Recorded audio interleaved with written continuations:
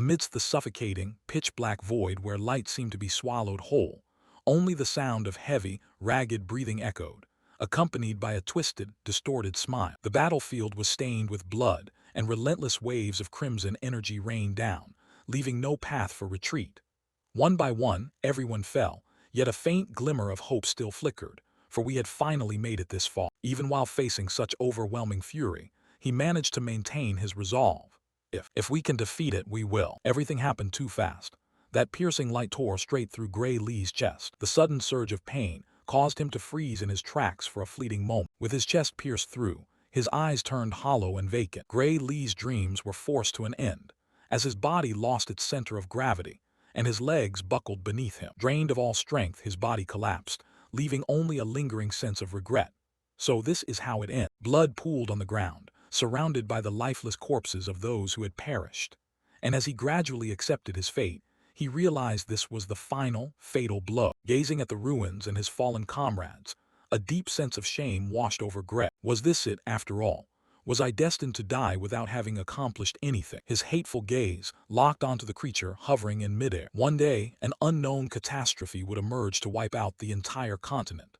That was the enemy of humanity, the Purger. As the entity continued its path of destruction, Gray looked at those standing tall behind their shields, pinning his last hopes on them. A group formed to protect humanity, consisting of a young man who had survived the impact of a massive meteorite, the shield that guarded the world, Brian Miller, the blue-haired girl summoning a series of magic circles simultaneously, an archmage said to possess power equal to an entire legion, the archmage Bella Albra, the young man clad in green armor wielding a bow, every shot he fired possessing immense sharpness and precision, an archer who had once taken down a high-level dragon beast with a single arrow, the divine archer Jacob Bloomfield, the golden-eyed maiden who yielded to no danger, using her own speed to overcome every obstacle, the strongest swordswoman in history, the sword Saint Amy White. Watching them, Gray felt even more inferior. As for us, we were merely the so-called support unit. He had long known what it felt like to be used and discarded, but the cruel reality was even harsher. In truth, we were just sacrificial pawns. Gray Lee watched their skillful and powerful combat techniques with a sense of admiration, realizing these people truly operated on a different level. I know that all those who graduate from the World Union Academy are exceptionally talented. Watching the warriors close the distance with ease, he began to grasp the gulf between himself and them, but he never expected the gap between us to be this massive. The Purger was being suppressed by the magical orbs. Gray trembled on the ground. Meanwhile, Amy continued her fierce assault. Her sword strikes were filled with devastating power. The resentment hidden within Gray finally reached its breaking point. An unbearable sense of humiliation. We also trained so hard, but Amy unleashed her fastest techniques, forcing the Purger onto the defensive. A powerful strike finally managed to wound him. Yet he felt no fear. Instead, he grew ecstatic, shouting, "Oh, you managed to hurt me." As a potent, flaming red spiritual energy began to radiate from his body, the sensation was completely different from before. He was growing stronger. Well done, it's about time. The Purger began creating a spiral vortex. In the blink of an eye, it transformed into long, searing blades of energy lashing out toward the front. All those remaining perished in a single move. Their bodies cleaved apart, and the scene was truly merciless. The only one left standing was a villain. Gray's pupils constricted in shock and disbelief. With everyone else dead, the Purger remained calm, remarking, "Finally, things are getting serious, aren't they?" Gray couldn't bring himself to believe it. The monster had wiped them out in one stroke, yet claimed he had only been playing around until now. Then he slowly closed his eyes, thinking, no. Reflecting on the chaos, Gray accepted the grim reality. There was no way to win this. His body lay motionless on the ground. Gray Lee suddenly jolted awake, eyes wide in shock. Wait, how much time has passed since my heart was pierced? Looking at his own reflection in a pool of blood, he couldn't help but wonder, why am I still alive? As blood dripped with a rhythmic sound, a voice echoed, "Found you." It felt as if Gray were being dragged into another dimension. With a bright, magical light appearing before him, it slowly opened into a black hole, beckoning to Gray. "Come here, you who possess such immense power." He stood frozen, the sensation feeling utterly surreal. It was an open world that appeared like a massive city inside. Gray could stand. His wounds were healed, and he wondered, where am I? Is this the afterlife? But this place looks a bit desolate. Feeling as if someone were watching him, he turned his head. Who's there? Behind him stood a figure clad in a black cloak, exuding an aura of mystery, and he demanded, "Who are you?" That person was Kronos, who kept his face concealed, but emanated an undeniable air of authority. Kronos began to explain, "You aren't dead yet. Your wounds have all been healed." And an ancient magical space appeared, bathed in a blinding golden light. Gray Lee was dumbfounded. On the screen was the body he had just seen wounded, and he softly asked, "Did you heal me?" Kronos remained calm. "No, it wasn't me, but your own power." Still skeptical, Gray touched his own chest. "My own power." The figure seemed helpless before the question. "I cannot explain it. Even I am unable to precisely analyze your strength." Kronos spoke with confidence, judging the situation seriously. "However, I can assure you that your potential is even greater than that of the Purger, if only you knew how to control it." Deep down, Gray remained doubtful. "Do you mean I could actually win this fight?" Kronos replied coldly yet firmly. "I don't know, and I don't have high expectations, but I believe we must eradicate the Purger, which is why." Before he could finish, he lunged forward, piercing Gray's chest just like before. Afterward he whispered, "There, you're free to go." Gray's chest area was now protected by a magic circle. He gradually returned to his own timeline. The voice of Kronos echoed, "I will lend you my power." Everything happened as fast as a dream, and Gray returned to his body, still lying on the ground. He gripped his sword, thrusting it into the earth, trying to muster the strength to stand. The blade began to change, the tip shifting in color. "What is this?" From an ordinary weapon, it had morphed into a black sword, and the voice of Kronos still lingered.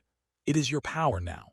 My strength is not something that mortal eyes can perceive." Gray Lee was ready for the fight. The noise caught the Purger's attention. Just as the creature turned, Gray closed the distance and attacked, his swing filled with newfound power. Now Gray was overflowing with killing intent, fully determined. The Purger could feel that immense surge of mana and couldn't believe it.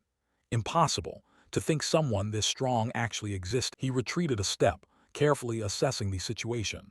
"It seems I actually managed to land a hit." Like a bolt of lightning, his body surging with spiritual energy, Gray didn't hesitate to advance. He kept his focus entirely on detecting the enemy's weaknesses. "My power is greater than yours." Before Gray could finish his sentence, the creature launched a quick counterattack, sneering, "Don't get cocky." Gray stood frozen, and in the blink of an eye, his body was sliced in two. Gray realized it too late, gripped by utter horror. Looking at his body, now far from intact, with blood spraying everywhere, the Purger wore an arrogant expression, feeling smug. Commendable. He then turned his back, lowering his guard.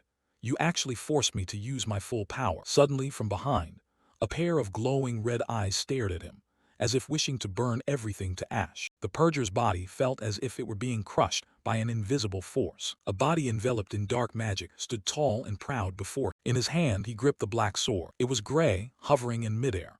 He wasn't dead, as the black smoke hadn't just coated the sword. It had merged into his very being. The Purger began to panic. "What the hell?" He quickly activated his shield. Are you truly human?" Half of Gray Lee's face was already deformed. The black sword had now grown massive, bringing a strike crashing down directly onto the Purger. The force was so immense that, in a heartbeat, the shield shattered and the sword sliced through the creature's body. That strike also tore a massive gouge across the ground. The Purger continued his foolish question. "Are you truly human?" Gray's voice was filled with rage as he stood before the murderer. "That should be my question to you." Suddenly, a savage laugh rang out, and Gray dug his heels in, retreating. Despite being dealt a deep, grievous wound, the Purger still clung to life, and Gray remarked, "You're still alive. Your strength truly cannot be underestimated." The creature breathed in heavy, labored gasps. Then, leaning his face close to Gray, he issued a threat. "Heh, I'm going to crush you over and over again until you die." Unwilling to argue with a madman, Gray quickly gathered all his strength and delivered a devastating slash straight at him. The strike was powerful, leaving the enemy critically wounded as yellow fluid gushed from his body.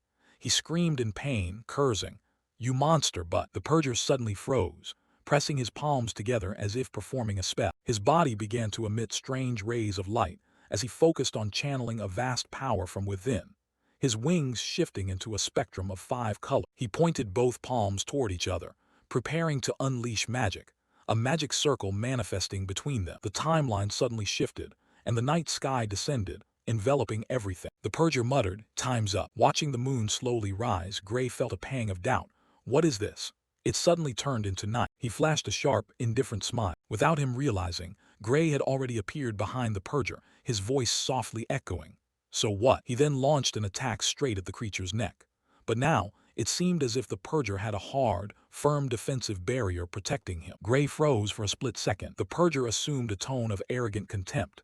It's useless. In this twilight dream realm, nothing can harm me, so stop struggling in vain and take one last look at the star. Gray was startled, standing frozen, afraid to move. Deep within those eyes, one could clearly see the light from the sky plummeting toward him. It surged forward at incredible speed, growing larger by the second. It was as large and brilliant as the stars in the heavens, and the Purger's voice wormed its way into his mind. It's beautiful, isn't it?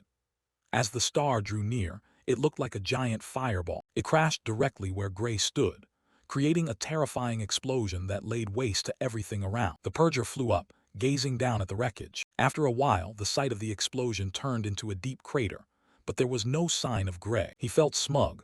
You cannot be resurrected if you've been turned to ash. But from above, a magic portal began to manifest, and the Purger panicked.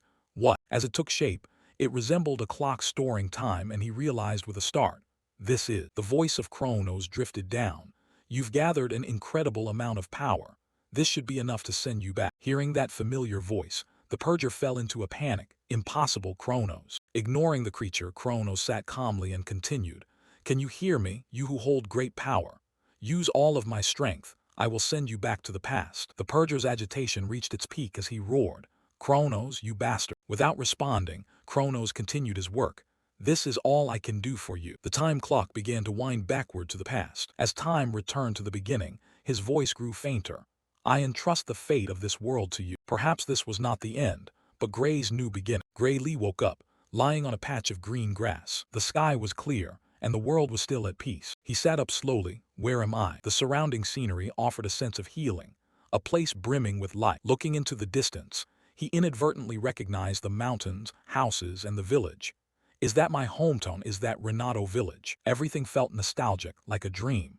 It had clearly been destroyed 15 years ago, so why was it still here? Gray vaguely recalled the final words of Kronos, suddenly realizing, those things he said earlier, did they really happen? The agitation caused his injured wrist to throb with pain. Looking at the injury, he mused, this wound. That's right, during this period, I was always being bullied by Belder and the others. His body began to tremble, and he whispered to himself, I can't let them beat me up like that anymore. In the past, Gray had felt too weak to fight back, but they're so strong, I can't beat them. Because of that, he wanted to continue with that same fate. Daring not to think of far-fetched ideas, he concluded that destroying the Purger was nothing but a vain fantasy. Gray stood up, heading toward the forest, trying to reassure himself. When I'm a bit stronger, I'll think about dealing with them. I don't want to get hurt. He suddenly stopped in his track. It was Belder's group, deliberately blocking his path, each of them wearing a cocky, arrogant expression. How annoying. Belder spoke with a condescending tone. I've been looking for you. What a pain in the ass. Gray, exhausted and unwilling to argue, saw them toss a sword at him. Pick it up. With no intention of obeying, he remained silent. Seeing this, the others pressed in. Don't play dumb, let's have a go. Gray Lee tried to dodge the issue, worried about his physical condition, saying, Oh, a fight. Sorry, but my wounds haven't healed yet. Thanks for the invite, but unfortunately, I can't participate until I've recovered. Belder and his group didn't intend to let him go, openly mocking him as Belder feigned reassurance. Don't worry, the blade is dull, so it'll be perfectly safe. Realizing their malicious intentions, Gray Lee bluntly exposed them, saying, No matter how dull the blade is, it's still a heavy block of iron. If you hit someone in a vital spot, then. Before he could finish, Belder cut him off, unwilling to be lectured and losing his patience, shouting, Shut your mouth. As he slammed his sword into the ground in agitation, Belder began to threaten him. Do you even have the right to refuse? If you don't like the sword. He then charged forward with a competitive edge, full of confidence. Then you can just fight me barehanded. Gray was utterly shocked, thinking, he wants to fight me while I'm unarmed. What kind of sparring match is this? He then tried to piece together his past, recalling how a former army medic had told him before his regression that the reason his swordsmanship never improved was due to an injury he sustained as a child. Thinking back, perhaps the life of a loser like himself started right there, not wanting to regret it again, and not wanting to live a meaningless life like he did last time. He subconsciously dodged Belder's strike. Gray Lee was also surprised by what he had just done. He found Belder's attack difficult to comprehend. Still confused, his opponent threw the next blow, which he also dodged, thinking, are they always this slow? Belder tried hard to take Gray down, but he dodged every single strike. and it was as if he suddenly understood the key to it all. No, that wasn't. Belder was furious because he couldn't land a hit, yelling, "You bastard, why can't I hit you?" As the blade was about to graze his face, Gray just kept his focus on the movements. Then he gently dodged the attack and skillfully evaded each sword stroke. He understood his body better now. He had become faster. Belder's group were all stunned, and the mushroom-haired guy found it hard to believe, thinking, the way he's moving, it's as if he's become a completely different person. Gray quickly picked up the sword from the ground, thinking, I might not be able to get back the body I once had. This time he gripped the sword tightly, determined to fight back, as he still had the memories of the battles he had fought. Belder attacked from above, intending to deliver the finishing blow, shouting, "Take this." Not as he had expected, Gray countered, the sheer force causing him to stagger and fall backward. This time Gray was still worried, but he was more concerned for his opponent. He fell from just that. Is it really okay to fight someone as amateurish as him? Concentrating for a moment, he decided not to hold back this time. No, he didn't deserve any mercy after all. These pieces of trash had tormented him simply because he couldn't fight. Now he wanted to change his humiliating past, his eyes full of determination. But yet, that wasn't quite right anymore. Gray struck, knocking Belder's sword away. He grew worried, muttering, "Damn it." He had never encountered this situation in the past. Did he really let go of his sword that easily? He was even worse than a novice. With no weapon in his hand, Gray began to teach him a lesson. Perhaps you've never been trained on how to parry a sword. He then stomped his foot hard to intimidate him, making Belder flinch, adding, "But don't worry, because you guys taught me that." Gray held his sword high, a smile on his lips, but his eyes revealed clear hostility. As long as the sword is dull, it's fine to hit people with it. The blade slashed across Belder's shoulder. The blood flowing out left him bewildered. Fresh drops of blood splashed onto his face, reminding him of the pain. Belder collapsed, clutching his shoulder and crying out in agony. Things had exceeded Gray's control, as this incident wasn't part of his plan, and he hesitated. Wasn't the blade supposed to be dull? Suspiciously, he picked up the sword to inspect it again, and the blade was indeed notched, leaving Gray a bit confused, thinking it was clearly dull. If this had been a sharp sword, he probably would be dead by now. But that didn't mean he would forgive him, and the next second, his eyes turned cold and sharp. Gray smashed the sword straight across Belder's face, the impact causing blood to spray. His nose bled, a tooth broke, and the force sent him flying backward. But Gray didn't soften his heart, focusing only on the thought, "I'll just stick with this dull sword then." Gray Lee approached, completely suppressing Belder, who was crawling on the ground, and mocked him. "What's wrong? Why are you screaming so loud?" Belder was trembling to the point of tears, but Gray continued to criticize him. "You were the one who said a dull sword would be safe." His expression now relaxed, and while he was smiling, one could clearly see the anger. "It was you, wasn't it?" Belder was too terrified to speak. Just when it seemed he had learned his lesson, he suddenly turned and ordered his accomplices, "What are you standing there for? Go get him." The fat guy, having witnessed the fight, hesitated, but he suddenly grew very confident, while the mushroom-haired guy remained aggressive and completely disrespectful of others, shouting, "Let's all jump him together. Grab him from behind." Then they all lunged forward, surrounding Gray from all directions. Unfazed, he remained composed and cold. "What's this? Want to go another round?" The whole group frantically attacked at once, but Gray stood motionless. He muttered, "I was planning to let it go, but..." Now all that could be heard were cries and moans of pain, with every one of them sporting bruised, swollen faces as they knelt on the ground. Looking at them reminded Gray of his dark days in the past when he used to be terrified of these guys, and he immediately demanded, "You guys are from the Saria Sword Dojo, right?" Belder didn't dare look him in the eye but admitted it, and the fat guy started to confess. "We thought we were strong enough, so we haven't been going there late." Gray felt helpless at their childish mentality. Strong enough, huh? I shouldn't have expected too much from the dojo, but it still has its uses. Resting the sword on his shoulder, he made a demand to Belder's group. "Refer me to the dojo. It only accepts students by referral, right?" Humiliated, Belder panicked. "Can't you just ask someone else? If I tell the master that I lost, I can't even imagine what she'll say." Gray slashed through the air as a threat. "So, should we continue where we left off?" Belder's face went dark with fear. As if chased by a ghost, he left his comrades behind and ran for his life, shouting back, "I'll refer you, the dojo is in this direction." His companions were all stunned. "What? Hey, wait, Belder, don't leave us behind." A long time later, Belder and the others led Gray Lee to a town. While walking, he asked curiously, "But why do you want to go to the dojo?" As if it were natural, Gray replied indifferently, The dojo has a referral slot for the academy, doesn't it? Belder had skipped classes for many days, so he only had a vague idea. I have heard of that.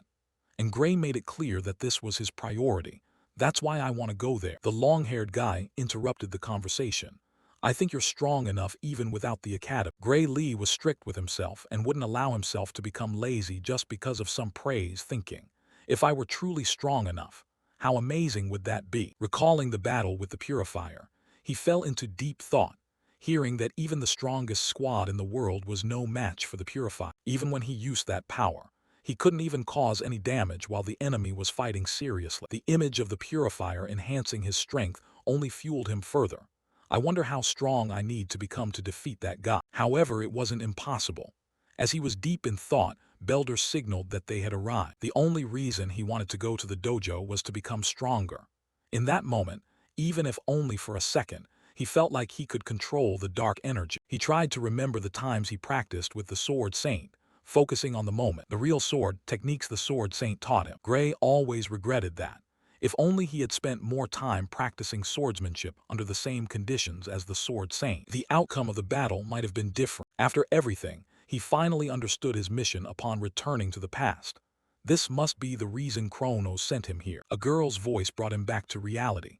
So, in summary, what is it you want to tell me? Belder's group was kneeling on the floor, repentant, as the person questioning them. Surely their master said, so you used the tactics you learned from me to bully a civilian, and in the end, you got your faces kicked in. The master was a young woman, with platinum hair covering one of her eyes. She was sternly punishing her students. As the instructor of the Saria Sword Dojo, Belder still tried to justify himself, not being truly repentant. We didn't mean to bully him, we were just sparring. Provoked, Saria sent him flying a long distance. The others sitting nearby were also trembling. Saria said with great authority, who gave you the right to make excuses? If you call beating someone who is unarmed sparring, then what just happened was also a sparring match, wasn't it? She pointed her sword straight at Belder's eyes, disappointed and unforgiving. Get out and never come back. All of you from now on. Never claim to be students of this dojo again. Belder's group obeyed and helped each other out. Saria immediately turned back, knelt sincerely, and said, I apologize for that. It seems my former students have caused you a lot of trouble. Gray didn't want to hold a grudge. No need to worry about it. She thanked him sincerely for his generosity. Then getting to the point, she asked, earlier, I heard you wanted to be referred to the academy. And Gray didn't deny it. Saria pulled a wooden sword from the rack to apologize for the trouble Belder and his group caused. And before writing the referral letter, I need to verify your abilities. Saying this, she handed the sword to Gray Lee and he complied, understood. The two began their evaluation match, with Saria yielding. You attack first. Come at me when you're ready. Without wasting a single second, Gray Lee attacked. I'm coming. Gray utilized his speed, while Saria skillfully defended. Watching his attacks, she couldn't help but evaluate. His real sword technique is very practical for his age. It's as if he's already experienced countless battles. Gray fought with all his might, suddenly lowering his body. Then he attacked from the side, and Saria acknowledged his talent. Belder and those guys are nowhere near his level. Gray's movements were sharp with no wasted motion. It seemed mostly self-taught, but occasionally, his sword strokes were very similar to what was taught at the academy. Saria began to feel curious. Had someone taught him? But it was still very raw, and though he had talent, yet she felt satisfied with her new student. He was a diamond in the rough. Saria started fighting seriously. It's sad to end it here, but it's time to bring down the curtain. Now she was even faster than before. Gray didn't give in either, immediately running past the instructor. With her keen senses, she countered. Gray grasped Saria's movements, and not only did he dodge the blow, but he also kept up with her movements. His spirit left her constantly wondering, this is really strange. How is he still not shaken? How could he keep up with me? Saria's body began to fall into fatigue, and she faltered. I only wanted to test his abilities a little, but why am I giving it my all now, and why am I? She stood stunned, afraid of this child. Gray swung his sword hard, forcing her to step back. Saria hesitated. I have a bad feeling about this. That was just a powerful sword swing, right? After the slash, the floor cracked. Saria felt intrigued and declared, let's end it here. But that confidence was quickly cut short. She was shocked to see that her sword had been snapped by Gray. Caught off guard by the current situation, Saria couldn't react and could only stammer. Right after, the image of her broken wooden sword blade rolled across the cold wooden floor. Seeing the scene before him, Gray thought to himself, ah, it feels just like that time. So I currently possess that power too. Suddenly, a wave of pain struck him. The pain was so sudden that he collapsed to the ground, letting out a loud cry. Witnessing his strange behavior, Saria asked curiously, "What's wrong? Are you okay?" Gray wore a pained expression and gritted his teeth, guessing, "My body can't keep up with that power." Immediately, Gray tried to act stable and shakily stood up, struggling to speak hesitatingly. I'm fine." With a face drenched in sweat, he lamented in his mind, "I can't even stand steadily. I shouldn't use this power so recklessly." Looking at the person in front of him, he hesitated. Should I tell her about this? Feeling Gray's unusual gaze, Saria frowned in confusion. After adjusting his state, he quickly pushed aside his impulsive thoughts. No, it's best not to. Even if I told her, she would find it hard to believe, and it's something I can't even control myself. Finding the situation awkward, Gray scratched his head in confusion and explained to Saria, "I just got distracted for a moment." Hearing Gray say that, Saria stood silent as if she couldn't believe her eyes. She was bewildered by the sword he had broken, guessing, "It's clearly impossible to break my sword with a dull wooden one." Finally, she concluded, "He must have realized it too." Seeing Saria frozen for so long, Gray felt confused. He hesitated and asked, "Is something wrong?" The more she observed the small boy before her, the more Saria's concern about his secret grew. But is he not planning to talk about it? While thinking, she closed her eyes, looking serious for a long time. After finished thinking, she turned and walked toward the trash can, tossed the broken wooden sword and said, "All right, you said you wanted to be referred to the academy, right?" Hearing her question, he showed a tense expression and replied, "Yes, I heard you could do that." As soon as his words faded, Saria confirmed, "Yes, of course, I can refer you to the most prestigious academy in the kingdom, the Royal Sword Academy." She paused for a moment, then hesitated and offered her opinion. "But I advise you not to go there." Her face darkened for a moment, and she lowered her voice, confirming once more, "You are not suited for that place." Her words dragged Gray's mood into a dark, silent abyss. He gripped the wooden sword tightly, his mind filling with self-pitying thoughts. "I know it's because I don't have enough power. After all, I couldn't do much, except for that final moment." As if understanding his thoughts, she spoke up, dispelling his disappointment. "The place you should go to is the World Union Academy." Her firm words surprised him, to the point that his pupils constricted. Once again, she raised her voice to dispel his confusion, confirming where he needed to go. "It's not the most prestigious academy in the kingdom, but the most prestigious academy in the world." Her words startled him, and he thought in a panic, "The World Union Academy?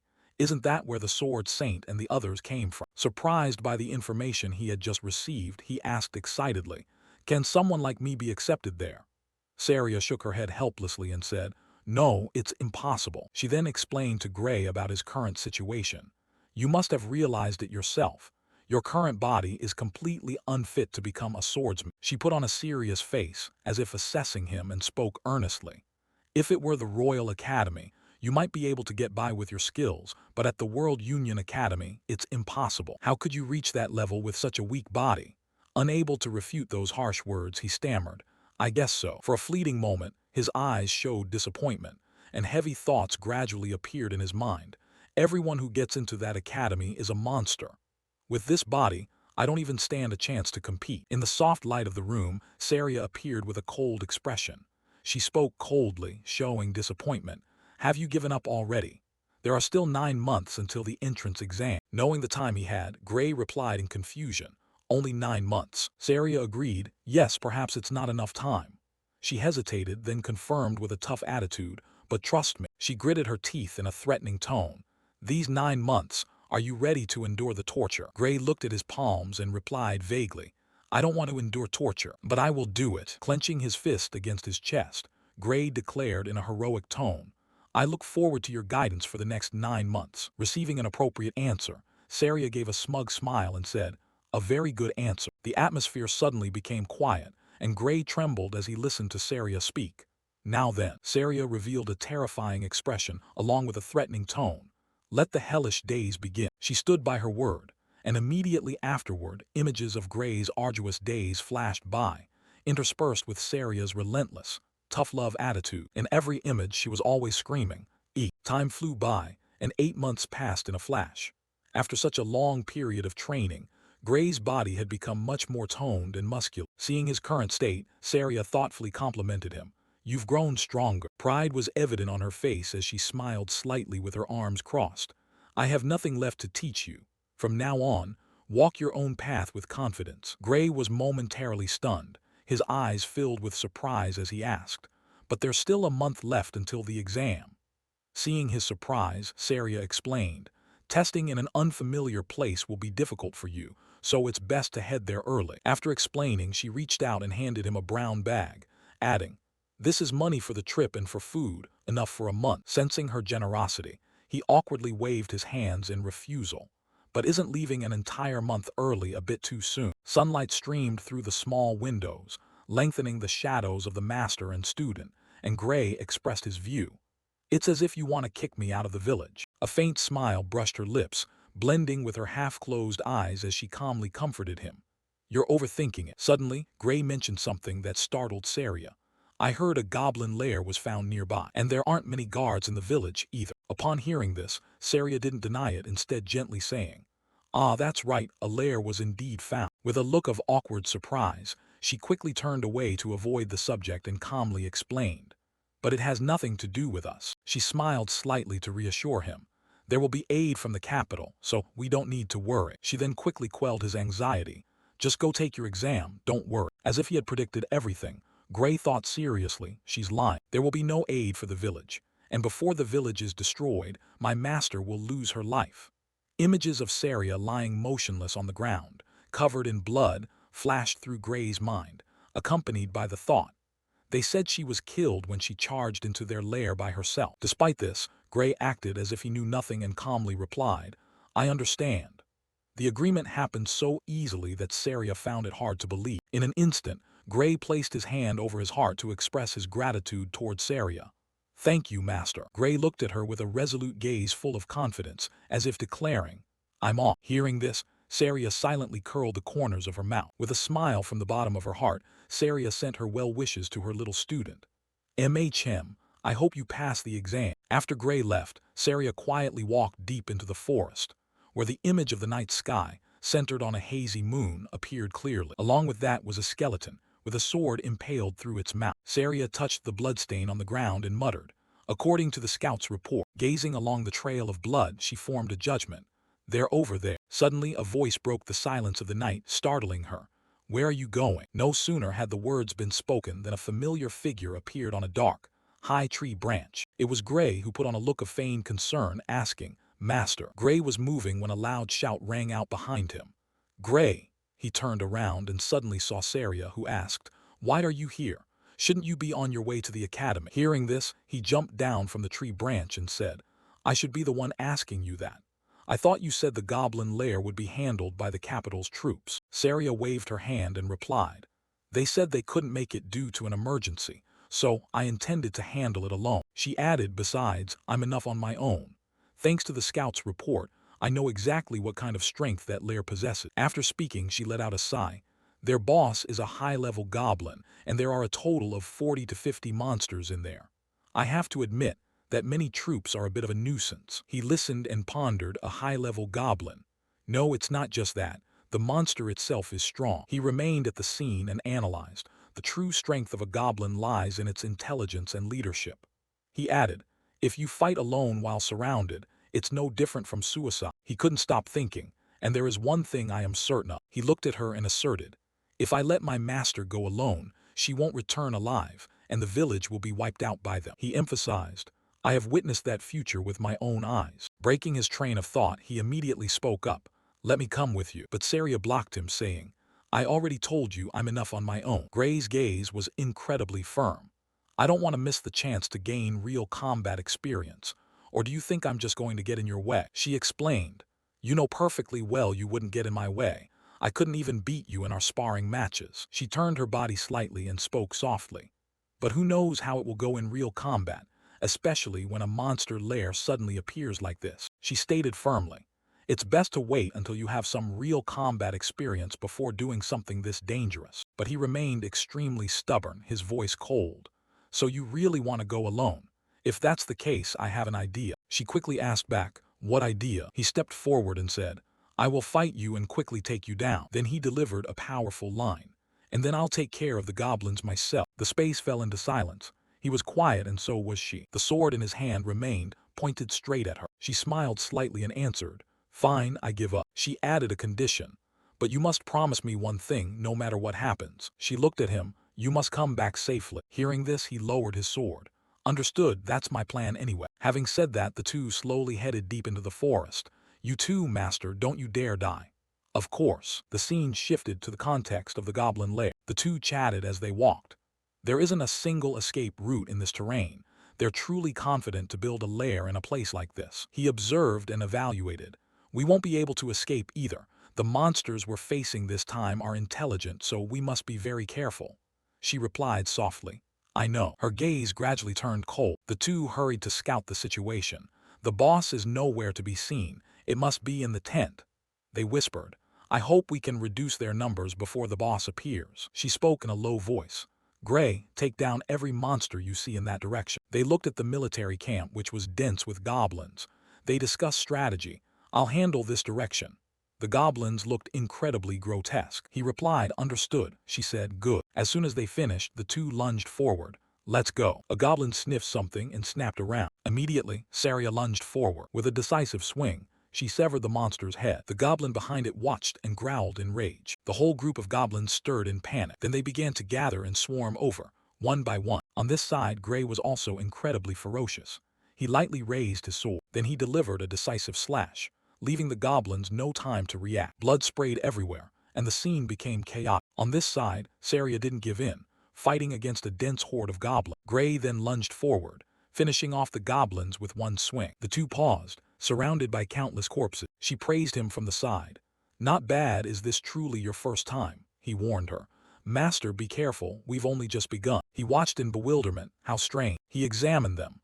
"They are too weak. If it's like this, Master is perfectly capable of handling them." Suddenly a thought struck him, unless, inside that tent. He cast his gaze toward the tent in the distance. It seemed a pair of crimson eyes was watching every single move. A grotesque pair of eyes. He watched, chilled to the bone. He turned and shouted loudly at Saria.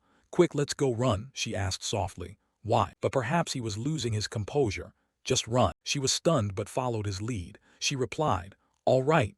And the two began to run for their lives. Behind him, a goblin gave chase. His eyes widened in shock. Behind him now was a goblin that looked incredibly strong. As its feet landed, rocks and earth flew up. A sinister smile appeared on his face. Under the high moon of the dark night, he said, "A high-level goblin." She added, "It's an honor that the boss came looking for us himself." But he suddenly shouted, "No, that's not the boss, the real boss." A grotesque mouth opened wide. Behind the two, a crowd of goblins swarmed over. They growled and shrieked in disarray. She was suddenly flustered. "What's that?" He spoke up. "An individual stronger than the rest, a high-level goblin." He confirmed, "A goblin warlord." He explained, "That is the real boss." A crowd of goblins was approaching, wielding axes, followed by the boss. That was the true boss of this lair. The boss was massive and many times stronger. She finally regained her composure. "A goblin warlord. This isn't the type of monster we can handle." She frowned, her heart filled with turmoil. She shouted at the high-level goblin before her, "Kill this one, then run." She swung her sword at him, but she froze in place. She continued to sweat. Blood gushed from its arm. It hit. She didn't have time to be happy. Suddenly its arm began to regenerate. She panicked. The wound, it healed itself. He lunged forward and said, "It's useless." He added, "The roar of a goblin warlord can increase the strength and recovery speed of its allies." He emphasized, "That's why they're abnormally strong. It seems we won't be able to destroy any of these goblins." He continued to slash and then thought of an idea. He said, "Master, I'll leave the goblin behind me to you. You don't need to kill it, just stall for time." She turned around in surprise. "What are you planning to do?" He was incredibly cold. "There's only one choice left, isn't there?" He let out a harsh sentence. "And that is to destroy that bastard." A sinister and arrogant smile appeared on his face. Gray Lee swung his sword at the monster in front of him. As he fought, he thought to himself, "It's so annoying that they keep trying to ambush me." Then he delivered another slash at the monster. The demon didn't give in either, immediately raising its axe to slash at Gray Lee. As he parried, he calculated his next move. "For now, I just need to focus on wiping out all the enemies in front of me." But the very next second, an unexpected turn of events occurred. Gray Lee's sword shattered into many small pieces the moment he swung it down. Gray Lee looked at the hilt remaining in his hand with disbelief. "My sword couldn't withstand hitting a reinforced goblin." The goblin didn't have the patience to wait for Gray to recover. It immediately swung its axe down on the ground, sending Gray Lee flying back from the force. He quickly drew his second sword to fight it. Good thing I brought a spare, but this one won't last long either. From afar, Saria, who was also fighting goblins, shouted, Gray Lee, use my spare sword. Gray received the sword as if gaining more strength. Thank you. He held two swords in his hands, preparing to fight the goblin to the death. Now I have two, but it's still not enough to wipe out all the monsters, but with the warlord and the goblins in the middle. Then he sheathed one of the swords. He immediately flew toward the goblin, slashing a large vertical streak of light. I have enough strength for this. The goblin didn't give in. It swung its axe straight at Gray Lee's face, wounding his cheek. Gray tried to use his sword to block the goblin's axe blade. He gritted his teeth, letting out an impatient sound. Immediately after that, he drew another sword from behind his hip, fighting with all his might against the goblin swarming toward him. A stream of light awakened from the horrific skull. A goblin screamed, its eyes emitting yellow beams of light. Gray was also surprised by the sight before him. What? Following that, a series of other goblins were strengthened. It's enhancing the others too. After being upgraded, the goblin continued to slash its axe at Gray. Gray could only struggle to withstand its immense strength. So you saw my plan, did you? The goblin chieftain roared, and instantly, dozens of goblins lunged at Gray. He sighed internally. Your intelligence is definitely not just for show. Gray's sword clashed with the goblin's sharp axe, sending small sparks flying all around. After a fierce struggle, Gray finally managed to escape from the goblin's axe. He stepped back to gather momentum and ordered, bring it on. Then he flew rapidly through the goblins, leaving them unaware of what was happening. Gray tried to swing his sword to take down as many goblins as possible. I don't have time to deal with them. But then suddenly, Gray was held back by a goblin. Another one flew from out of nowhere, swinging its axe straight at Gray to finish him off. But it plunged headfirst into Gray's sword and died on the spot. Finally, he realized the goblin's intent. They're trying to destroy my sword by ramming their heads into me. Gray suddenly looked up. Something had blocked the faint light on his face. A ferocious goblin was swinging its fist hard at Gray. Even so, he had enough time to use his sword to block its attack. But Gray was also significantly affected by the force of that punch. He was sent flying back, dust billowing everywhere. Gray coughed up a mouthful of blood. His entire face was covered in wounds. He slowly struggled to sit up amidst the shattered rubble, unable to help but moan in pain. He looked at his final sword. Now I only have this last sword left. Then Gray slowly stood up, looking at the goblins in front of him. I have to face an entire pack and a warlord with only one sword. Gray hung his head slightly, but thanks to the experience before he regressed. I know I can't win, Gray helplessly admitted. Despite knowing the outcome, Gray still picked up his final sword. If that was the case, he turned towards Saria and shouted, Master, run. While they're focusing on me, run. Saria on this side only smirked. She gripped her sword tightly and replied, Sorry, but I can't do that. Gray tried to dodge the goblin's attacks while continuing to urge Saria, Do you intend to die in vain? Master, I'll be right behind you, don't worry about. Saria slowly responded, No, it's not that. A flicker of something crossed Saria's eye. Helplessly looking at the wound on her thigh, Saria said, I can't run anymore. Hearing this, Gray couldn't believe his ears, and he turned back to look at her in despair. Gray looked at the last sword remaining in his hand, thinking, I'm out of options. Then he decided to fight the goblins in a life-or-death struggle, telling himself, I regress to destroy the purifier. He tried swinging his chipped sword toward the goblin, hopping to put up some form of resistance. But then he looked at the shattered blade fragments before him with a look of hopelessness, thinking, so everything ends here, in a place like this. Gray stood there, completely unarmed and defenseless, ignoring the goblins surrounding him. Yet he still wouldn't give up, gripping the final hilt in his hand, thinking, no, it's not over yet. If it's the power from that time. He remembered how he had been backed into a corner just like this in the past. As long as I can unlock it, even if there's a whole swarm of them. As the blade shattered into several large pieces,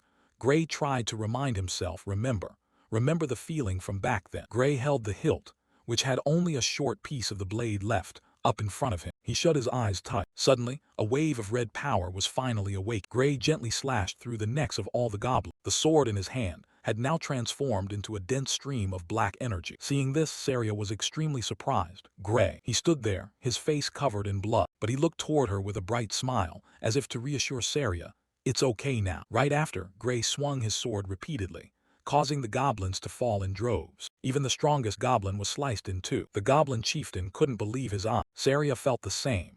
She couldn't believe that her student had been able to awaken such immense power. On her side, She only needed one hand to block a massive axe strike from a goblin. She calmly turned to provoke it. Too weak. Then a flash of light appeared in Saria's eyes.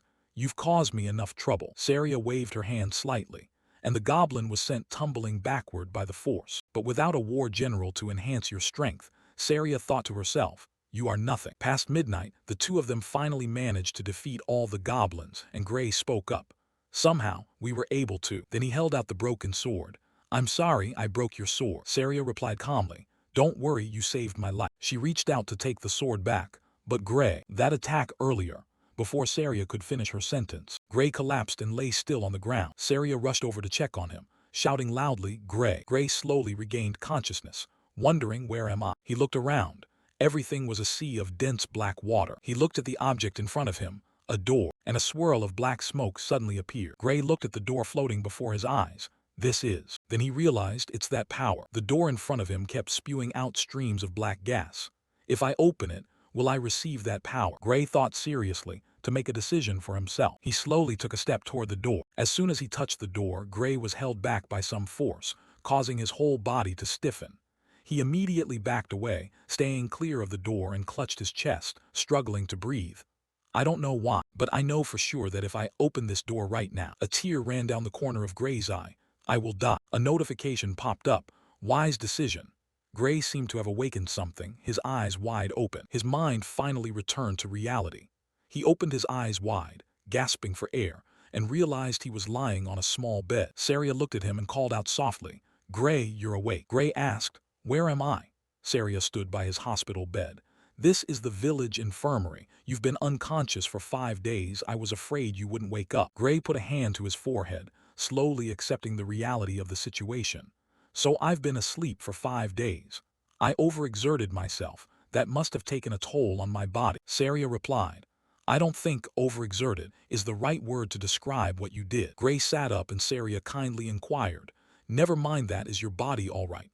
Can you get up?" Gray answered, "Let's see," and then realized something was wrong with his body. "I can't put any strength into my right arm. I can move it if I try my hardest, but will I ever be able to hold a sword with this arm again?" Then he noticed the black marks on his bandaged arm. Furthermore, these bruises. Saria also realized he couldn't move his arm well. "It's not moving very well, is it?" he wondered. "Doesn't she see it?" Then Gray replied to Saria, "My dominant arm is having trouble exerting force." Saria answered as if she had expected the response, "Just as I thought. It won't heal normally anytime soon. I mean, all the bones in your right arm were shattered." Gray touched his body all over. "My bones were shattered, but it doesn't seem to hurt at all." Saria pointed to the medicine bottle on the table. "We treated you with magic potion." Gray was extremely surprised to see the bottle, magic potion. "Isn't that very expensive?" Saria sat on the bed opposite him, reassuring Gray, "Don't worry, the village chief gave it to us." Gray was surprised by her words. "The village chief? Why would he give that to someone like me?" Saria replied indifferently, "What are you saying, Gray? You are the hero of this village." Gray heard this, but still didn't understand what she meant. Suddenly, a silver-haired man burst through the door and shouted his name.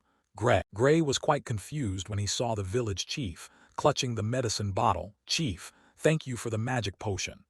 The man quickly cut him off. "We are the ones who should be thanking you. We are talking about a goblin war general. That is a monster that cannot be harmed, even when all the forces from the surrounding towns gathered to fight it. A monster like that was targeting our village." The village chief rushed to the bedside and grabbed Gray's hand. "If you hadn't killed it, the village would have been destroyed." Saying this, he held Gray's hand with both of his own. "Without you and Saria, this medicine, this infirmary, and even the lives of the villagers you saved, none of them would still exist." Gray replied in embarrassment, "You are exaggerating, chief." The village chief couldn't stop expressing his gratitude to Gray. "You know I'm not exaggerating." Gray looked down at the magic potion bottle in his hand. "Maybe the chief is right. In the world before I turned back time, this village must have been destroyed by the goblin attack." The village chief stood up and bowed respectfully. "If you still don't realize the significance of what you've done, I would be very happy to explain it in detail. I heard you will be participating in the World Union Academy entrance exam.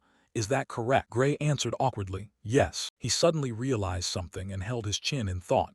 "I went to kill goblins a week before the exam.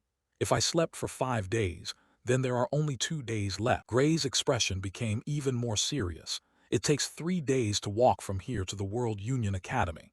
I could get there in one day if I had a horse, but I don't have that kind of money. Thinking of this, Gray hurriedly turned to the chief and asked loudly, "I'm sorry, chief, could you lend me a horse?" The village chief turned to head outside, saying as he walked, "I knew you would say that, so I prepared the best horse in the village for you beforehand.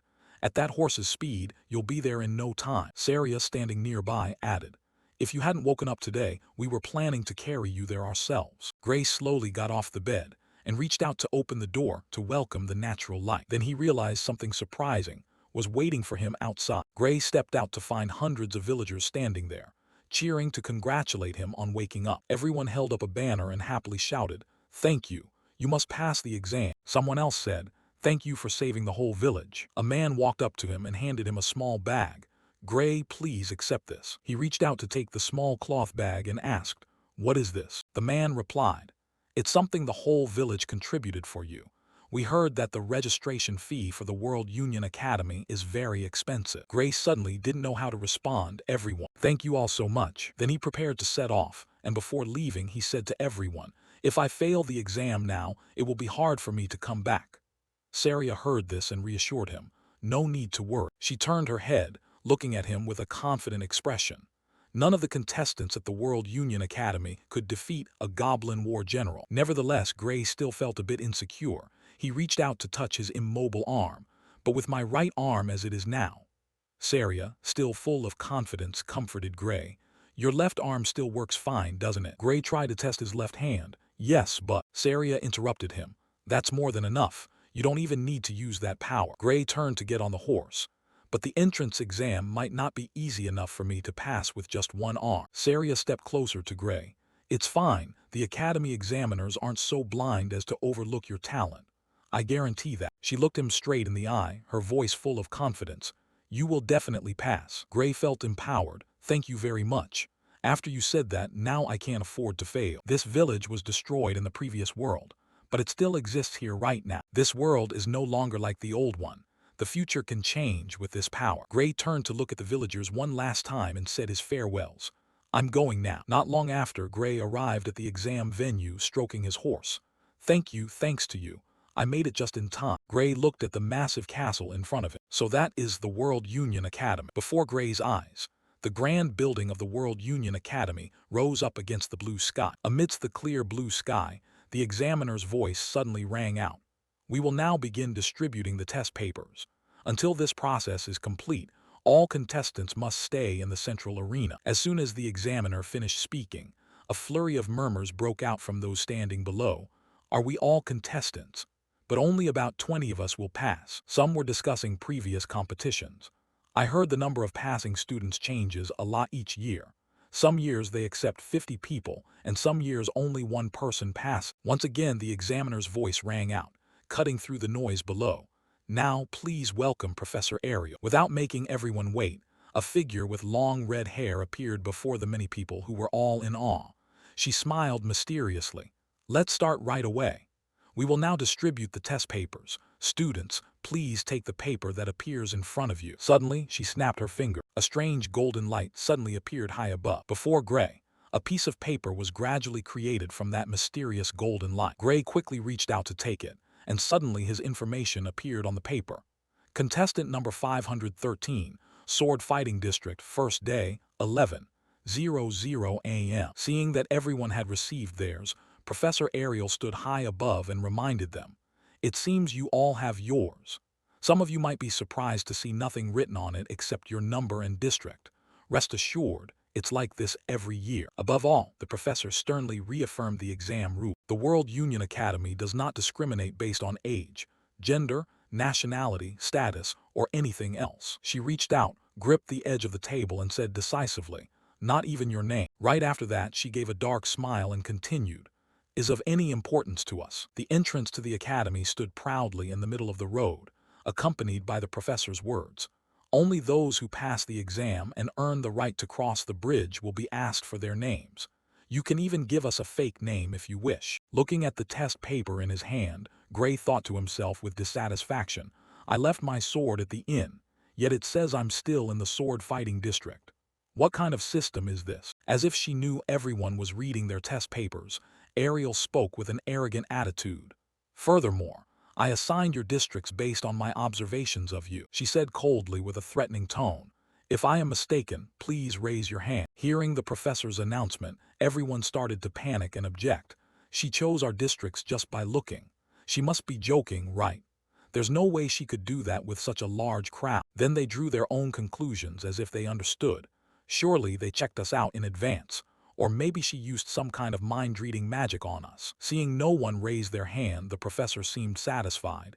It seems no one is in the wrong district. The waiting time is over. She provided instructions for those preparing to take the test.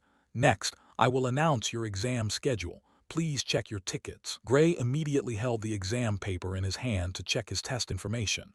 A line of black text appeared on the paper. Contestant number 513, Sword Fighting District, first day, 11:00 a.m. Seeing the information on the paper, he panicked and lamented inwardly, "Damn it, I'm testing on the very first day. I was hoping to have a little more time for my hand to heal." Silent for a long time, the professor wore a terrifying expression, then looked down seriously and warned them. "This is a one-time practical exam. If you arrive late, you will be automatically disqualified.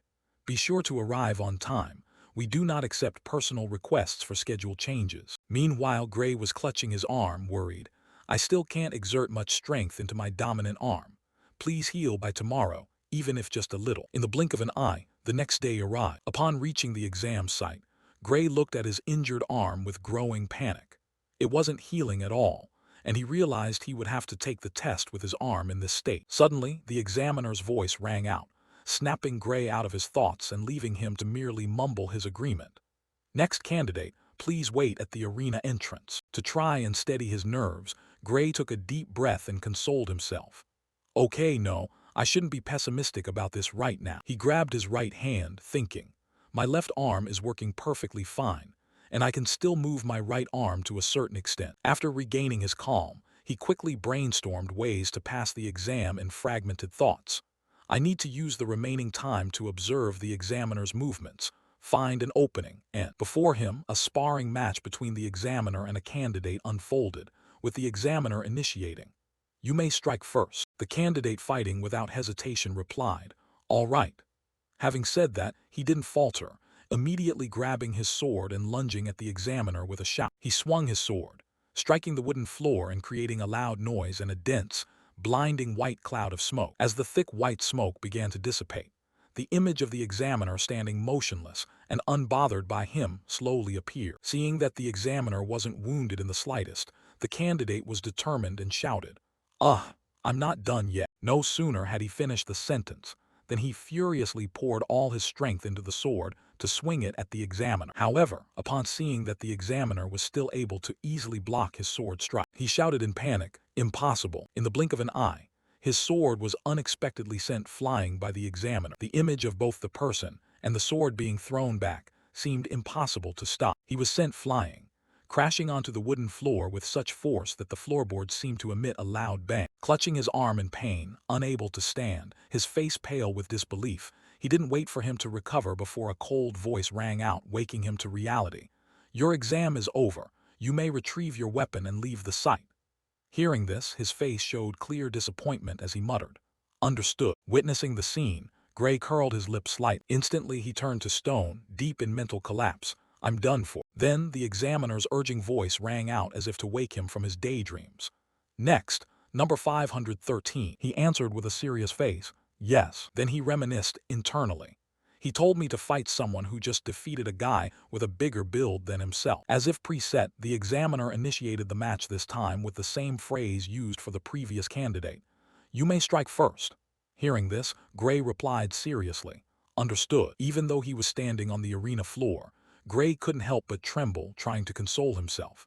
"To be honest, I don't feel like I have any chance, but I'll still do whatever I can." Escaping his train of thought, he lunged straight for the examiner's position with his sword and shouted, "I'm coming." While running, he recalled what Saria had taught him. A sword isn't just swung by the arm. You channel the power generated by your entire body through your arm. Carrying determination and belief in himself, Gray decided to follow the hope Saria had planted. "That's what you taught me, isn't it, teacher? Even if my right arm is powerless, if I can channel strength through my other muscle. In a flash, the hand holding the sword was swung. The strike missed the examiner. Not stopping there, contradictions began to appear within him. But I can't fight the way I usually do. If swinging a sword didn't require arm strength that easily, nobody would bother training their body from the start. The image of the examiner appeared. He unexpectedly swung his sword at Greg. While observing the movement of the sword in the examiner's hand, he gradually discovered something. The examiner's sword, it seems a bit slow. After discovering the examiner's weakness, he immediately blocked the sword. Fighting, he pondered to find a solution. He has terrifying strength, but his speed and technique are nowhere near teacher. If I rely on the swordsmanship I learned from her, I can compensate for the gap in arm strength. When he found an appropriate solution, his thoughts were interrupted by the action. In that case, he continuously used quick sword strikes to fight the examiner. That helped him confirm the accuracy of his deduction. That's right, he's definitely slower. Suddenly being struck by unexpected sword blows, the examiner became grimacing and flustered. Always in a state of high concentration, Gray judged thoughtfully. He's not as strong as I thought. Saria's familiar, generous, and smiling face appeared in Gray's mind, along with her confident statement. You will definitely pass. For now, he only remembered Saria's noble role, which was teacher. The encouragement from Saria gave Gray more strength and confidence. Carrying a face full of determination, he poured all his strength into it and successfully knocked the examiner's sword away. With a burning heart, I think, I really can do this. The match between the two was extremely fierce. It could be called a speed battle. The teacher's attacks were steady and never stopped, while Gray was heightening his defense. Gray was still at a disadvantage, even though he had caught on to his opponent. Even though I've seen through the examiner's swordsmanship. Gray gripped his sword tightly, preparing to counterattack. After that, he attacked the teacher's shoulder without hesitation. But due to his extensive experience, the man easily dodged it. Gray began to hesitate but had no intention of giving up. He mused. The strength gap is still too big. I can't break his sword stance.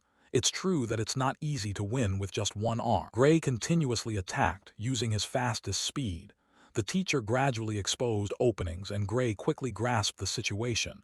That's easy to say, but his movements are becoming rougher. It's a bit risky, but if I do it right now, without overthinking, Gray abruptly retracted his sword behind him, causing the man to lose his momentum. He prepared for his plan. Now come on. Just as predicted, he lunged forward. His eyes clearly showed confidence. Gotcha. You swung too hard and it was easy to predict. He stepped back, taking a defensive stance.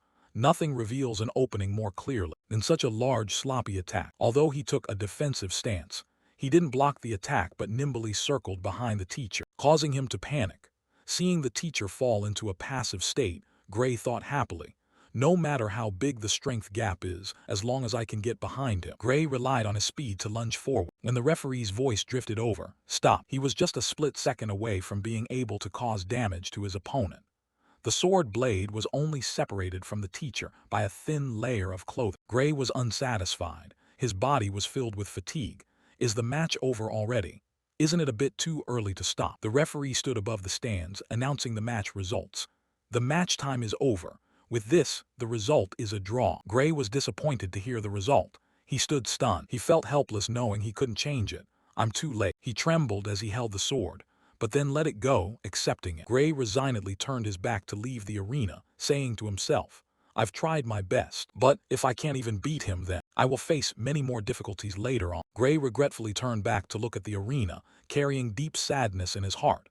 Thank you, teacher. A week after the match, in conference room 53 of the World Union Academy, there were 6 members in the large room. They were the organizing committee, the people who provided the evaluations. The elderly man with glasses, the principal of the school, asked, What do you all think about the candidates? They have now completed the exam. The brown-haired man replied indifferently, exhausted. Beside him, an older teacher carefully offered an opinion. I find that this method of everyone observing together is slightly inefficient. Next year, it would be better to divide the work. The mustached old man in the room only focused on the benefits.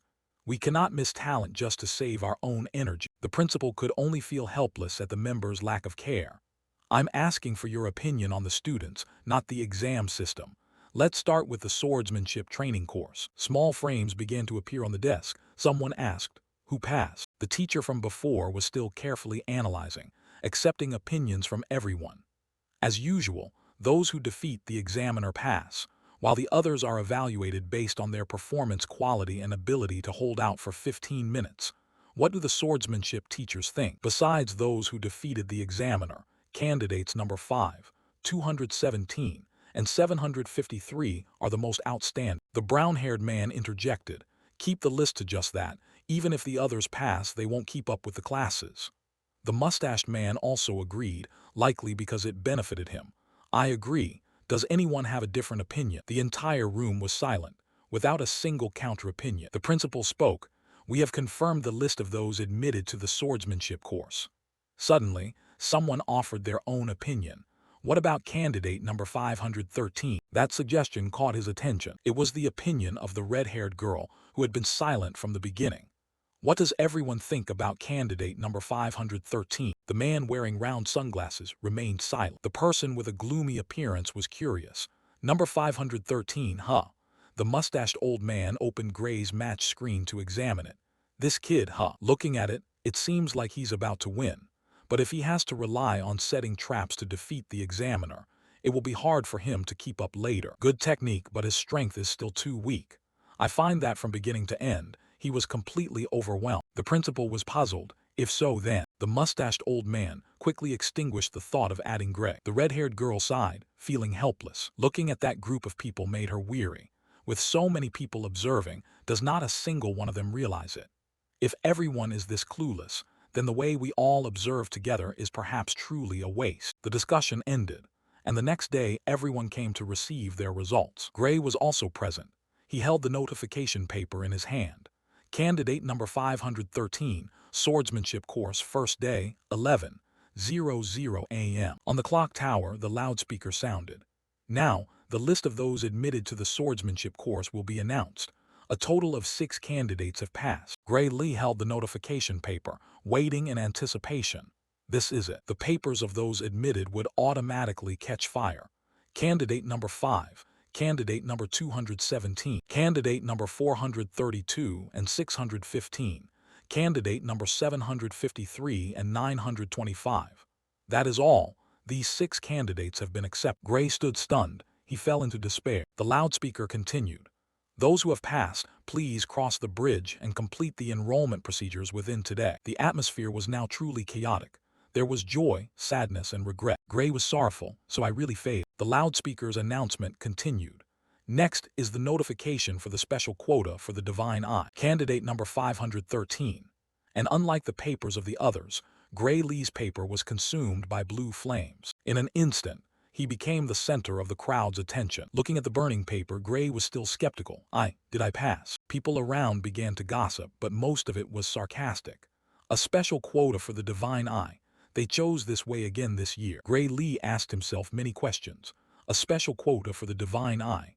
This is the first time I've ever heard of that. The insults still hadn't ceased, especially coming from the mouths of the candidates who had passed. Isn't that just a way to get admitted through the back door? The World Union Academy is truly going downhill. The words wormed their way into his mind, causing Gray to lose focus. The back door. But I don't know anyone. Could it be thanks to teacher? But I didn't hear anything. From within the crowd, an old man leaning on a cane walked over. He scolded those with the wrong mindset. Hey, stop talking nonsense about the special quota for the Divine Eye like that. The special quota for the Divine Eye is a prestigious category that has produced heroes for the past 100 years. They didn't take the old man's words seriously. Those old geezers are truly obsessed with the special Divine Eye quota. Isn't that just a story of glory from the old day? Besides that, there was more gossip. The people who passed the Divine Eye recently were all failures. Amy White, Belle Albright, Leek Mueller, and Jacob Bloomfield too. Gray didn't resist. He merely endured and silently listened to the sarcasm. That's right, all failures, even us. The current candidates know that. The names just now evoked a memorable feeling in Gray. He felt as if he had a new ray of hope. Amy White, Belle Albright, and Jacob Bloomfield, the 3 of them, were once in the main force fighting against the liquidator, right? And now my name is being mentioned along with theirs. Morning gently covered the entire academy, everything immersed in a gentle and quiet light. The main building appeared majestic amidst a thin fog. The canal around it still flowed peacefully, and crowds of people busily entered. The school's PA system rang out. The entrance ceremony will begin in 30 minutes. If you have finished changing, please gather at the plaza in front of the main office. Groups of students in academy uniforms began appearing on the stone-paved path, their dark blue jackets with gold trim standing out in the morning light, and on their left chest, the academy badge glittered in silver. Amidst the stream of students moving toward the plaza, one figure stood out more than the rest. Gray walked with a calm appearance, exuding a cold and unpredictable aura. A few students began to gather, some looking around in confusion, asking the friend beside them to be sure they were standing in the right place. The plaza in front of the main office, is this the right place? His friend was also unfamiliar. There's nothing here, are you sure you're in the right place? Suddenly, a figure rushed toward the group of students, the voice mixed with heavy breathing from fatigue. Sorry. Due to a slight mix-up, the preparation work was delayed. The student wondered, preparation. He then continued, please step back a bit so I can place the staircase there, okay? Everyone looked at each other, confused by his request. The student stepped back as he requested, is this far enough? He turned back to the crowd and smiled. That's enough. In that state of surprise and confusion, he knelt down in the middle of the schoolyard, pressed his palms to the ground and muttered, all right. A magic matrix glowed brightly, covering the entire space.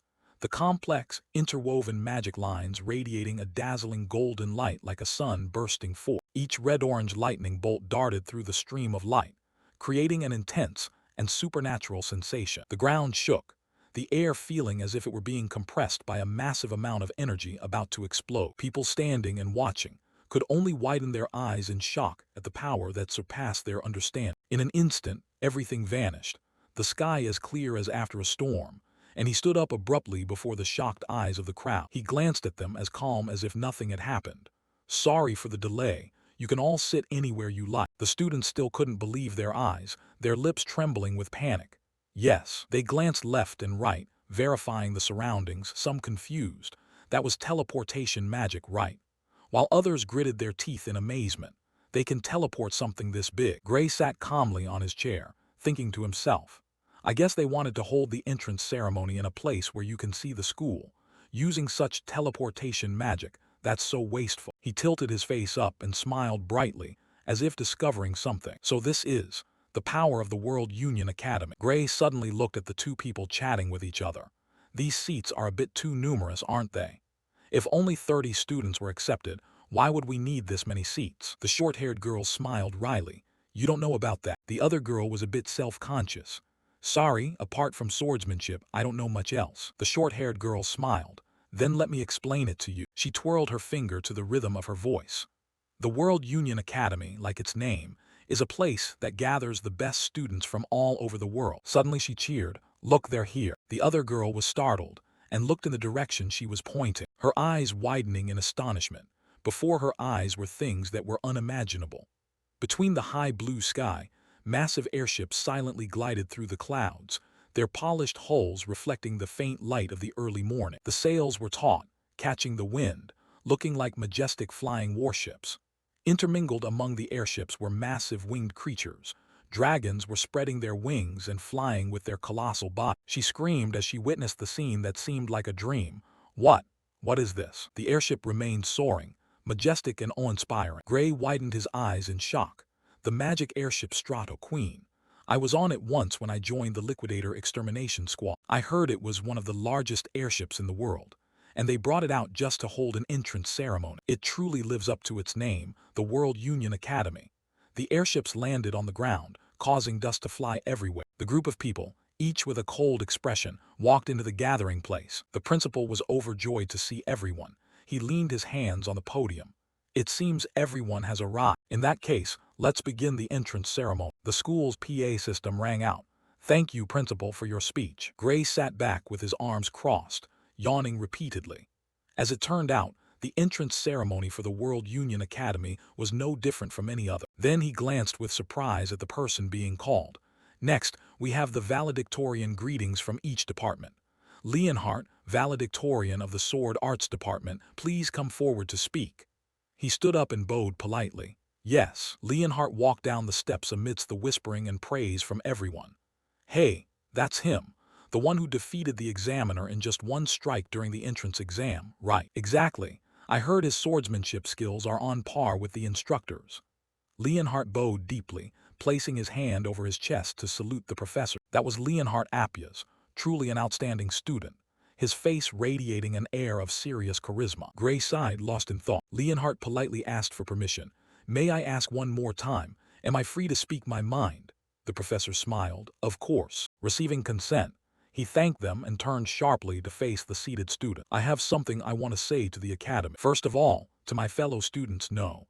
To everyone who has been admitted through the official process. It is an honor to be enrolled with you all," he said, placing his hand on his chest to show his sincerity. He continued, "In order to graduate and become people who can contribute to the world, let's all work hard together. I truly look forward to the days where we can progress further together as students of this prestigious academy. However, it is regrettable that among us, there is someone who does not deserve to stand here." Right, Professor Ariel. She had been closing her eyes, enjoying the lively atmosphere, but she was slightly startled when she suddenly heard her name called. But she regained her composure immediately and replied, "All the students here have passed the rigorous selection process. Even if they aren't as strong as you, it wouldn't be reasonable to exclude them." "And why do you ask me that?" Leonhardt's face hardened, a hint of indignation in his eyes. "I'm not talking about those who passed the exam fairly. I am talking about the student whom the professor favored and admitted through the special eye admission." He shouted, pointing at where the student was sitting, "Step out. Return your uniform and leave the academy immediately." The students were in an uproar over Leonhardt's words. Gray felt a bit anxious. What's with all this tension? And, luckily he doesn't recognize my face. If I just sit still, I probably won't get caught, right? Ariel laughed aloud. It seems this year's freshmen are quite lively." Gray continued to protest. "Professor, I'm being serious. Please stop admitting students through the back door." A swift sound glided past like the wind. Ariel's voice grew closer and closer. Immediately after, she was behind Leonhardt, whispering, "Do you think you're stronger than that student?" Leonhardt shouted out into the air. "What?" He gritted his teeth in frustration. "Of course, am I wrong?" Ariel smiled playfully. "I like that attitude. Let's make a bet." Leonhardt was surprised. "A bet?" Ariel crossed her arms, appearing strangely calm. "Yes." The corners of her mouth curled up in a confident look. "I bet my entire position as a professor and his enrollment spot." Gray was taken aback by the person opposite him. He choked slightly and asked, "A bet?" Saria, also failing to understand, asked, "Professor Ariel, are you planning on making me fight that special admission brat?" Ariel didn't bother to open her eyes and waved her hand. "I wouldn't do something so rude." Then she adjusted her glasses and looked straight at Saria. "Anyway, if he goes all out, you'll die. As a teacher, I can't let a student get hurt." A series of veins slowly began to bulge on Saria's face. His face darkened and he glared furiously. "Are you provoking me?" Ariel didn't change her attitude, her voice calm in the face of his anger. "I'm being serious. So, let's bet with monsters instead of people. That would be safer." Pausing for a moment, she continued, "Besides, you're better at fighting monsters than humans, right?" Leonhardt grew even more furious. "So you knew, huh? Then exactly what are we betting?" Ariel smiled faintly as if she had achieved her goal. Suddenly a hand reached out and Ariel continued, "It's simple. Just kill the monster I choose as the target." The professor went on to explain the rules for each round. In each round, the monsters will get stronger. Whoever fails to kill the target first loses. Gray sat in his chair, rubbing his head in despair. Ariel continued, "If he loses, I will resign from my professorship and all special admission students will be expelled. And if you lose, you will have to follow everything I say." Leonhardt's defiant expression was reflected in Ariel's glasses. She acted as if nothing was the matter, reaching her hand out toward Leonhardt. "Well," he reached out and touched the sword at his hip. "Tell me what the targets are first. Even though I'm confident I can handle any opponent, I don't want to get caught in some ridiculous trap." Ariel put her hand to her chin, beginning to deliberate. "Let's see. How about the first target? A goblin war general? Or is that too easy for you?" Every student in the hall was surprised to hear the first target for the two of them. Gray sat in his chair, arms crossed, carefully contemplating. A goblin war general. Why did she pick that one specifically? Contrarily, Leonhardt couldn't help but slam his desk in anger. "Are you kidding me?" Sweat beaded on his forehead. "A goblin war general is not the type of monster a single person can take down alone." Ariel remained calm, smiling lightly at his attitude. "I didn't say you had to kill it immediately. We will set the deadline for within this year. That's reasonable, isn't it?" Leonhardt continued to shout. "If someone could kill a disaster-class monster alone after only 1 year of training, people wouldn't be suffering anymore. Pick a more realistic target." Finishing his sentence, He paused for a moment and let out a miserable sigh. Immediately after, he began to smile. I see. He clenched his fist as if he had realized something. You intentionally chose a monster no one could defeat to end this bet without a winner, right? I won't agree to that. Ariel stepped closer to Leonhardt. Then one more condition. If it's a draw, you win. He was surprised. Huh? Ariel continued. In other words, if that kid can't take down the Goblin War General, I'll automatically be fired, and all special admission students will be expelled. She winked playfully at Leonhardt. How about that? Saria looked at her, fearfully confirming. Are you crazy? I have a feeling the outcome of this bet has already been predetermined. Right after, Ariel turned to leave, continuing to smile. Then I'll take it that you have no more objections. Saria continued to add more conditions. To be sure, it must be an intact Goblin War General, not one that's weakened or anything else. Ariel reached out her hand, and a stream of light slowly appeared. Of course, she flicked her wrist, and a pen appeared along with a blank sheet of paper. I've written all the details into this magic contract. The contract floated in front of Leonhardt. If you have no issues with it, sign. He thought for a moment, carefully reading the contract. Then he put the pen to the paper and signed. I'm in. After signing, Saria still wanted to ask more. But hey, do you really believe that kid can win? Ariel didn't care, turning away. Who knows? Ariel returned to her spot and sat down calmly in her chair. After she left, the people in the hall began to whisper among themselves about the contract. What's wrong with Professor Ariel? Could that old lady be using the bet as an excuse to retire? It's also possible she's been past her prime for a long time. Ariel didn't care about the sarcasm around her. She still smiled at the contract in her hand. Gray sat in his chair, sighing helplessly. He thought to himself, great, the bet has officially started. Suddenly, he opened his eyes, carefully contemplating. Wait a minute. Why do I have the feeling she already factored in the one I defeated before enrolling when she said, the deadline will be within this year? Ariel also noticed Gray's gaze fixed on her. Gray continued to think carefully. So the outcome of the bet was decided from the very start. Ariel raised her index finger to her lips, signaling him not to reveal the truth. Gray lamented. She really plays dirty. The teacher on the podium calmly began his lecture. Now, we will begin the introductory class on magic. He placed a book on the table and continued. Some of you may be surprised that the lecture is starting on the very first day, but as students of this academy, you must remember not to waste even a single day. Starting with the most basic thing, he raised his hand, and a stream of blue light radiated from it. How to use magic. After that, the instructor continued teaching about how to use magic. Within our bodies, there exists an invisible source of energy called ether. By guiding it through the magic pathways in the body, you can. The instructor was intently teaching at the blackboard, while below, the students in the academy listened seriously. Gray sat below, thinking to himself, I was worried I wouldn't be able to keep up with the class, but it seems to be going okay. I already learned these things at the training camp. The problem now was, his gaze fixed on something. Gray looked toward the blonde person sitting in the front row. I got put in the same class as him, out of the dozens of classes I could have chosen. He leaned his cheek against his hand in frustration. Please, don't let anyone know I'm a special admission student of the God's Eye. Suddenly, a voice rang out, breaking his train of thought. Hey you look quite bored. You've been looking elsewhere before even 5 minutes have passed. You've got some nerve. Gray was surprised, stammering, I'm sorry. Gray thought to himself, did he spot me with just a glance? But I'm sitting in the very back row. The professor closed the book in his hand. If you're that confident, why don't you show the class? I assume you know how to use basic magic, right? Gray stood up, confused, and explained. With all due respect, Professor, we're in the sword arts course. I thought it was okay not to know magic. He held the thick book, reminding him. Even if you only use a sword in a real battle, you still need to know basic magic to coordinate with mages. You must feel and understand what it's like to control ether. Gray didn't know how to answer. He froze for a moment. That's exactly what I was taught at the training camp. If so, I wonder if the spell we're about to learn will be the same. Right after that, he replied to the instructor. The spell we are about to learn is an ether bullet. The instructor returned to his podium. Oh, you know it. Can you cast it? Gray replied, yes. He silently let out a sigh of relief. It feels like I just escaped a disaster.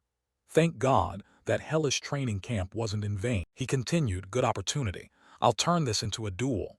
Leon, you can use ether bullet too, right? Leon stood up and answered his question.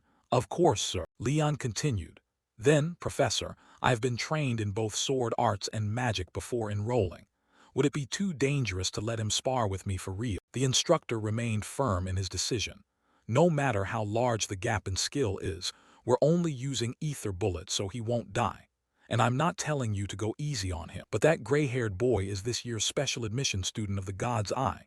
Leon was stunned. Huh. Everyone in the class, following the instructor's words, simultaneously turned to look at Gray with equal surprise. Gray was extremely confused when he received so much attention from the students in the class. He looked into the professor's calculating eyes. He just spilled everything. Leon slammed his hand on the desk. So that's how it is. If so, I have to properly teach him a lesson. He turned around with an annoyed look. I'll show him what kind of place this academy really is. Then he looked at Gray, gritting out each word. Get on the floor. Gray was speechless and didn't know what to say. The two students stepped onto the podium and stood facing each other. The professor stood in the middle and began to set the rules. Now, when I give the signal, fire an ether bullet at your opponent. Gray's expression was quite defensive. I only studied magic at the training camp for a few days. Even if he says I won't die, it looks like I won't come out of this unscathed either. After he finished speaking, the professor shouted loudly, "Start!" Leon began to summon his magic, speaking Thoch th letter 1e9c. I will show you the difference in our power. Gray didn't give in either, trying to summon the best magic he could. I have no other choice. Forget it all. Right after that, the two spheres of power flew toward each other. However, something unexpected happened that left them both unable to believe their eyes. They both shouted in unison.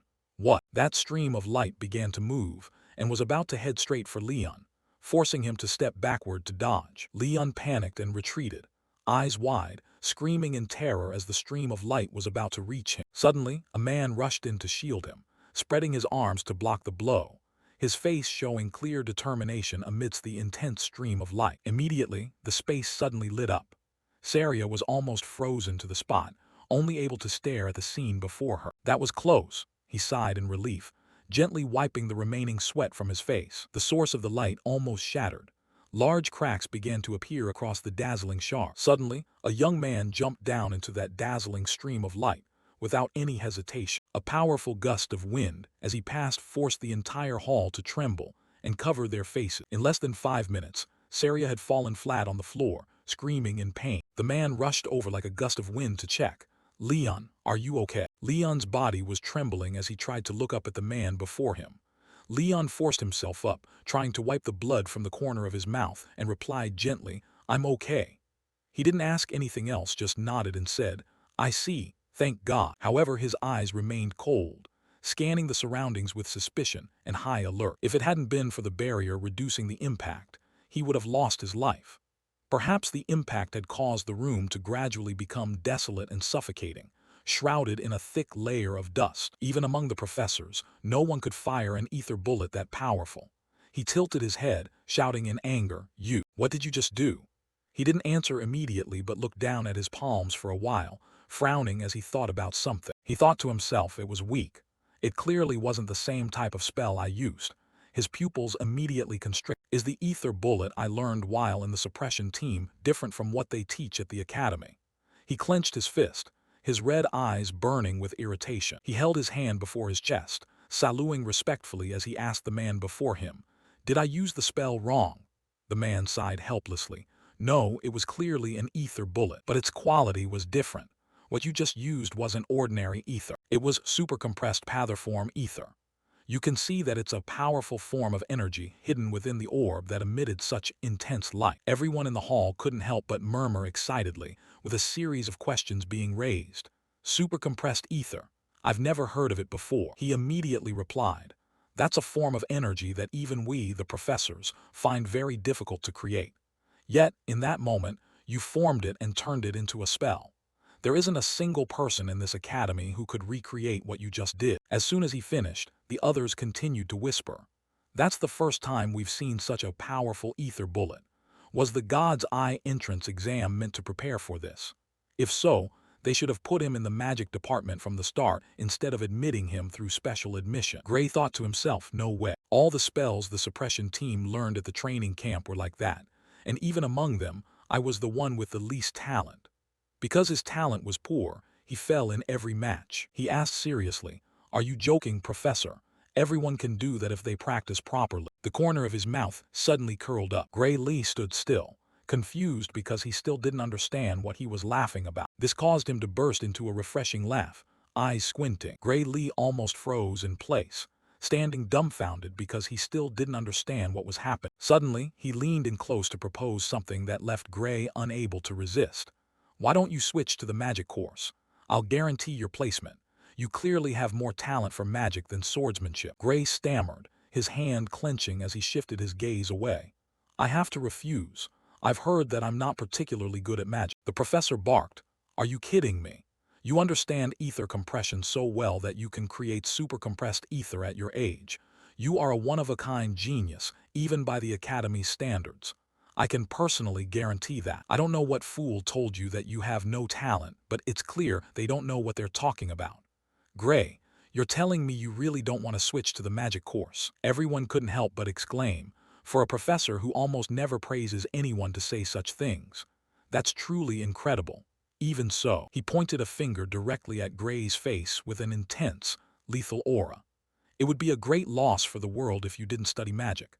I would even call it a crime against the art of magic itself." Gray Lee could only offer a faint, awkward smile at his words. He froze for a split second, surprised, thinking to himself, "Wait, what did he just say? Ether compression technique. I feel like I've heard of that before." Flashing back to the old days. In the past, humans had no knowledge of OD, also known as vitality. Because of this, casting magic was incredibly difficult. One had to continuously compress ether within the body, then attempt to gather and utilize whatever portion of ether happened to be mixed with OD. Bella suddenly spoke up. "Come to think of it, that sounds truly ridiculous, doesn't it?" He continued, "Professor, do you know about OD?" He pondered for a long while before asking back, "OD, what is that?" While the professor was contemplating what OD might be, Gray began to realize, "Given this reaction, I've confirmed it. The current world still doesn't know of OD's existence. If that's the case, then everything I learned from the suppression squad is knowledge from the future." He widened his eyes in astonishment. "I must be careful about who I share this with." His hand immediately clenched with determination, but the man continued to ask, "So, do you want to switch to the magic course?" He bowed his head respectfully and replied politely, "I apologize, but I don't love swordsmanship. Though I am very grateful for the offer, I'm afraid I must refuse." The professor sighed helplessly. "If that's what you want, then I suppose I have no choice. If you change your mind, come find me, anytime."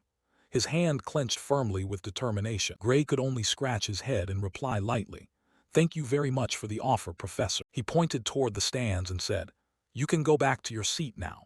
I won't blame you if you space out during class anymore. You can even leave if you're bored. This lecture is too basic for you." As soon as he finished, everyone was astonished. A group of people began to whisper, praising Gray Lee. "Amazing. I can't believe Professor Carlos rates him that highly." He stood up, watching the young man's back as he walked away. Suddenly, someone kept tugging at their tie. He stood up and said politely, "Master Gray," his voice full of awkwardness mixed with a hint of warmth. Gray couldn't help but feel a chill, thinking, "What is this? Why am I getting the creeps?" Late in the afternoon, he was summoned. "Come to the office after school today, Ariel." He strode down the empty hallway, holding the letter with a puzzled expression. To be summoned so suddenly like this, could it be because of Professor Carlos? Imagining that stern face, he scratched his head in self-reproach. "Don't tell me Professor Ariel is also planning to advise me to switch course." He stood before the intricately carved wooden door, yet hesitated, reading the letter over and over again. He knocked politely and a voice echoed from within. "Gray, right, it's unlocked." He bowed his head and stepped inside. "Excuse me." Detecting something was about to lunge toward him, he immediately drew his sharp sword. He gently thrust the sword straight toward that object without a moment's hesitation. She was startled, her mouth agape in surprise. His hand remained in the same posture, thinking, "My body is reacting on its own. What the hell is this?"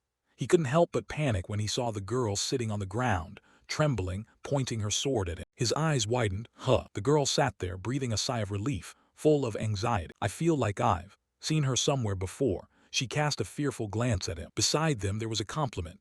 "Oh, not bad at all," Ariel said confidently. "I knew my eye for talent wasn't wrong." The man with the middle-parted hair asked, "Bella, you didn't hold back just now, did you? Did Ariel tell you to take it easy?" The bearded man questioned. "Your movements were perfect, but for you to have your sword knocked away that easily, it doesn't seem natural at all." "This name is truly familiar." Gray glanced over involuntarily. "Bella, So it really is Bella Albright. Looking at her present self compared to the future, they weren't much different, the female mage. Ariel didn't take them seriously. She looked at them with contempt. Are you two seriously saying that? If you can't even tell that much, maybe you should quit teaching. The man with the middle-parted hair felt a bit guilty. No, we were just joking. Ariel mocked. Unfortunately, I'm forced to agree. Gray was still bewildered. Professor, what are you all doing? Ariel explained cheerfully. We were making a bet to see if you could block Bella's surprise attack. Thanks to you, I won big. She tossed something at Gray, which he caught quickly. Gray was astonished when he opened his hand. Gold coins. This is a fortune. Finally, the mustached old man conceded. But it truly is as you said. He had been carefully watching the match. From the sparring phase just now, it looked like he was intentionally not using his dominant hand. The bearded man diagnosed. Perhaps it's because of an injury. Gray Lee clutched his arm in pain, realizing what they said was completely correct.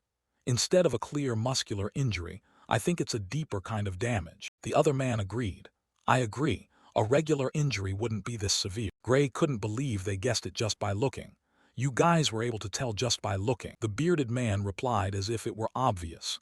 If we couldn't even tell that much, how could we be professors at this academy? The man with the middle-parted hair added. In any case, it seems Professor Ariel already knew about this since the entrance exam. Ariel coldly refused to chat with them. Now that you know, please leave. He is my student. I am not handing him over to anyone. Both men turned to leave. The one with the middle-parted hair left a compliment. We acknowledge he has potential, at least for now. The bearded man brushed past, his gaze sharp. But if that wound doesn't heal, it means he doesn't meet the academy's entrance standards. Remember that. Gray's gaze became guarded. Now only Professor Ariel, Bella, and Gray were left in the room. Ariel started. Now that the nuisances are gone, she now radiated a sense of mystery. Let's talk about magic. Opening the conversation, Ariel asked about Gray's background.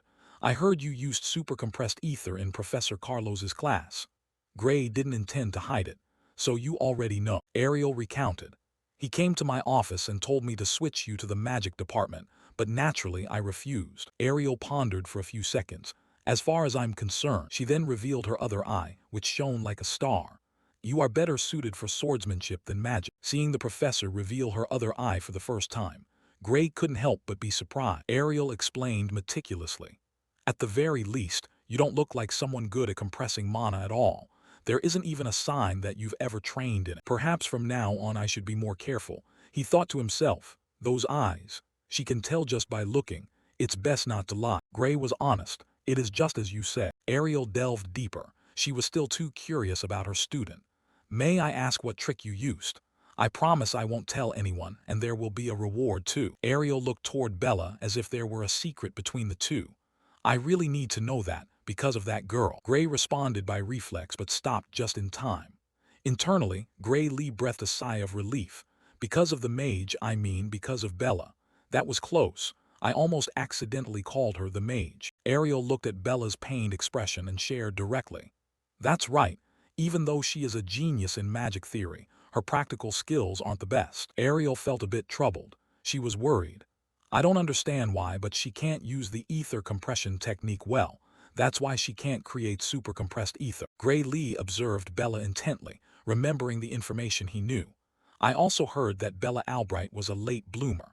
So that's the reason. Ariel continued to talk about Gray's strength. But hearing from Professor Carlos, when you used super compressed ether, it didn't look like you were compressing ether at all. If there truly exists a way to use super compressed ether without compressing ether, then she wouldn't have to be transferred to Professor Bradley's place. At the mention of that, Bella's complexion worsened. Gray also froze. Professor Bradley, the Professor Bradley you're talking about. Gray Lee's face revealed clear horror. He was agitated. Is it Professor Varian Bradley? Ariel replied. That's right, it seems you know him too. Gray's mind was now in complete chaos. Knowing him is one thing, he's infamous. The memories he still had were of rows of human corpses lying at his feet. He had performed countless experiments on people and killed an unknown number of them, or an entire town being burned down by Bradley's experiments. Furthermore, he had caused magic disasters, resulting in dozens of deaths. To Gray, Bradley was like a serial killer. He's the most infamous magic criminal in history. Hasn't he been caught yet? Ariel was anxious. If by the end of the year she still can't create super compressed ether, She will be transferred to him and be subjected to surgery. The horror within Gray Lee soared. He couldn't sit still anymore. Wait, that's not okay at all. Ariel predicted Bella's tragic fate. That's right. Though he excuses it by saying it's to increase mana output, in reality, it's human experimentation. She had also seen corpses that couldn't close their eyes even in death due to their injustice. This hasn't been announced yet, but there are rumors that because of him, many have died, and others have been ruined. Finally, after a moment of silence, Bella spoke up. It's dangerous and terrifying, but if I can't use super compressed ether, I'll be expelled at the end of the year, Ariel said with a firm tone and hatred for that sick bastard Bradley. Honestly, I'd rather you drop out than let that guy lay a hand on your body. Gray pondered for a long while. The magic I know is knowledge that has never existed in this era. If I speak of it, I could change the entire course of history. Bella was terrified, her body trembling. Gray's deep gaze seemed as if he wanted to curse something. The future he was talking about was a world annihilated by the purger, or my own uselessness, or the warriors who all fell in a single stroke. Is that the future I desire? His facial muscles softened. But why wouldn't I? If that dark future can be changed, then it can only get better. Gray set his teacup down, full of determination. I understand. I will teach you. Suddenly, a ball of dark magic appeared from his hand. Outside the arena, everyone remained silent, attentively watching the board where Gray explained magic. Gray was honest. And that is all the knowledge I have about magic. As promised, please don't tell anyone that I taught you this. Ariel was firm. I commit to it. Of course, we even signed a magic contract after all. Bella added, break the rules and you die. This had been pledged by both sides, and Gray Lee felt at ease. So, after hearing what I said, what do you think? Ariel, despite being a good professor, was still dazed by the sheer amount of knowledge. The part about OD alone already surprised me, but the magic knowledge you shared is even beyond that. Bella absorbed it very well, she thought, concise and tight. How should I put it? It feels like I just attended a magic lesson from 100 years in the future. Bella was very interested in the knowledge Gray brought. She sincerely praised him. Just hearing your explanation is enough to advance the history of magic by 100 years. Though happy to be praised, Gray didn't dare to be complacent. Even though that was a lecture from 10 years in my future, for people of this time, it really does look like it's 100 years ahead. Ariel still had too many doubts. There are many things I can't evaluate right away. Do you think what he said is true? Bella placed her full trust in Gray Lee. It's very likely that theory is correct. Nothing contradicts the current magic theory, and the fastest way to verify it is through experimentation. That's why we came here. Bella looked at Gray expectantly. If everything you said is true, Gray, then this spell will work. She left the paper and moved forward according to the theory. Bella raised her magic staff to form a magic circle. Then this spell will unleash my full power. Gray hesitated slightly, then tried to recall. Full power.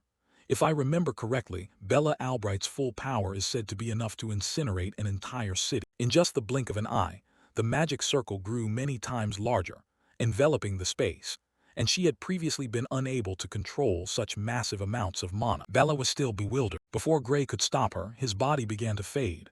Wait, a massive amount of magic erupted from the arena like a volcanic eruption. Blinding light radiated everywhere, and the aftermath of the power made Gray Lee's face distort in a way that looked both pitiful and funny. Wait. Immediately after, a pillar created from flames appeared, shooting straight into the high sky. Gray Lee hastily reached out his hand in front of him, blocking the overly intense, searing hot wind coming from Bella Albright. He squinted as he observed the pillar of fire, terrified to the core. The power truly is too overwhelming. Gray Lee thought about how the fire had quickly spread everywhere just a moment ago, nearly reaching him. If she hadn't controlled the magic just a split second earlier, I'd be dead for sure. But thanks to her, the fire was controlled and reversed, staying away from him. It really saved my life. On the other side, Bella Albright raised her magic staff high, joyfully announcing, I did it. I tried to control it. You could only see the fire burning fiercely, yet it looked very orderly, just hovering around a corner of the space. Then it swirled and converged into one spot. A massive, hazy dragon created from red fire flew in midair. Bella Albright smiled happily, looking up at the magic she had created. Man, this is fun. But suddenly she retracted the flames, her voice faint and whispering. But, the very next second, Bella Albright closed her eyes and fainted, her voice fading into the wind. I'm out of ether. She slumped to the ground, motionless. This scene scared Gray Lee to death. He quickly approached, lifting her head and calling out anxiously. Bella, Ariel stood behind, calmly reminding him. Stay calm, she seriously reassured him. She just fell asleep because she ran out of ether. Let her rest. As she said, Bella Albright's face looked peaceful as she slept quietly. Graylee saw this and smiled in relief. Ariel turned to look at the remaining sparks high above, unable to hide her astonishment as she praised him. Even so, it's truly incredible.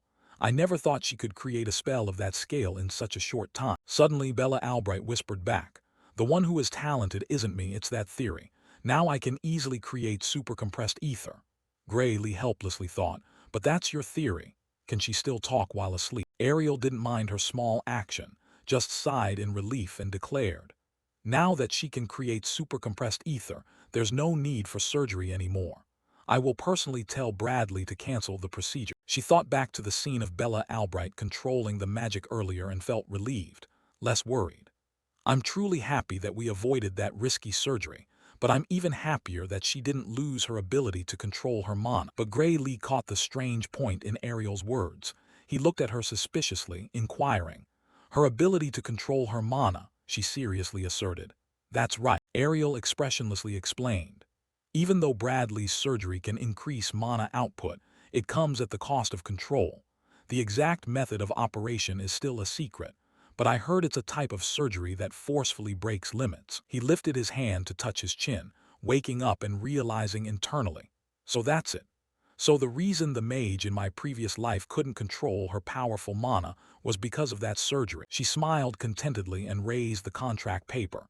Anyway, thanks to you, Bella was able to create super compressed ether, so the conditions in our contract have been fulfilled. Ariel held the paper up before his face, seriously expressing, now it's my turn to fulfill my part. First of all, she looked down at Graylee's arm, announcing, regarding your arm, I want to use magic on it. Immediately after, from her hand appeared magical, miraculous blue streams of air, along with individual beautiful butterflies. Ariel moved her hand closer to his backhand, applying magic to it. In just a moment, the entire space was immersed in blue light and butterflies, with the source being the interlocked hands of the two. A moment later, Ariel stopped, and the strange, beautiful phenomenon gradually dissipated. She nonchalantly asked, how is it?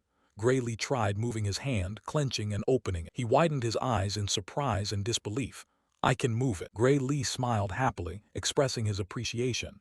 Thank you so much, Professor. But then he was full of suspicion.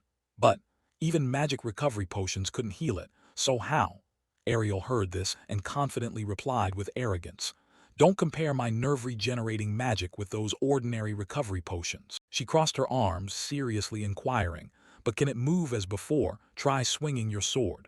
He didn't hesitate to respond. Yes. Graylee turned and walked away from her a certain distance. Then he drew his sword to try a horizontal slash in front of him. He felt the sensation of the movement was a bit strange, so he looked suspiciously at the arm holding the sword. The next second, Graylee nimbly slashed, creating sharp streaks of light. He frowned uncomfortably and fell silent for a moment. Graylee stopped and looked at his hand, distressed.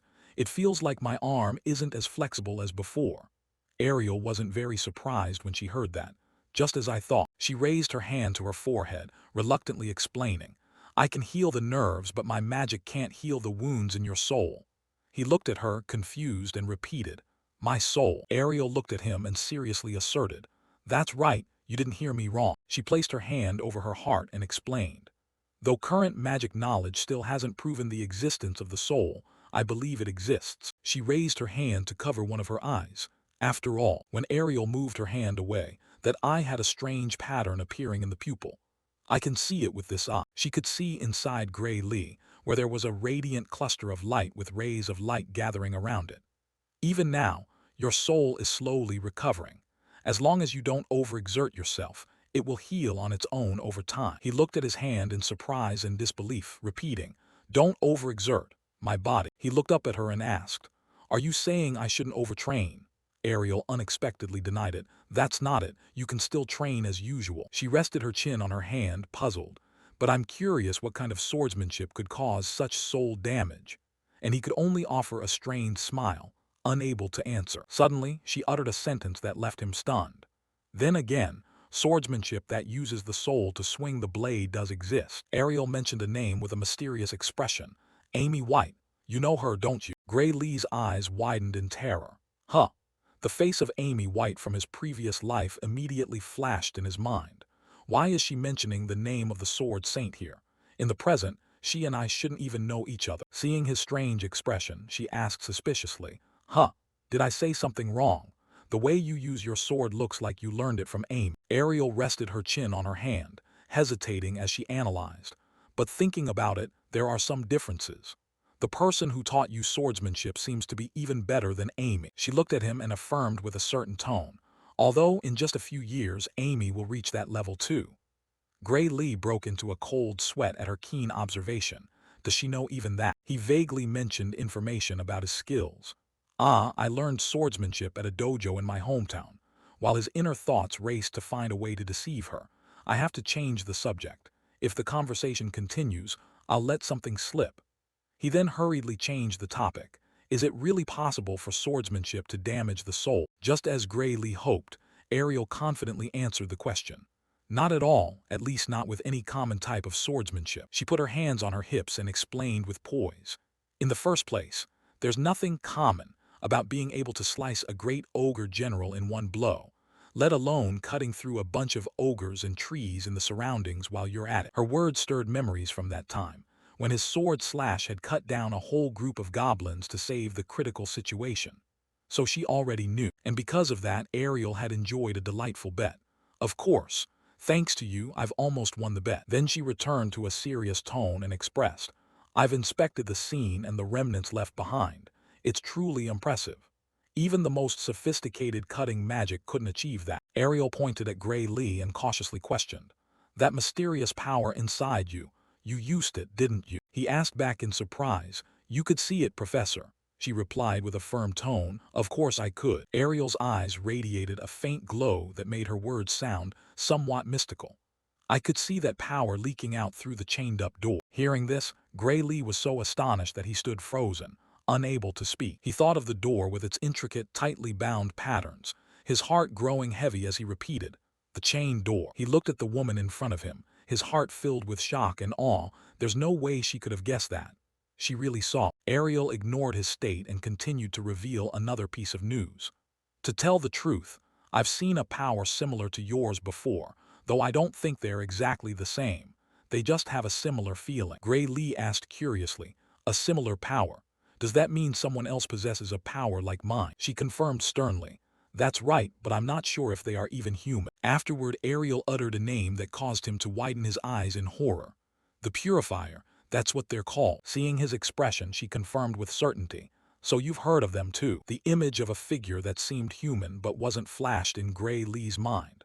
Under intense internal pressure, he questioned, why is that name appearing at this moment? Ariel confirmed it completely and pointed out directly, so you have heard of it. Honestly, I didn't think it was that widely known. Beside them, Bella Albright, unaware of anything, was still in a peaceful sleep. Then she recalled the knowledge on the board earlier and guessed. But then again, it's not surprising that you know that type of future-gazing magic theory. Gray Lee sheepishly scratched his head, not daring to claim it. Is that really knowledge from the future? Even though no one has discovered that part yet. Ariel crossed her arms and asked seriously, how much do you know about the Purifier? He let go of his hands and didn't dare look her in the eye, giving a generic answer. I only know that they are an extremely dangerous threat to humanity. Recalling the tragic future, he reported seriously, we must stop him from appearing before it's too late. If we can't, then we must destroy him at any cost. Ariel rested her chin on her hand and mused. That might be a bit extreme, but I agree that he is truly dangerous. Even so, Balian Bradley seems determined to continue his experiments. Gray Lee looked at her confused and asked, Balian, how is he involved in this? This time it was Ariel's turn to be suspicious. Are you still asking? Immediately after, she calmly revealed shocking news. The Purifier is the very entity he is trying to summon. He opened his eyes wide in terror, unable to believe it, repeating in his heart, the Purifier was created by humans. I've never heard anyone say that. Then he leaned his chin on his hand, thinking of a suspicious point. But the Academy in the previous timeline. Gray Lee remembered the actions of people arriving just in time to the spot where the Purifier appeared, making him even more skeptical. It was as if they knew exactly where the Purifier would appear. Thinking it all through, his eyes widened in horror. Gray Lee hurriedly turned around, his inner thoughts incredulous. Don't tell me. He He looked at the tall, intricate building in front of him, a sense of shock gradually overcoming his heart. Was the Academy involved in the summoning from the very beginning? He immediately turned to Ariel with tension and made a request. That experiment must be stopped immediately. She also seriously agreed. Agreed. Ariel crossed her arms and explained reluctantly. The problem is that the head of the experiment is a professor just like me. I don't have the authority to shut down the lab or forbid his experiments. I've urged my superiors to cancel it, but they won't listen. Gray Lee asked sternly, who specifically are the superiors? Regrettably, she shook her head and refused to answer this. Sorry, I'm not authorized to disclose that either. The problem is, without orders from above, no one can force a stop to the experiment. He closed his eyes, feeling incredibly helpless. There isn't even a name for the person in charge. It turns out the Academy's leadership is more troublesome than I thought. Suddenly, Gray Lee came up with a good idea. He opened his eyes wide in contemplation. But if he is a criminal, wouldn't things be different? As far as he knew, in the future, the man had participated in human experimentation. In the previous world, Balian's illegal experiments had killed tens of thousands of people. He even knew where he conducted the experiments. Immediately, Gray Lee looked at Ariel and expressed his thoughts frankly. I know where he performs his illegal experiments, if we catch him in the act. But before he could finish, she cut him off. Sorry, that won't work either. He asked confusedly. Why not? She calmly explained. Breaking into a professor's research facility within the academy without a permit is a serious crime. Ariel's expression was cold as she warned. Without concrete evidence, we'll be the ones imprisoned. Or are you saying you have evidence of his crimes right now? Gray Lee looked away, afraid, not knowing how to respond.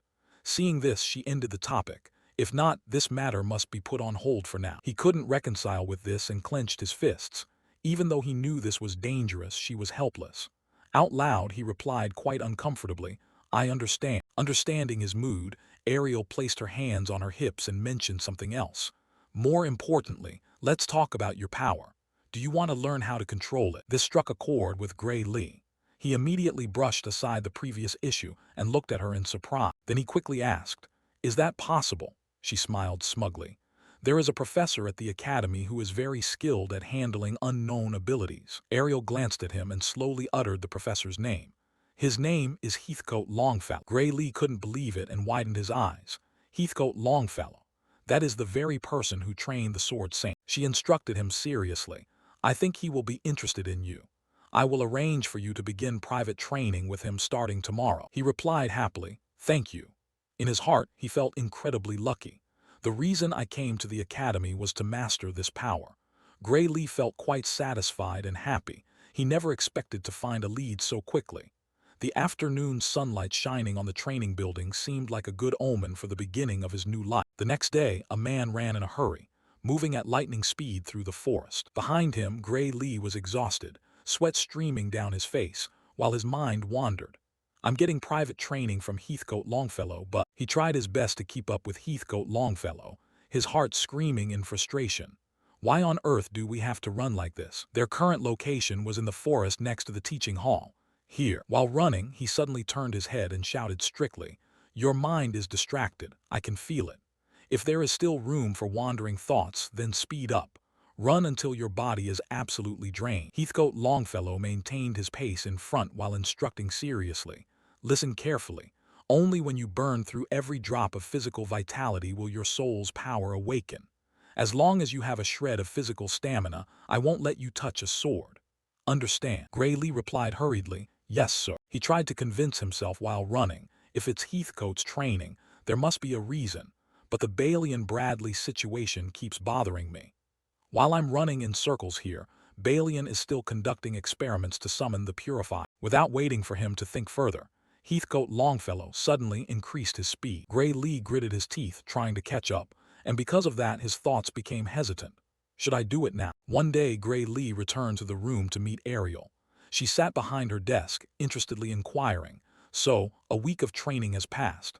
How are things with Heathcote? He scratched his head, hesitating as he recounted, Actually, it's mostly running. We only practice sword techniques a little bit at the end, but I really do feel a little stronger. Hearing this, she laughed and remarked, That sounds just like him. Suddenly, someone entered at the door. Excuse me. That person sent a letter to Ariel, "Professor Ariel, there is a letter for you." She reached out, took it, and thanked them. "Oh, thank you." Ariel then opened it and read it immediately. Suddenly, she widened her eyes in disbelief. Seeing this, Gray Lee asked anxiously, "Is something wrong?" He took the letter, held it up, and read it, and even he couldn't help but be terrified. It was written on the paper. "To the esteemed Professor Ariel, we have received reports that Bella Albright has successfully created supercompressed ether, meaning she truly has obtained a similar power. However, upon inspection, it is clear that she has not truly compressed it.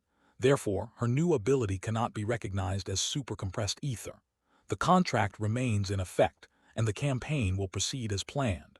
Bailey and Gray Lee couldn't suppress his anger and cursed it aloud. "This is madness," Ariel reported with a heavy heart. "It seems Bradley is still determined to force her to undergo surgery, even though she may not need it now." He looked at her anxiously and asked, "Can't she refuse?" She was also helpless and had no solution. "Unfortunately, the contract is ironclad." Ariel clenched her fingers and pronounced each word as she offered another proposal. "Unless Bradley himself cancels it, Bella only has the choice of being expelled or undergoing surgery." Gray Lee couldn't believe it and murmured, "No." Suddenly, Ariel slammed her hand on the table and called out, "Gray, I need your help." She looked at him sternly and pleaded, "Show me where Bradley's laboratory is. If we expose his criminal acts, the contract will be voided." Gray Lee was astonished and stared at her in silence. And then he couldn't suppress a smile. Gray Lee let out a sigh and couldn't help but retort to Ariel, "Didn't you say it would be dangerous without evidence?" Clearly, Ariel remembered her earlier words. She replied casually, "We will find evidence. I'm putting my trust in you." Her gaze was sharp as she watched him. "No, perhaps I've trusted you from the very beginning. My eyes tell me." Ariel expressed her thoughts earnestly. "You've been telling the truth the whole time," she stated calmly. "It just took me a while to admit it." Gray Lee could only look at her and listen in silence. Ariel stepped to his side and made a request. "Show me the way, Gray." And then she declared with a solemn expression, "We will expose his crimes together." At that moment, the main character's expression became a little serious, then said, "His laboratory is in the mountains near Toril village." After hearing the answer, Professor Ariel's eyes were also deep in thought. Then she continued, "Toril Mountain. I remember very clearly that he has an academy-approved laboratory there." Information from the teacher's mouth suddenly made Gray feel even more astonished. "He is conducting illegal experiments right in an approved laboratory." Responding to that, the red-haired woman turned around sharply. "Where else is more convenient for illegal activities?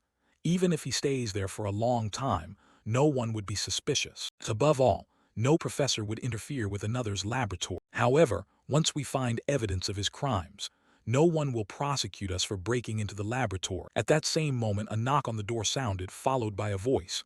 "It's me, Bella." Seeing this, Ariel called her in. "Come in." Walking into the room, Bella was also anxious. She took out a letter and said solemnly, "Professor, I received this letter." Without letting her finish, Ariel gently snatched the letter from the blue-haired girl's hand and reassured her, "Don't worry, I will handle this." Her eyes, filled with seriousness, left Bella somewhat confused, so she asked, "Do you mean you are deliberately confronting Varian because of me? Are you doing this all by yourself?" Answering that question, the female professor let out an incredibly confident smile. "By myself is enough." Unable to help it, the third one cast a worried look at the main character. As if understanding, Gray also said, "Please wait a moment, I will go too." Beside him, the blue-haired girl also wouldn't be outdone and chimed in, "Me too. After all, this is my business." Turning to the female professor's perspective, seeing her two students so eager, she clutched her face and sighed, warning them, "Wait. He is a professor at the academy. Not to mention, he is a madman who has conducted many dangerous human experiments. If he catches either of you, who knows what he'll do? I can't let you two risk going there." For Gray, he naturally understood this, but he took another step forward and said, "That's exactly why going alone is even more dangerous. If I use the power that took down the general again, I can definitely help you out. Besides, if you disappear, as a special admission student, I'll be expelled. Please let us decide our own fate." As they spoke, they looked straight ahead with determined faces. And then, after a brief starring contest, Professor Ariel yielded and accepted that they would accompany her. "It seems that even if I stop you, you two will come along anyway. Then fine, but you must promise me one condition. No matter what happens, you must put your own safety first. Is that clear?" When she said this, her eyes were full of seriousness, leaving no room for argument, and both of them understood and nodded. Yes. Just like that, time quickly passed, and the two of them pulled each other toward Bradley's laboratory, looking at the giant building in front of them. The third one was the first to speak. Is he really conducting illegal experiments here? Hearing this, the female professor nodded and replied, "That's right. Now we will search for evidence, okay?" Saying that, she cast a questioning look at Gray, and Gray didn't keep her waiting, answering immediately, "Yes, this is definitely the place." Turning to Bella's perspective, even though they had reached this point, she still felt a bit anxious. "If you say so, I believe you, but can we collect evidence without getting into trouble?" As soon as the question ended, Professor Ariel suddenly burst into a bright laugh. "Varian is currently at the Law Society conference, so he isn't here. There's a high chance the main door is trapped, so we have to break through the side wall to get in." The red-haired woman's plan made Bella feel slightly uncomfortable, so she whispered, "Is that really okay?" Ariel answered with a face full of confidence. "Breaking into an approved laboratory is already a crime, so it doesn't matter. If you change your mind, you too can go back." Hearing that, Bella's hand instinctively gripped the staff in her hand, replying with a firm voice, "I'm going. But are you really sure? Are you doing all of this just for someone like me?" Before she could finish, Gray turned to retort, "That's wrong. Stopping his experiments is for the sake of the whole world. If not, countless people will die. No, the whole world will be sacrificed by him." Gray's intense and determined expression left Bella stunned, and she instinctively asked, "What?" To be certain, Professor Ariel also spoke up. "What Gray says might be a bit extreme, but I agree that he absolutely must be stopped. So don't worry too much. We aren't risking our lives just for you, Bella. Now let's go." Saying that, all three of them rushed forward like a gust of wind. While moving, the red-haired woman used her magic, creating red beams of light that shot straight into the concrete wall in front, causing a significant explosion. Dust and debris flew everywhere. Looking at the wall with a large hole in front of him, Gray cracked an awkward smile, thinking to himself, "Haha, that was a bit too theatrical." Setting that aside, the three of them quickly entered the laboratory through the hole in the wall. Just by looking at the scene inside, Gray's expression darkened. "What is this?" he cried out. At this moment, in front of all three of them were countless cells, still stained with streaks of black blood. Inside a few of the cells, there were still a few people left, their bodies covered in blood from the experiments. By now, the group didn't need to waste any effort looking for the illegal party. Ariel commented, "Looks like we don't need to look for evidence anymore." Bella anxiously scanned her surroundings and said, "There are too many here." Hearing this, the professor also nodded in agreement. "Just by glancing, I've already seen 14 types of forbidden arts. That alone is a serious crime, not to mention that illegal human experimentation is equally serious." Saying that, suddenly the eyes of all three were drawn to something. Not far away, a strange magic circle caught their attention. "What is that? It looks like some kind of altar. What should we do?" The original plan was just to take the evidence and leave, but should we rescue the people being held captive? The mage Bella asked anxiously, but her suggestion was dismissed by the protagonist. "We can't stay here too long. If we delay, that Varian fellow might." Before he could finish, a surprised "What are you doing?" suddenly echoed from behind them, catching Gray's attention. From within the shadows, a dark figure stepped forward and spoke.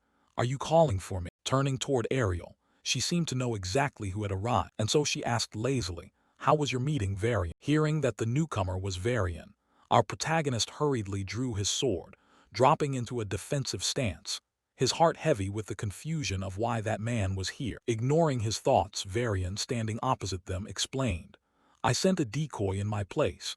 I have important experiments to conduct here. I just acquired some fresh materials, so I must take advantage of them while they're still fresh. However, I'm afraid I'll have to change my plans." As he spoke, he adjusted his glasses, his entire body radiating a terrifying pressure, which caused the expressions of all three, Gray, Bella, and Ariel, to shift in an instant. The explanation from Professor Varian continued. "Regardless, I prefer materials that possess magical potential far exceeding the average person. I don't know how you heard about me, but I'm certain you haven't told anyone that you came here, right? If you were all to suddenly vanish, no one would ever suspect me." With that, he flashed a cunning smile, as if he had already ensured the victory over the three standing before him. Professor Ariel, after hearing him speak, questioned him in a sharp tone. "Materials? Don't tell me you intend to use us as lab rats." Just as she had said, Varian had no intention of denying it, responding calmly. "Stay calm, your sacrifices will push the limits of magic. Therefore I cannot let you leave here alive. I will use you as the most exquisite materials." Saying this, He wore a cunning, wicked smile. However, before he could utter another word, a scorching fireball was launched from the opposite side, striking straight toward him and causing his expression to darken. A terrifying explosion subsequently occurred within the gloomy corridor, and the one who had just unleashed that magical attack was none other than the mage Bella. Looking at her, it seemed she had been waiting for a chance to take revenge on Professor Varian. Regrettably, the attack didn't seem to have much effect. After the dust and smoke cleared, the expressions of both Ariel and Bella held a flicker of surprise as they looked ahead. There, Professor Varian stood calmly, dusting himself off as if nothing had happened, having successfully activated a magic barrier to protect himself. He even took the time to offer a compliment. Fantastic. Truly fantastic. Ariel's divine eyes remained sharp. To think a student as special as you would possess such unique talent. Perhaps I should start observing those recruited by the other divine eyes more closely. He paused for a beat before mocking Bella. I can't say I'm not impressed by your little bit of magic, but is a student of this academy really trying to assassinate a professor? Retorting, Bella released a regretful remark. Better than being killed in return, even though I missed my chance. Turning to Professor Ariel, she didn't want her two students in danger, so she suggested, "We should retreat now. We have enough evidence." Hearing her, the blue-haired girl nodded in agreement. The academy can handle the rest. However, the villain Varian would certainly not let them retreat so easily. At that moment, his cold voice sounded.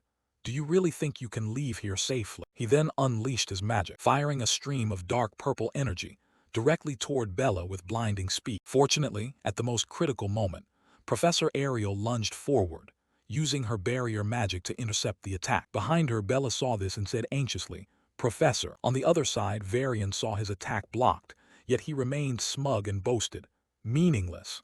This is one of my research achievements, the ravenous flame. It burns the enemy's defensive magic and turns it into fuel. Theoretically, it cannot be blocked.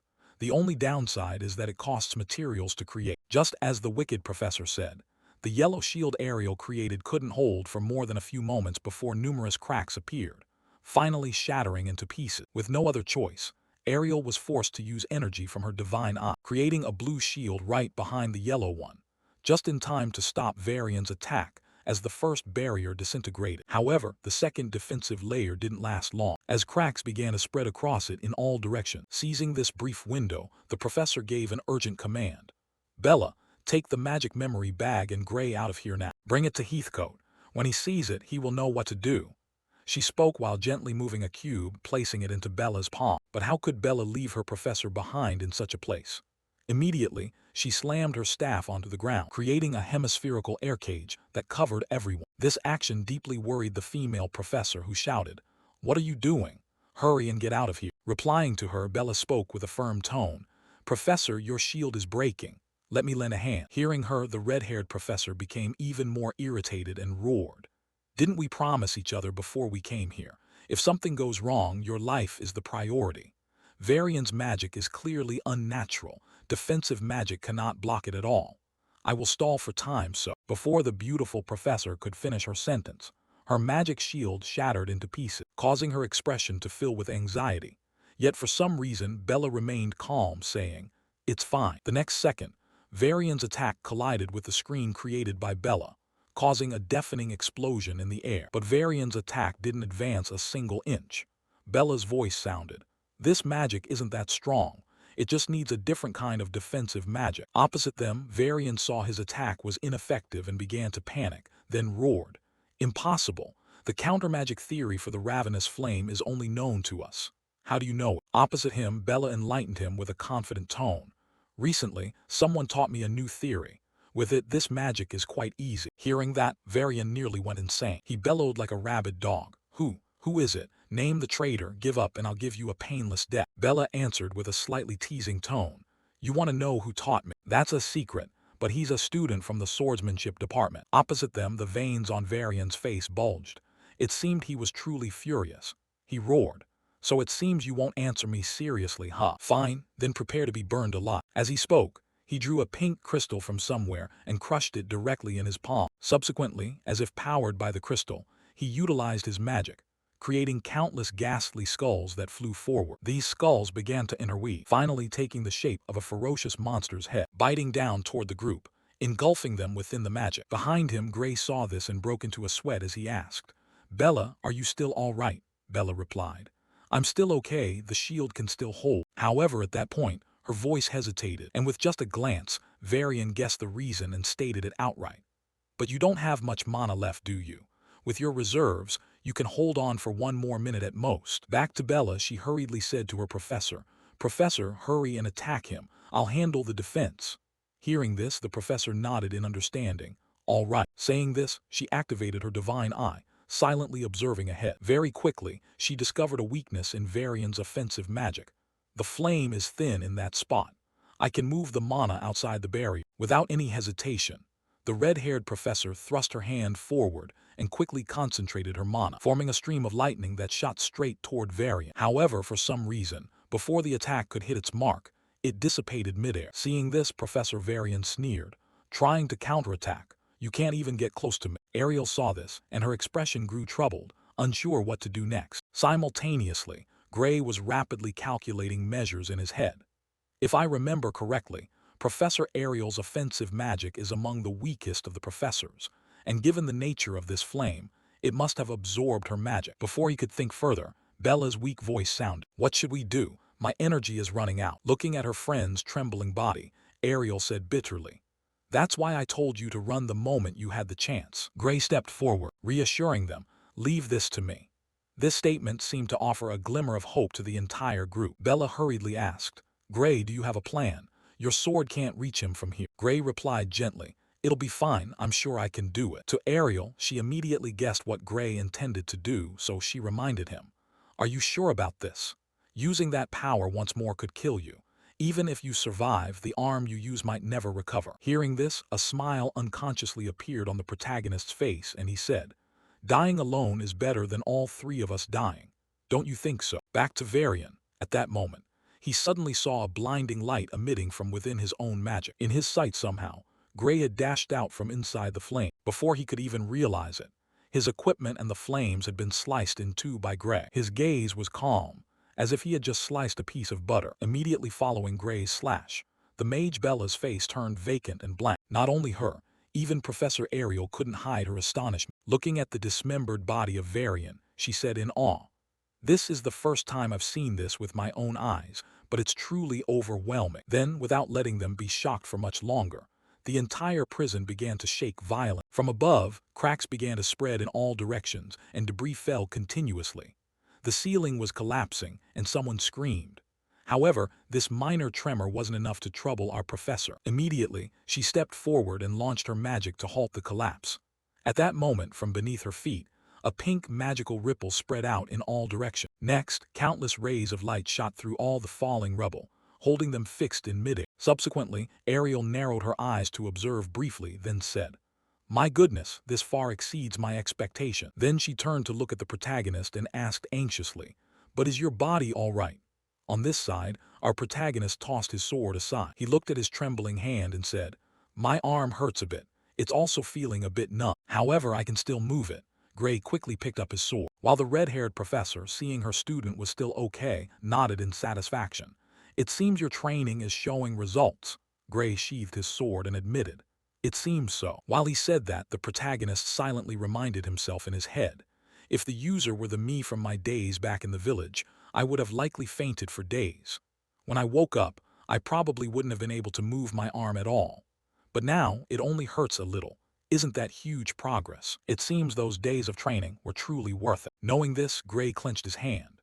Meanwhile, Professor Ariel watched silently without saying a word. A few seconds later, she approached and continued, "Thanks to you, we survived, but I apologize for forcing you to use that power." Replying, Gray shook his head. "Please don't worry about it. In the first place, I was the one who insisted on stopping Varian." Before he could add another word, the beautiful professor gave him a piece of advice. "Thank you, but if possible, try not to use that power for a while. Otherwise, the damage will never heal." As she said this, her face was filled with worry. Meanwhile, Gray Lee couldn't hide his own bewilderment. He bit his lip and nodded, "I understand." Turning to the mage Bella, who heard the two chatting like that, she curiously asked, Excuse me, was that magic just now? But I couldn't sense any ether at all." In reality, trying to explain that power as magic was impossible. To Professor Ariel, She naturally couldn't let her student dig too deep into this, so she immediately interrupted. I apologize, but I hope you won't inquire further about this, and please don't tell anyone what you saw today. With the professor's stern expression, the mage became confused and asked, "Why?" Ariel didn't explain much. Instead, she issued an ultimatum to her student. "If you cannot promise me that, then I will be forced to erase your memories." As she said this, the professor began to use her magic. This made the mage anxious, and she hurriedly agreed. "I understand. Shall we form a magic contract?" "That's right," Ariel nodded, simultaneously summoning a magic contract floating in midair. Just like that, very quickly, both of them signed the contract. After finishing everything, Gray spoke. "What now? I'm also very worried about the experiments, but first, I think we should help these people. It looks like they were only put to sleep by magic." As he spoke, he observed the people being held inside the prison. To this suggestion, Professor Ariel didn't object, but added, "It's not dangerous here anymore, but we should still take them to the Academy's medical ward to ensure their safety." Saying this, she snapped her fingers, filling the entire containment area with a pale yellow light. Each person's body was covered in an aura. After finishing, the professor explained her action. "I will place a defensive barrier to prevent them from being harmed from the outside. It's done. Let's continue investigating deeper inside." Looking closely, this place really is insane. Illegal experiments are being conducted everywhere. I see that almost all of them use human cells to create magic catalysts, or to enhance human magic capability. I don't see any signals related to the purger at all. Could it be at another facility? The professor offered her conjecture, while the protagonist was slightly confused internally. Truly, this is the place where the event that killed many people occurred in my past life. Could creating a regular magic catalyst really cause such a massive disaster? Mentioning that part, suddenly a terrifying thought flashed through Gray's mind. Wait, the thing that killed everyone in my past life was the miasma that overflowed from underground. Thinking of this, the protagonist became erratic and stopped. The professor walking ahead noticed and turned back to ask, "What's wrong?" Gray speculated that there might be something beneath the ground, so he voiced his theory. Could it be underground? It's possible there's some secret passageway. Hearing this, the red-haired professor observed her surroundings for a minute, then whispered, "I don't see any mysterious passageway." However, a second later, she seemed to realize something, and hurriedly ran forward. Relying on her divine eye, she began to detect traces of magic on the ground, so she shared her discovery. "Though still very faint, I can sense traces of short-range teleportation magic here." Gray heard this and asked, "Could it be a space only accessible by teleportation magic?" Ariel shook her head, continuing her explanation. "Based on the traces, the teleportation distance is about 300 meters below. There is definitely something there." Hearing this, Gray hurriedly stepped forward and asked, 300 meters underground. Can we go there?" Responding to this, the professor didn't let him down. "I can try using a teleportation gate." "Let's try." Saying this, she snapped her finger, creating a magic circle on the ground, while saying, "If there's nothing there, then the teleportation gate will only lead to solid rock." Just like that, the teleportation gate began to open slowly. And so, when the group stepped inside, they couldn't suppress their astonishment, because at that moment, the scene before them was countless cubic buildings built right next to each other. Looking at the quantity of architecture, Ariel exclaimed in surprise, "I never thought there was such a vast space underneath." On the other side, Bella, relying on her talent, felt something. She pointed ahead. "I can sense a massive source of ether radiating everywhere, especially from that direction." Everyone turned to look in the direction she was pointing.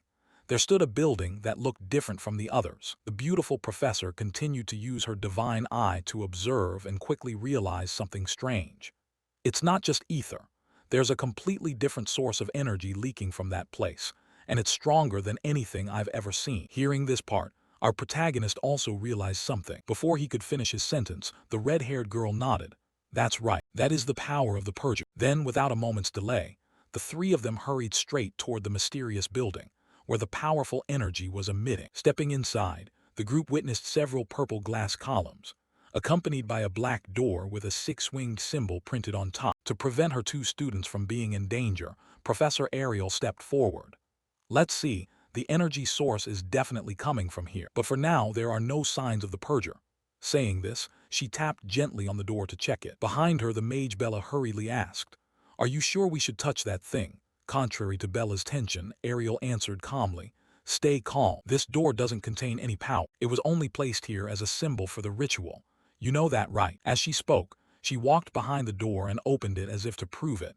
This door is completely safe. Following that, she observed for a moment and continued. The power isn't inside the door. It lies in the magic circle surrounding it. When she said this, the red-haired woman turned her gaze toward the giant glass tubes containing a pink liquid. Then, whether they accidentally bumped into something or not, all of these glass columns suddenly erupted with an intense, violent power. Leaving Gray terrified, he hurriedly shouted, "What is this? It's not actually summoning the purifier, is it?" Standing nearby, Bella's face twisted under the pressure. "This magic flow is way too dangerous. We have to stop it right now." She made her assessment. However, Ariel remained as calm as if nothing were happening. "Don't charge in.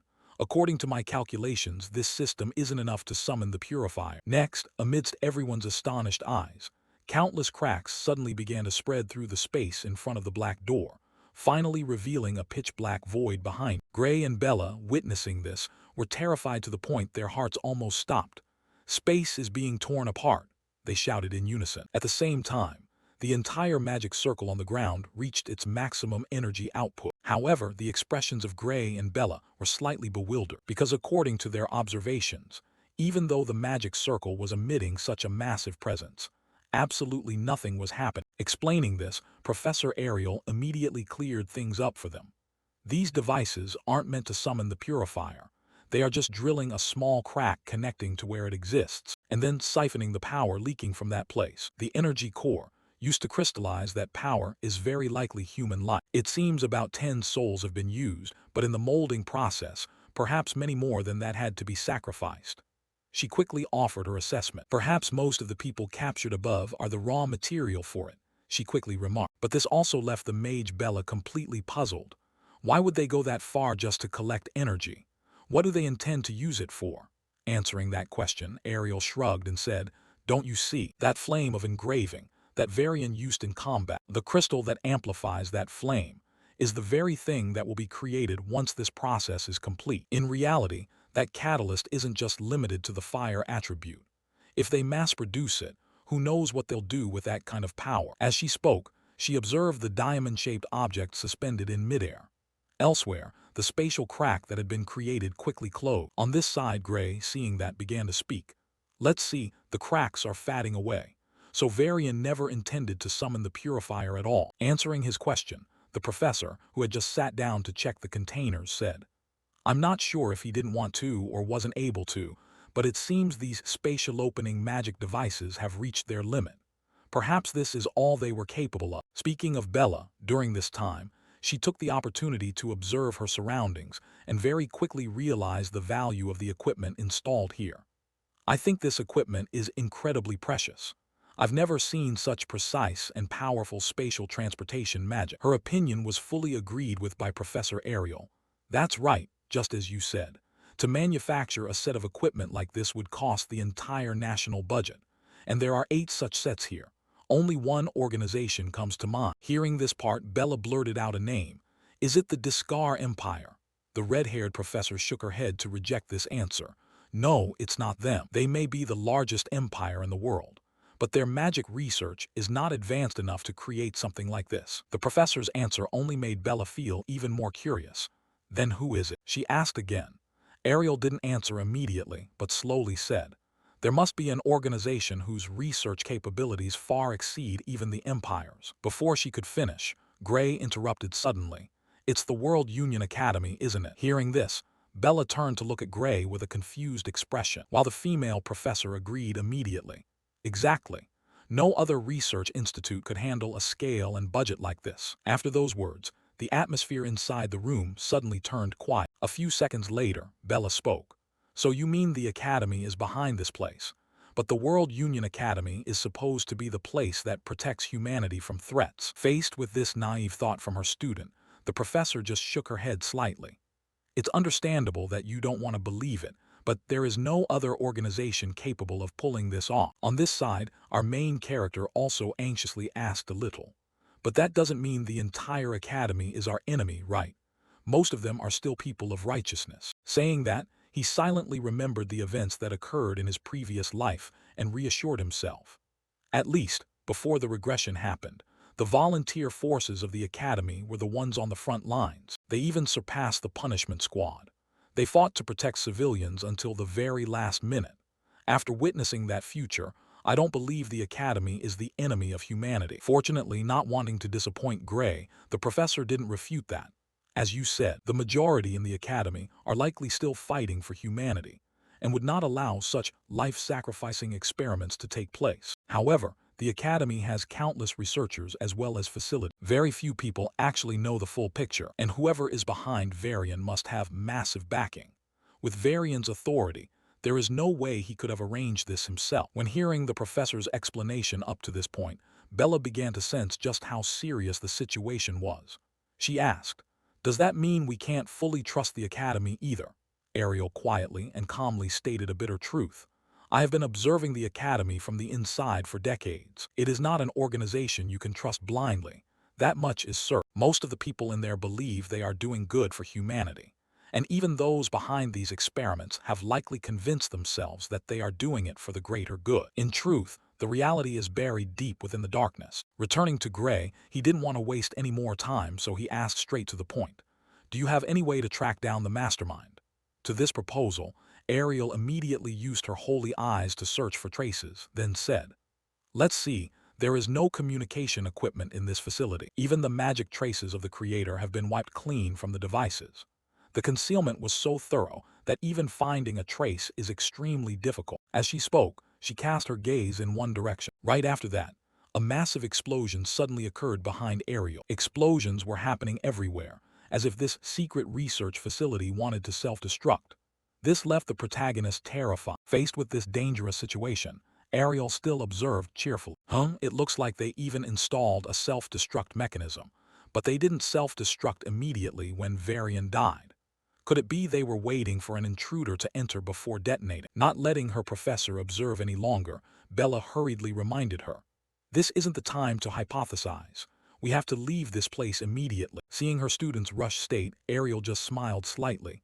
"Calm down, that's just exploding magic. The professors of the World Union Academy aren't weak enough to be killed by such things," Ariel said with a face full of confidence. Ariel activated a protection array against the destruction of the room. She reminded the two, "Don't step outside the array." The energy columns were still glowing bright. The room was severely shattered. On the ceiling, boulders began to crumble down. Outside, the place was desolate and silent. Suddenly, the whole group was brought outside by Ariel's teleportation magic. She did a quick head count and said, "It seems everyone who was captured is safe now." Bella also breathed a sigh of relief. "I really thought we were dead this time," while Gray also worried. "Wasn't that too dangerous?" Professor Ariel calmly replied, "Because there was more luggage than I anticipated, the teleportation magic was slowed down slightly, but it was worth it because we secured these things." The things she mentioned were those energy columns. "Once we bring them back to the academy, they won't be able to ignore us anymore." The night was clear, with a bright full moon in the night sky. The next morning, at the World Union Academy, inside the academy headmaster's office, he announced, "The survivors are currently receiving treatment at the academy's medical facility." Odadram praised Gray. "We really must thank you all for stopping Varian's illegal experiments." He picked up the report to examine it. "Now then, regarding the magic motors he possessed, each one is worth more than a nation's treasure." Ariel was also worried. "That's right, and there were 8 of them in total. There's no way Varian could have gathered that amount of firepower on his own.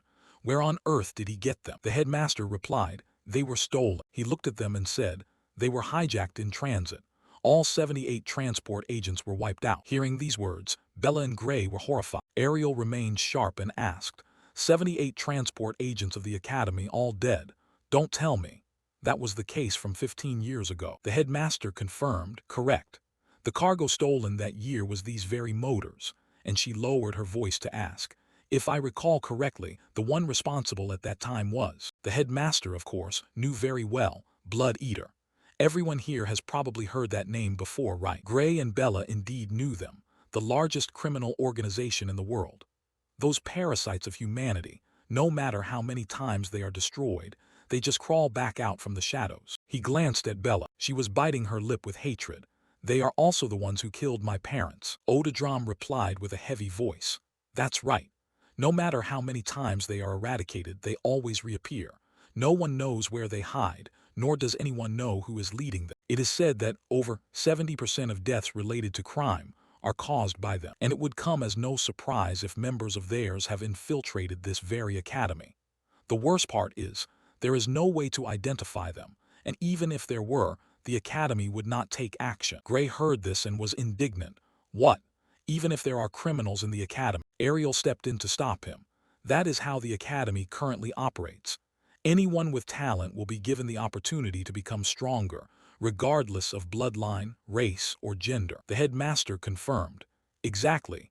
And whether that person is a criminal or not is of no importance. Bella also found this rule absurd. If there are criminals here, they must be punished. In reality, the headmaster was also helpless.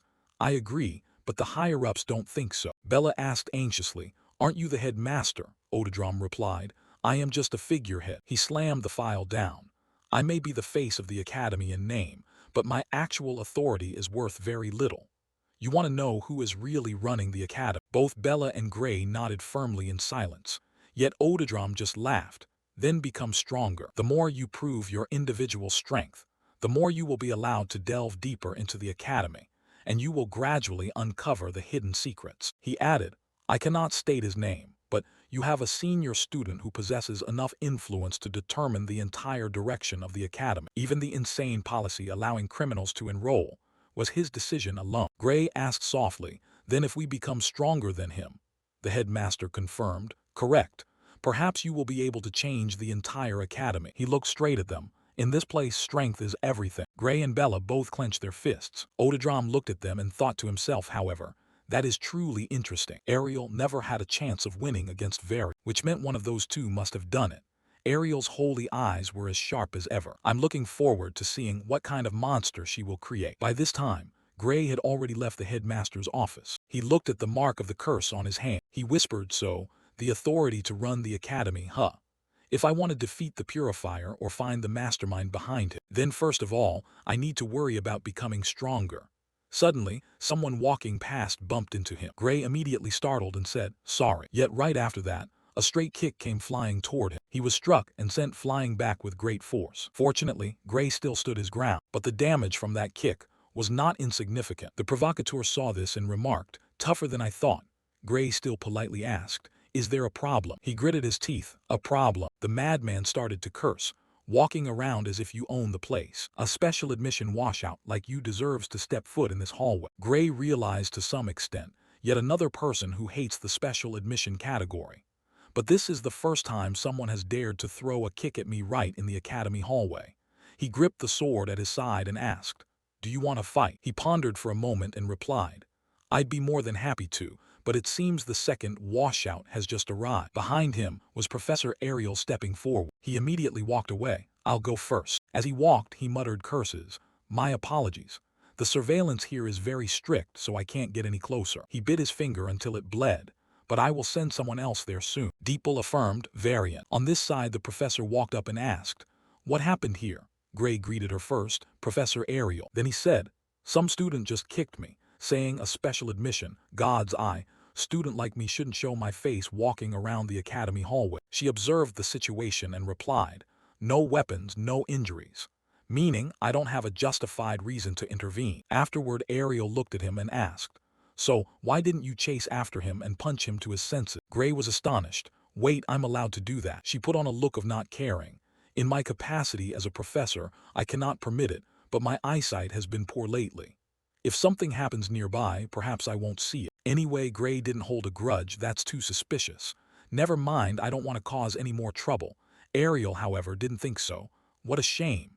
Really?" Suddenly she asked, "Let me ask you something. Are God's Eye special admission students really that hated?" Gray covered his arm and replied, "People often ridicule us, but this is the first time someone has actually laid a hand on me." Ariel asked back, "So you've been ridiculed by them?" She felt helpless on his behalf. "I'm sorry. If I had a little more authority then." Gray saw this and reassured her, "Please don't worry about it. If it weren't for you, I wouldn't even have been able to step foot in this academy. Besides, Bella and everyone else will prove that the God's Eye program isn't a mistake.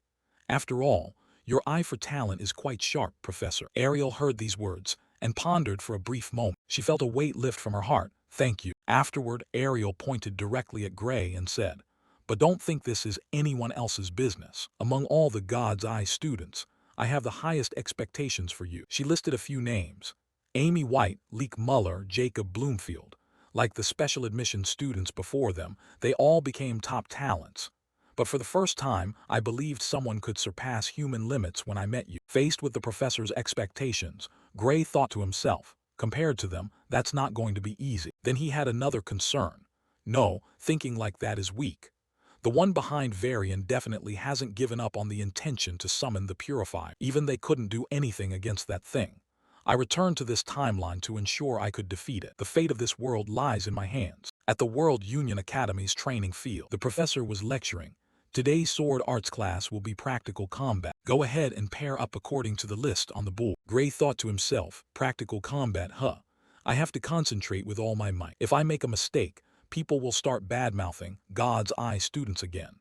At the very least, I have to prove that I am not inferior to the regular students. Suddenly, he felt something was wrong. Oh no. On the matchup board, it read, Gray Lee versus Leonhardt Appias.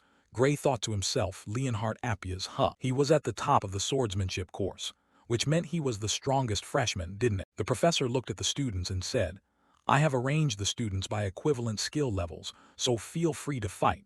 Consider this a real battle. Deep down, Gray vehemently protested. Equivalent skill levels my foot. Why do I have to fight the top-ranked student when I'm a special admission student? Gray calculated, and he hates Divine Eye students too.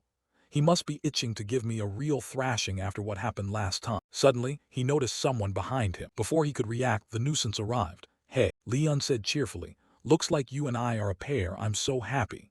He thought to himself, it's truly an honor to fight Gray, the top student in the class. I've trained harder than anyone else. Gray, prepare to witness my true swordsmanship. Gray became increasingly terrified. This guy, that bright smile, there's no doubt about it. He's ecstatic that he finally has a legal opportunity to beat me up. Leon added enthusiastically, I've been looking forward to this. On the arena floor, the proctor asked, is everyone ready? The command rang out, begin. Immediately, the students began sparring in pairs. Leon gripped his sword and lunged forward. Come on. Fortunately, Gray successfully blocked the strike. Leon swung his sword with great force, knocking him back. Instantly, he seized the opportunity to lunge forward again. Leon thrust his sword forward. Luckily, Gray dodged just in time. Gray didn't want to be outdone and swung his sword up. Both powerful swords clashed against each other. Leon remarked to Gray with admiration, you're really strong.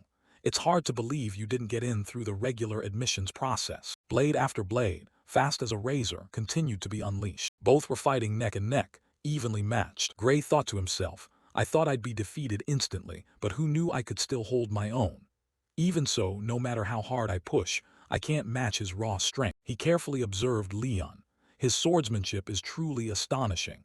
It's a textbook-perfect style, flawlessly standard, yet terrifyingly perfect. Even with the experience from my past life and the training from my master. Suddenly, he paused to gather momentum. Leon poured all his force into this strike as he lunged forward. But he's only lived one life, and he's already like a monster. Before everyone's eyes, Leon and Gray fought until only afterimages of their swords remained. The onlookers exclaimed in surprise.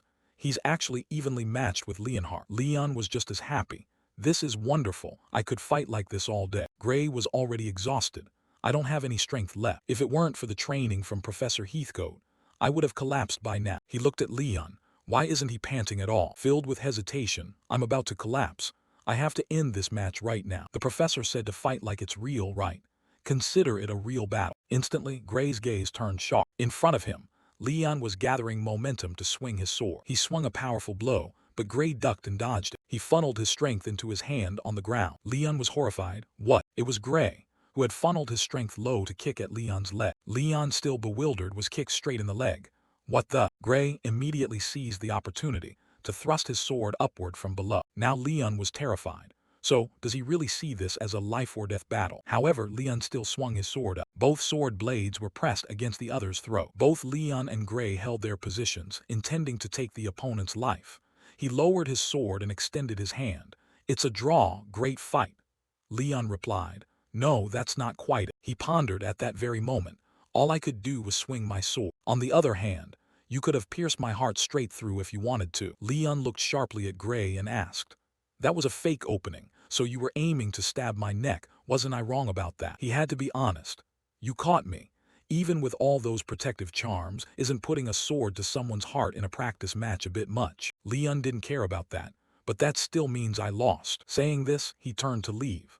Thanks to you, I finally understand the difference between a real fight and sword training, and that battle isn't just about swordsmanship. Gray still tried to make excuses. That was partly a cheap trick in a swordsmanship class anyway, but Leon cut him off. The teacher told us to treat it like a real fight. There's no such thing as cheating in a real fight. Suddenly, he pivoted on his heel. Well then he raised his sword and excitedly challenged him. Let's go another round. Facing the blade, Gray was fed up. Fight again. I only won because I caught him off guard. If we fought head-on, I wouldn't stand a chance. This isn't even about skill anymore. His sheer physical stamina makes me look like trash. Suddenly, someone stepped in to interrupt. Stop right there, a cocky student said. Whether it's real combat training or not, this is a swordsmanship class. Nobody said you could use anything other than a sword. He mocked Gray. And how did a special admission brat like you get paired with the top student? Don't get arrogant just because you have a bit of mon. He thought to himself, I didn't choose this match. Unexpectedly, Leon stepped in to mark his territory. The professor decided I'm the only one worthy of Gray. Please, move aside. The professor also stepped forward and said, as Leon said, I'm the one who did the pairing. I arranged students with equivalent overall power, didn't I? He pointed at Gray and asserted, Gray is the only one who can go toe-to-toe with Leon. He nodded with deep satisfaction. The professor looked at the troublemaker and said, if you're not satisfied, try fighting him. Defeat Gray and you can be Leon's opponent. Provoked, he angrily agreed. Fine, bring it on. He still tried to mock. I defeated the examiner to get in here. Don't lump me in with people who just barely made it in a draw or those who didn't pass anything at all. But Leon held him in contempt. He was judging Gray by the admission type without knowing his true strength. It makes me feel like I'm looking at myself in the old days. He trusted him unconditionally. This is a truly great opportunity. His strength is worthy of being recognized. Then Leon changed targets. But more importantly, you interrupted my time with Gray. Seeing his gaze, the other quickly looked up. You could see Leon's handsome face twisted in anger. For that crime alone, you deserve to die. The troublemaker truly didn't understand. What? Why is he so angry? The professor told Gray. If you don't like the real combat rules, fine, you can only use your sword, okay? Gray. Behind him, Leon was still radiating hostility. He was silently worried. I don't know how strong this guy really is, but if he got into the academy through the regular exam, it won't be easy. Gray assessed his opponent. He definitely has better endurance and physical fitness than me. Even after my teacher's monstrous training, I can't beat years of proper nutrition and physical condition. Gray tried to give himself an out. I'm not too confident in my skills, but losing doesn't mean being expelled, right? The professor also said, this is just class training. Regardless, don't hold back on each other. Gray raised his sword. All right. The other also took a ready stance. Instantly, he seized the chance and lunged forward. He thrust his sword forward, roaring. Time to let the special admission brat know his place. Remember your role. Instantly, both swords clashed hard. Suddenly, Gray was surprised. He flicked his sword. Then he knocked him backward. The troublemaker was stunned, while Gray thought internally, he's hitting too softly, his power. There's nothing special about it. The guy angrily gathered momentum and swung his sword. Gray thought to himself, is he holding back? And yet, who would have thought he'd be defeated in just the second strike? He fell backward, his head returning to Mother Earth. The professor announced the result. The match is over. Gray stepped over and asked anxiously, sorry, are you okay? I was aiming for your sword, but I hit you instead. I thought you would dodge. The guy didn't give in and picked up his sword. It was just a coincidence. You just caught me off guard. Despite his bruised face and teary eyes, he still said, one more round. Everyone stirred. Wow, that looks really painful. The professor was also helpless. Fine, fight until you feel satisfied. And so he swung his sword to attack again. Under the glaring sun on the arena floor, Gray asked anxiously, are you okay? Someone with eyes swollen shut mumbled, I'm fine, said the classroom troublemaker who had been beaten until he was unrecognizable. The professor was helpless. All right, that's enough. Someone take him to the infirmary. The professor was helpless. All right, that's enough. Someone take him to the infirmary. The professor gathered the students and announced, and so the representatives this year will be Gray and Leon. Any objections? He curiously asked. Representatives, the professor replied. The two strongest freshmen will fight the second-year champions in the intergrade match. He pointed at Gray and said, The freshmen have lost 35 times in a row. His gaze was full of faith. But perhaps this year will be different. Gray asked in amazement. 35 consecutive losses. He spoke up. Is the strength gap between freshmen and sophomores really that large? The professor confirmed. That's right. At this academy, being a year apart creates a massive difference. He also had no choice. Losing is completely normal. People even assume they will lose. Then he cast the bait. Just not performing too badly is already an achievement, and if you win, it will be recorded in the Academy's history as a miracle. Just being chosen to compete is already an honor. Saying that, the professor patted Gray on the shoulder trustingly. Then he left. Don't be too tense. All right, class dismissed. He mentally reviewed the information. So, the intergrade match isn't as serious as I thought, but for a special admission Divine Eye student like me, this is the perfect opportunity to prove I can actually fight. Gray whispered to himself, I have to keep practicing. In the conference room, the principal said. Next, the final item of today's faculty meeting is Professor Budra's proposal. The old professor heard it and replied, yes, he proposed. I propose the expulsion of the special admission Divine Eye student, Amy White. Ariel was indignant. Why would you make that proposal? I'm the one in charge of the Divine Eye student group. Unexpectedly, Budra replied immediately, and that's exactly the problem. He voiced his objection. Amy White failed the third-year promotion exam. Even so, she remained because she is a special admission student. Every student who fails is expelled. Is it fair to look at it like that? Professor Ariel still defended the student's rights. As I said, she is gradually developing to world-class combat capability. It's just that currently her body's backlash is too severe, preventing her from unleashing her full power. Otherwise, she would have passed the exam. The old professor mocked. Oh my, that excuse again. Another professor was also unhappy. Just by saying severe body backlash, a useless student immediately turns into a sealed genius. How long do you intend to use that mysterious power as an excuse? Ariel didn't agree at all, she reiterated. I'm telling the truth, she can regain her full strength at any moment. It could be tomorrow. If we pressure her right now, she might lose that chance forever. That professor retorted sharply. You've used this excuse before. He was angry. Is your goal to keep a student who can't meet the standards here forever? Ariel didn't want to be outdone. The academy exists to cultivate outstanding talent. What's the point in expelling someone with talent just because they don't fit the system? The fat guy started to chime in. Talent, huh? He mocked with contempt. Back in the day, Divine Eye students might have been impressive, but this current batch is just a bunch of failures. He listed the typical names. Amy White, Bella Albright, Jacob Bloomfield. It seems that Divine Eye has lost its ability to judge character. The professor beside him also chimed in. Perhaps it's time to consider abolishing the special Divine Eye category. Ariel was surprised. Abolish it? What are you talking about? Budra threatened. The Divine Eye category was established long ago by the Academy's founding council, and it can be abolished by that same method. As long as more than half the faculty agrees. You haven't forgotten that, have you? Another professor agreed. Honestly, the current Divine Eye group hasn't made any impression at all. Others also voiced their reflections.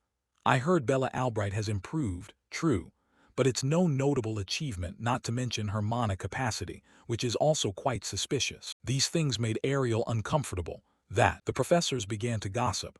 The old Divine Eye group was truly strong, but this batch. Right. There isn't even a shred of the spirit of the Divine Eyes from before. The group of professors began to gang up to apply pressure. Ariel was in a dilemma. There are more people opposing the Divine Eyes than I thought. At this rate, the Divine Eyes really might be abolished. Budra mocked again. It's been obsolete for too long, shouldn't it be scrapped? He then taunted Ariel. Or were you still going to say that your eye for talent is better than all of ours? Her hands clenched. I want to say yes, it is. Ariel then caught the prejudiced gazes. But replying like that would only make them angry. Surrounded by a group of men, she was suppressed. They never liked her anyway. She desperately tried to find allies. However, many professors were concerned about whether the Divine Eye category was truly beneficial to the academy. So if she wanted them on her side, she couldn't say anything that would turn them against her. She pressed her lips together tightly. Budra became even more provocative. Can't argue anymore. Well, at least you know you're past your prime. Another joined in. Despite having many past achievements, perhaps you should retire before you ruin your reputation. Well said. The mockery continued endlessly. If you want to teach your favorite student the way you want, Why not just start your own academy? The old men began to burst into laughter. Good idea. Good luck finding students willing to follow an expired divine eye master. Ariel felt helpless. I can still spot a genius, but these kids need time. If they have time, they will prove everything. I just need to stop them from being expelled. She was resolute. Before that happens, by any means necessary. Suddenly, someone mentioned Ariel's favorite student. Speaking of divine eyes, there seems to be a kid named Gray, right? The professors shifted the topic to him. I heard he's quite promising in the first-year swordsmanship department. That's right, I heard the same. I think he's also participating in the intergrade competition this year. Budra seized the juicy prey again. Sounds like he has potential, he suggested to Ariel. Then why not let him prove it in this match? We will decide the future of the divine eye category after seeing the results. She cast a glance toward the professor who had just helped her out. He helplessly shook his head. Ariel resigned herself to the risk. She spoke up. His strength isn't suited for these mock battles. If it were a real life-or-death fight then. Before she could finish, she was cut off, making excuses again. That professor vehemently objected. If he can't perform in training, then he won't be able to do anything in real combat. All the professors here know that. Ariel flared up.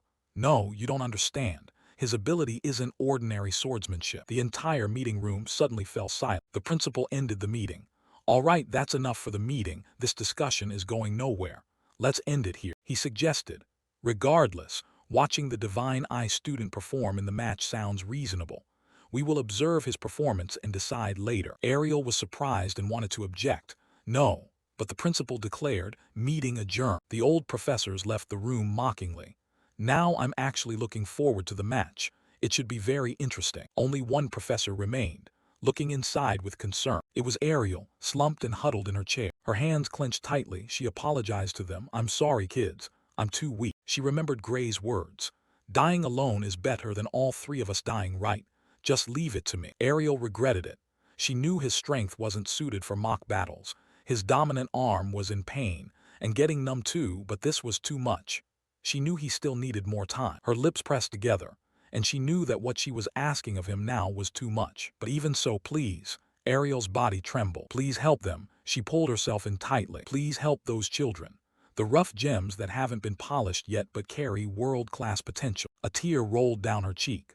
Please protect their future. Professor Ariel's tears streamed down her face. The day of the intergrade friendly match arrived, and the academy's arena shone bright. The professor announced, all right, we will begin the intergrade friendly match. To introduce the competitors, here we have the first-year top student, Leonhard Appia, the second-year top student, Leonel Hartman, the challenger from the first year, Gray Lee, and the challenger from the second year, Diebel Raydartle. He looked at the guy named Diebel and thought anxiously, wait, isn't that the guy who lunged at me in the hallway? Do I really have to fight him? Now we will witness their abilities. All the students and professors turned their attention to the arena. It was still the scornful old man, Budra. Leon whispered, are there really this many professors watching this match? Are regular intergrade friendly matches like this? Hartman replied, no, this is the first time. Last year, only 3 professors from the swordsmanship department bothered to watch. He was curious. Why is it so crowded today? Making Leon remember. He proudly introduced, the professors must be curious about Gray. They truly have a good eye for talent. Seeing Leon's smug appearance, Hartman thought to himself, is he always like this? The old Professor Budra heard the conversation and said, just as you guessed, we came to watch the final match of the special Divine Eye student group. The students hearing this began to murmur excited. Gray immediately asked, finally what? What do you mean? Budra turned his gaze toward Ariel. Nobody told you. He replied contemptuously. The Divine Eye class is going to be disbanded. He was stunned. Disbanded? Professor, is that really true? Meanwhile, Professor Ariel remained silent. If I tell Gray the truth, he will overexert himself. He might even use that power, but in his current state it could kill him. She had to speak up. Ariel reassured Gray. Budra is just trying to break your spirit. Don't let it affect you, just focus on the fight. Below the arena, there was a momentary silence. He saw her arm trembling. Gray knew what he had to do. He replied, if the professor says so, then fine. Budra saw this and said with contempt, whatever, go ahead and play the fool. He targeted her. When he loses miserably, the other professors will understand that Ariel's divine eye isn't as sharp as it used to be. Unexpectedly, Gray retorted immediately, I can't overlook that. The old professor suddenly paused. What? I don't care if you insult me, he stated resolutely. But don't you dare look down on Professor Ariel's judgment. This line stunned her. Budra remained relentless. What kind of power did her eyes see in you? Unlike your professor, those who haven't gone senile are certain you'll lose miserably. Gray was angry, his voice dropping. Fine, I'll prove you all wrong. He was driven mad. What's with that insolent attitude? Calm down. The referee below ordered. Competitors, please separate and go with your teammates. Ariel remained worried. I'm grateful for your trust, but what is Gray planning to do? If he fights the top student, his real combat swordsmanship skills might give him a slim chance. But the opponent he's meeting is someone terrifying. Deeble Radartle. Bradley performed surgery to modify his brain, increasing his reflexes to superhuman levels. He's practically a living weapon. He's the worst opponent for Gray's ambush style. Don't tell me. Is he planning to use that ability? Thinking of this, Ariel's lips unconsciously pressed together. She stood in the stands and called out, Gray. Ariel pleaded, don't worry about me. Please don't overexert yourself. He was surprised for a moment. Then Gray smiled faintly. He reassured her, I know. The referee, along with all the professors and students, were facing the stand. The referee announced, the arena is protected by defensive magic to prevent fatal injuries. Triggering the opponent's protective shield counts as a win. Fight like it's a real battle. Leon whispered to himself, a real battle. The match between the top students began. Leon immediately seized the chance and lunged forward. Here I come. Hartman also enthusiastically took his stance. Great, show me what you've got. Sharp blade after sharp blade from both clashed. At this moment, Hartman had already gathered momentum. He swung his sword forcefully, but fortunately, Leon ducked and dodged it. He braced his hand on the ground to gather momentum. Then he kicked upward forcefully, but Hartman dodged it. Leon said regretfully, I guess I can't fight like a knight, Gray. But Hartman exclaimed, you're not bad either. Honestly, you're even stronger than I was in my first year. Then he unleashed a wave of pressure and lunged. Let's speed this up. Making Leon anxious. Can I keep up? A barrage of sword strikes came down like a storm. Hartman just kept chasing Leon until he touched the protective shield. Damn it. Hartman's sword blade had reached its mark. It was perfectly pressed against Leon's throat. The referee shouted, enough. The victor was clear. The winner of the top student match was Leonel. Both lowered their swords and said cordially, thanks for the match, great fight. Next we will begin the challenger match. Both representatives stepped forward. Leon said to him, good luck. Gray replied, thanks. He thought to himself, I've already boasted, now I have to pull it off. Before traveling back in time, I'd fought countless monsters more hopeless than this. Compared to those things, I can still win this. Deeble's sword tip dragged along the ground. He walked forward while muttering, just a little longer, Professor Bradley. I'll send him to the same place as her. Straight to hell, accompanied by a savage smile. The selection match for the intergrade tournament. Both took their combat stance. The arena fell silent without a stir. As soon as the referee shouted, begin, both lunged at each other. Gray was shocked to realize something unusual. He was knocked back by Deeble. The hand holding the sword trembled. Damn it, that's heavy. Gray looked at the lunatic before him and assessed. Even though Professor Ariel said his reflexes were enhanced, but could the strength in his arm be enhanced too? With this strength gap, all my tricks are useless. How am I supposed to fight him? He thought to himself. I still have that skill, but Gray recalled Professor Ariel's warning. Listen, no matter what happens, don't use that power. At worst, you will die. At that time he had promised, yes, she still worriedly cautioned. The tournament is important, but it's not worth sacrificing your life for. Furthermore, the arena's defensive perimeter won't be able to resist it. If you use it, you might even kill your opponent. This truly frightened Gray. He took the risk and lunged forward. Determination. I can risk my life to protect the Divine Eye special quota, but I can't kill someone in the middle of a school tournament. Deeble also gathered momentum. Two slashes simultaneously crashed into each other. Deeble immediately swung a treacherous blow upward. Fortunately, Gray managed to block it. He thought to himself, why are his movements strangely simple? With his physique and reflexes, he could take me down in one hit. Gray assessed him sharply. He doesn't lack technique. He's definitely holding back on purpose. What is he planning? Unexpectedly, he was met with a savage, brutal smile. Gray was terrified by the smile. He was knocked back. Afterward, Deeble's sword tip lunged forward, aiming straight for Gray's eye. I can't dodge this. Yet he still managed to raise his sword to block it in time. Truly, Gray couldn't understand why. It's clear I shouldn't have been able to react in time. He gathered momentum and pushed Deeble back. He slid away. Did he intentionally reduce the force of the strike? Up in the stands, Ariel was also astonished. She was startled as she looked through her god's eye. Inside Deeble was a heart covered in mana. What kind of power was this? A glowing dark purple mana source enveloped his entire heart. Suddenly, Ariel looked toward Budra's group. He was still mocking. The second years this year really have issues with their character. They clearly could have finished it at any time, yet they just keep dragging it out. Seems like it. That God's Eye student has to struggle to block every blow, yet he still refuses to surrender. Doesn't that prove he's just not strong enough? Or perhaps he knows the God's Eye slot is about to be abolished, so he's giving us a hint. If he keeps waiting like this, the special slot is going to become a laughingstock. That makes sense. Truly a model student thinking so much for the academy. Every bit of malice was aimed at Greg. Suddenly Ariel screamed, "Stop the match, stop it immediately. This is dangerous." That old man Budra, still wearing that ugly expression, asked, "Dangerous? What are you talking about? This simulation match?" Another one chimed in, "It seems you don't know, Professor. Let me tell you, the arena is covered by a powerful protective barrier. Any attack that could cause fatal injury will be automatically blocked, so the students can fight with all their might without fear. Unless you have some other reason for wanting to stop the match." Down below, Gray was still struggling to defend himself. Up in the stands, Ariel explained, "Of course I know about the protective barrier, but it won't be enough to protect Gray." Instantly, a mana explosion occurred on the arena floor below. Ariel was filled with extreme horror. Deeble had activated his cultist power. He took a stance and raised his sword high. Then he swung it with all his might toward Gray. He was overwhelmed by the sight. The entire arena shook violently from that single sword stroke. Gray looked down in horror. Where the blade had just swept past, a deep gouge was left behind. It even cut through the academy's barrier. It sliced through Budra's fake, haughty pride. Ariel worried, "The barrier, I told you so." She quickly cast magic. "You bastard, Bradley. I never expected you to plant that thing in the academy." But the magic was blocked by the barrier. Ariel panicked. "The barrier on the spectator side is too strong.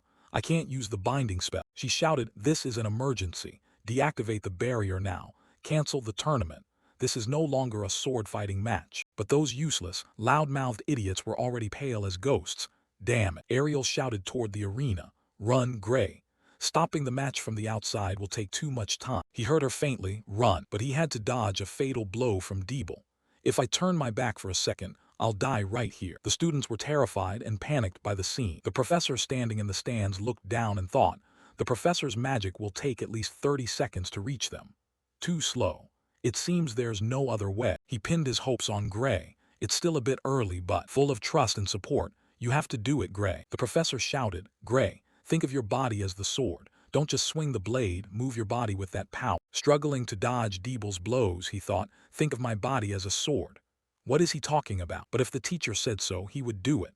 Gray paused and thought, "No, I have to do this." He became calm. "I am a unique blade. Focus. Put everything into it." The blade was already closing in to take his life. It got closer and closer. Then it crashed violently into the sturdy barrier. Behind Deeble, Gray was swinging his sword. He looked back in horror. Having grasped the teaching, Gray thought, has he been this slow all along? No, he gripped the sword tightly. He swung with all his might to repay Deeble for all the trouble he had caused.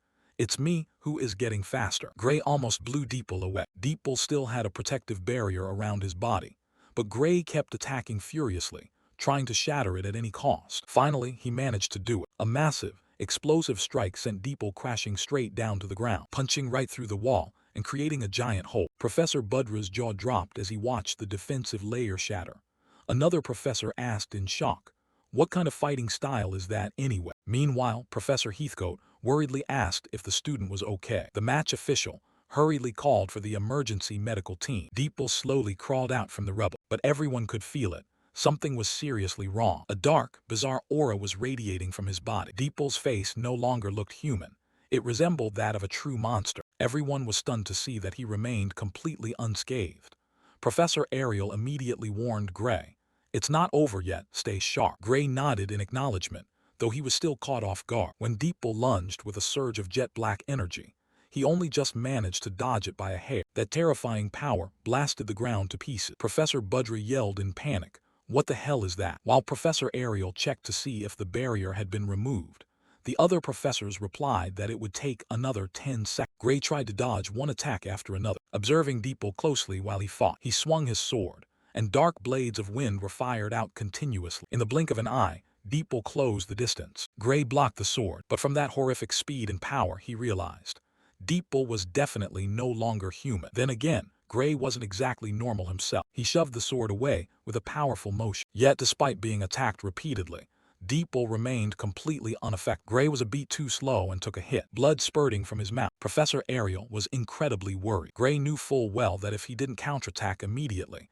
he was done for. He craved even more power. That thought consumed him. Gray's eyes changed, and in one lightning-fast move, he cleanly severed both of Deeple's arms. Deeple's pain scream echoed throughout the arena. Blood splattered everywhere. Deeple fell to his knees, black mist rising from the wounds. The professors gasped, and the entire arena fell into a deathly silence from the shock. At that exact moment, the final barrier was finally lifted. All the professors immediately jumped down into the arena, with Professor Ariel leading the way. They quickly tied Deeple down tight. Gray was gasping for air, completely exhausted. Suddenly, a sharp pain shot through his body, and blood gushed from multiple wounds. He collapsed face first onto the ground, his whole body trembling.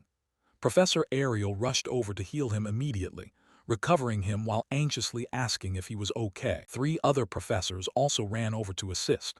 She ordered them to cast healing magic on Gray immediately. Gray was nearly unconscious at this point. Ariel watched his breathing intently. A moment later, she let out a sigh of relief, but as she looked up, she was startled by a dark shadow blocking her view.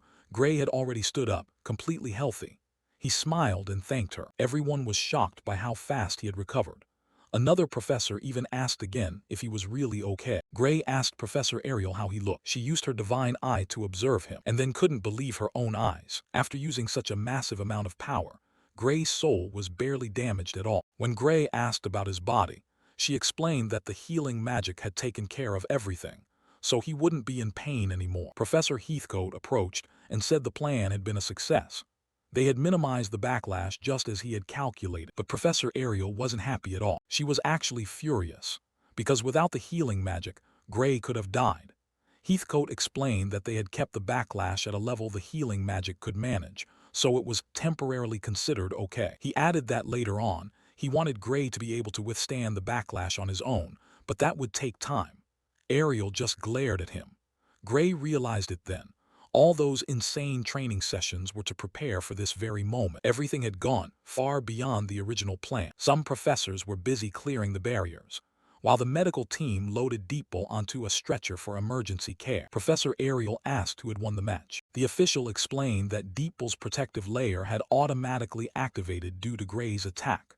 Therefore, the winner of the selection match was the first-year representative, Gray. The students cheered in unison. No one could believe a first-year rookie had defeated a second-year representative, and a student from the Divine class at that. Professor Heathcote announced, "The Divine Eye student has finally ended the first year's 35-game losing streak," but he also admitted that after this fight, winning or losing didn't matter much anymore.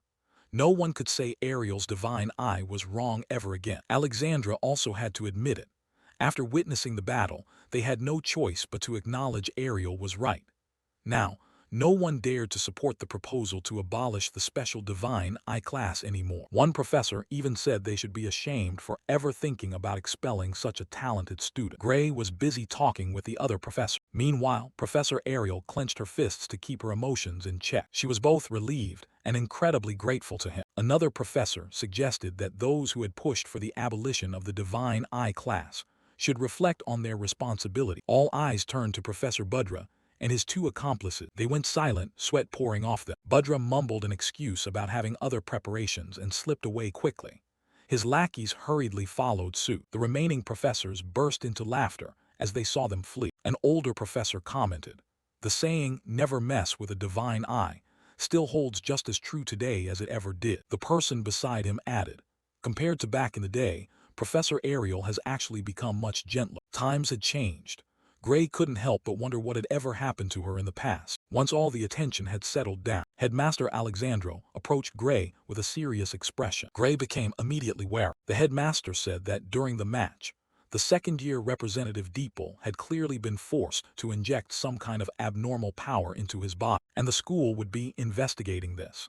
It was unacceptable for a simulated battle to become a life-threatening situation for students. The headmaster apologized to Gray on behalf of the academy for not having detected the anomaly sooner. Gray told him not to worry, saying it was fine in the end. But Alexandro continued, "After Deeple lost control, Gray had also unleashed something." Gray flinched with tension. The headmaster knew it wasn't ordinary magic, but a much stranger kind of power, one that even modern magical theory couldn't analyze. He wanted to know what it really was. Gray didn't know how to answer. He couldn't reveal what happened before the regression, especially while he still didn't know where the mastermind behind Liquidator was hiding. He just replied that he wasn't sure either. Alexandro looked skeptical. Gray added that it was Professor Ariel who had realized it and explained it to him. Ariel knew full well that was a lie. Ever since Gray had taken down the Ogre General, he had been using that power quite naturally. She wondered to herself what he was plotting. Gray secretly hoped she would cooperate. To stop the Liquidator, he needed her to remain in her position of power. Ariel caught on. She was impressed that Gray had calculated everything ahead of time. He didn't seem like someone living his first life. She realized he trusted her a lot, so she felt compelled to back him up. She stepped into the conversation and told the headmaster that he was right. Gray's power couldn't be analyzed by magical theory, but with her divine eye, she could see it clearly. She said that after observing, she had asked Professor Heathcote, who had a good affinity with this type of power, to assist Gray, which is why he was able to control it to that extent today. She was still researching how to harness this power more effectively, and requested that the headmaster grant her full authority over everything related to Gray's power. After witnessing the battle, the headmaster couldn't refuse. He said that Gray and the entire Special Divine Eye group would be under her command, and that if the Academy could provide any support, she should just ask. Both of them were surprised by this offer. Ariel thanked him. Gray and Professor Ariel exchanged a knowing smile. Afterwards, the headmaster went down to the special underground medical facility to check on Deepbull's condition and invited Ariel along because he needed her eye. She happily accepted. Back at the office, Ariel took a sip of tea and informed Gray. According to the analysis, the power used on Deepbull was almost identical to the Liquidator. She was certain that the crystals from that research facility had been used. Gray asked what was wrong with Deepbull. Ariel replied sadly, he was dead. Gray was about to ask if it was because of him, but she cut him off. It wasn't. The moment that power activated, Deepbull was no longer himself. It was possible he had already been dead, since he was implanted with that power. And clearly, the target was Gray. An act of retaliation because he had killed V and Bradley. Gray's expression darkened. He also realized that if Deepbull had been tampered with after Variad's death, it was very likely the work of a third party. Ariel also sensed that a much bigger fish was lurking behind it all. She would continue to dig deeper into the connection, even if it might take quite a while. Her intuition told her this had ties to the deeper levels of the Academy. Gray nodded, saying if she needed help with anything, just let him know. Ariel thanked him sincerely. She also realized that Gray had learned how to use his power without damaging his own soul. Gray admitted it, but this time the backlash on his body was much heavier than before. Her silence made Gray nervous. Ariel smiled and announced, Professor Heathcote thought it was time to upgrade Gray's training to the next level. Hearing this, Gray excitedly asked if it was really true. Ariel responded with a radiant smile. That's right. This time, you'll learn to control that power much better than you do now. A scene opened up under the vast sky. A suit of armor stood tall, and in the center was the lone swordsman Gray. Surrounding him were rows of motionless ironclad training mannequins. Professor Heathcote stood not far away, his voice laced with concern. This training method is extremely dangerous and painful. If you take the time, there are still many safer options. He asked one more time. Are you sure? Gray simply replied, yes. The training began. Gray closed his eyes and focused deep. He imagined himself as a single sword, recalling that horrific moment from back then. Black mist shrouded the blade, gradually transforming into blazing red energy that spread throughout his body. Ready, Gray swung his sword in a single stroke. The crimson energy tore through the iron armor mannequins, causing them to shatter into pieces. The red slashes swept across the arena, debris flying everywhere. Gray lunged like a storm, slashing repeatedly from every direction. The mannequins were shredded without mercy. After the whirlwind, Gray burst out from the center. Behind him was a devastated battlefield. The professors standing by to observe were all astounded by his terrifying speed. They were both in disbelief and secretly filled with admiration. Professor Heathcote frowned. Gray continued to dash to the other side of the training ground, but the moment he started the movement, blood sprayed from multiple wounds on his body. He glanced behind him, swung his sword to slash the remaining arm, and then stumbled, falling face first onto the ground. His body lay slumped, unable to get up. The professors in white robes immediately activated healing spell. A blue mist enveloped Gray. He was unconscious for a brief moment, but just a short while later, the wounds had healed, and he slowly stood up. Gray thanked them. Professor Heathcote nodded in satisfaction. Excellent progress. This time you maintained it much longer than the last. Gray admitted. When I was concentrating, I didn't realize it. But now it's clear. Using this power is incredibly painful. Professor Heathcote stepped closer, his voice deep. Pain and suffering are signs that you are pushing past your limits. However, this training is truly excessive. Whether or not to continue is entirely up to you. Gray replied with determination. I've made my decision. He immediately got into a fighting stance, ready to perform it once more. Suddenly a voice rang out. Stop. It was Professor Ariel. She reminded him. Training is only permitted once per day. Gray argued back. My body has been healed. The soul won't be harmed. Ariel shook her head. Skin wounds can be handled by healing magic. But if you continue to sustain damage before stabilizing, the sensation when swinging the sword will be severely distorted. She trusted that Gray understood this better than anyone. Gray recalled his hand from his past life, the life where he was bullied, and his swordsmanship never improved due to the aftereffects of childhood injury. Professor Heathcote sighed in relief. Thank goodness she arrived in time. Even I would hesitate if I had to repeat this type of training multiple times a day. He dropped a piece of armor to the ground. The thud that echoed proved its incredible weight. Gray nodded. I understand. A professor in a white robe asked curiously. You've already become this strong, so why are you in such a hurry to get even stronger? Professor Ariel sighed. It's my fault, she recounted. Because she had dragged Gray into the battle with Professor Varian, those lurking in the shadows now considered Gray an enemy. The incident with Deeble was only the beginning.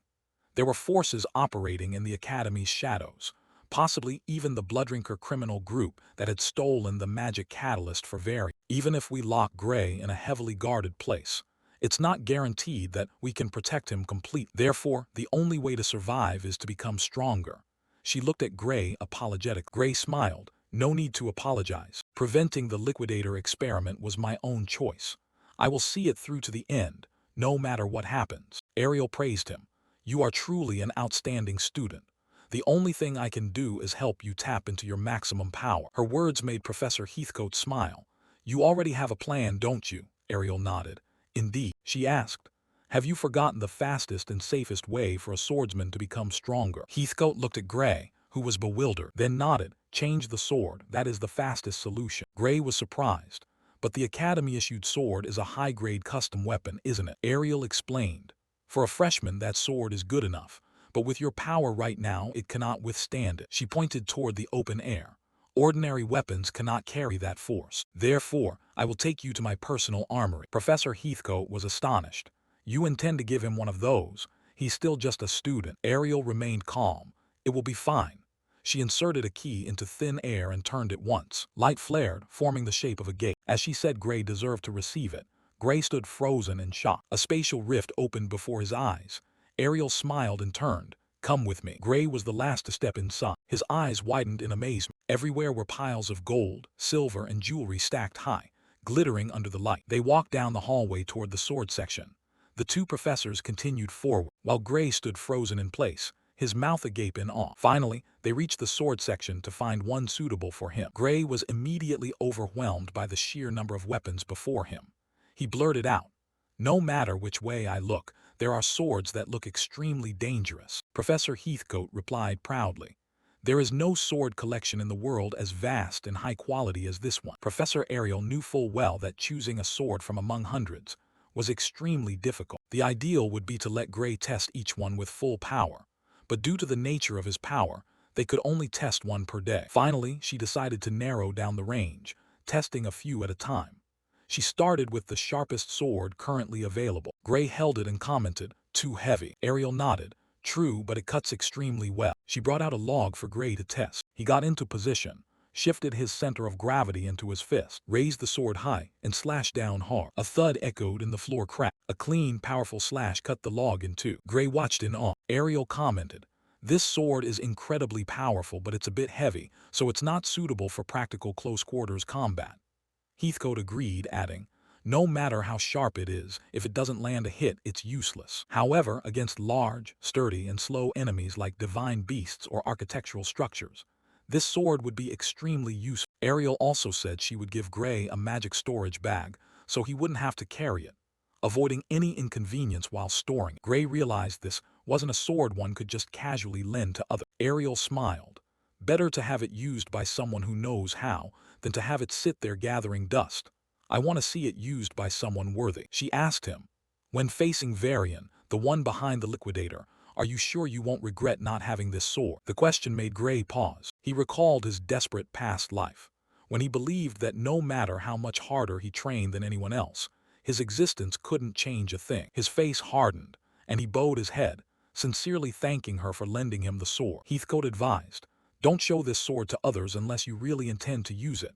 Gray asked in surprise why. Heathcote explained, "Its market value is at least 10 billion, or no less than 10,000 gold coins." Gray's eyes widened, his jaw nearly hitting the floor in shock. He hurriedly told Ariel that he couldn't accept such an expensive item, but she replied calmly, "I don't accept returns." She stated clearly, it wasn't a loan, it was a gift for him.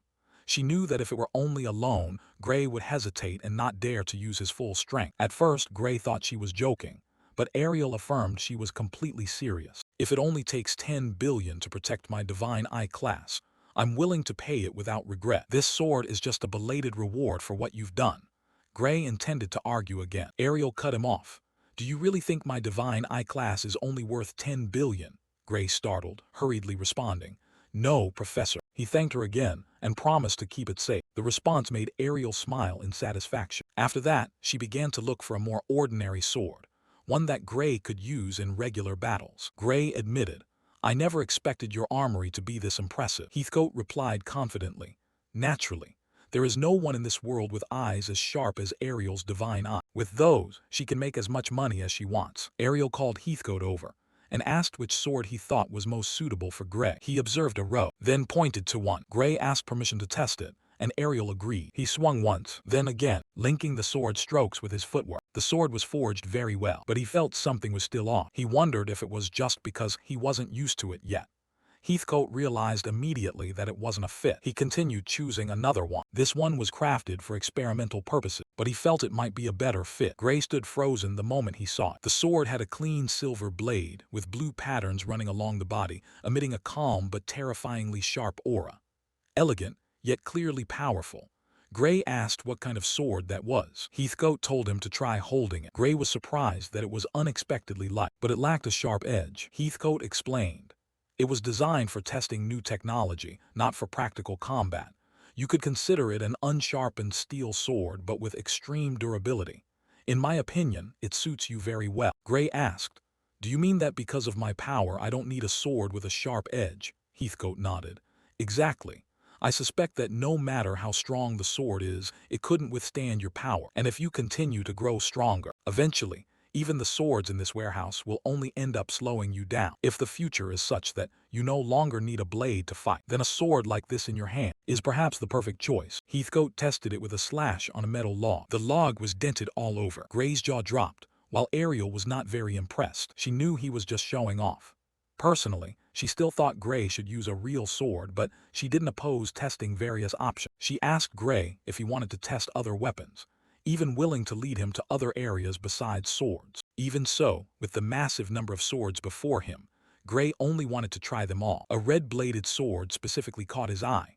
It looked much lighter and stronger than the first one. He said he wanted to test that one and stepped forward, but halfway there, another sword made him stop. He felt a familiar sensation from it. Gray asked Ariel about that sword. She recounted, "A former student of mine left it behind after graduating. It's not a famous named sword, but it's forged very well." Gray asked permission to test it. The sword lay in his hand extremely naturally, as if born for him. He stood before the training mannequin. With a nearly negligible movement, he sliced it in two. Both professors were stunned. Gray was equally astonished. The sword suited him to a scary degree. It felt like he had been practicing with it since he was born. Ariel asked if he liked it. Gray nodded, "Yes. In my entire life, I have never owned a sword as easy to use as this." She wanted to test further to see if it was truly compatible with Gray's power. Gray hesitated, worried that this was a former student's sword and he might damage it. Ariel reassured him, "It's fine. I'm sure this sword would rather be used than lie there gathering dust." That convinced him. Gray curiously asked the name of the student who forged the sword. Ariel replied, "Metallum Norm." Gray froze. Metallum Norm, the greatest magic sword blacksmith in the world. The sword he was holding was forged by the man himself. They moved to the training field for serious testing. To measure power and durability, Ariel wanted Gray to push the sword to its limit. They started with the sword with blue pattern. They chose the strangest one first to see how it interacted with Gray's power. Gray stood in the middle of the field, surrounded by mannequins. He began to channel his power. Red aura covered his body, but suddenly it dissipated. He was startled. Try again. The sword was slowly covered in red light. He focused, trying to become one with the sword, and poured his power into it. But once again, the energy dissipated. A look of panic flashed across Gray's face as he realized his power completely failed to activate. Ariel stepped closer and asked if he felt any physical difference. He replied no. She suspected the sword was the cause. Without forcing it, she pushed the sword aside and prepared to test another. She guessed this one was simply not compatible with Gray's power. If so, the best choice was to test the most ordinary sword among them. She took one from the magic storage bag. It was the one forged by Metallum Nor. Gray stood tall, the sword held at his side. Around him were the motionless training mannequins under the vast sky. He focused on a single thought. He was a sword. A faint aura began to radiate from his body. Gray smiled happily. He had finally activated it. Suddenly, a voice echoed in his head. In the meantime, there is still time. Gray startled and looked around, but saw no one. The voice continued. When the time comes. From afar, Professor Heathcote said to Ariel, with this sword, activating his power won't be a problem. Gray decided to begin. He took a step forward, swinging his sword toward the sky in a clean stroke.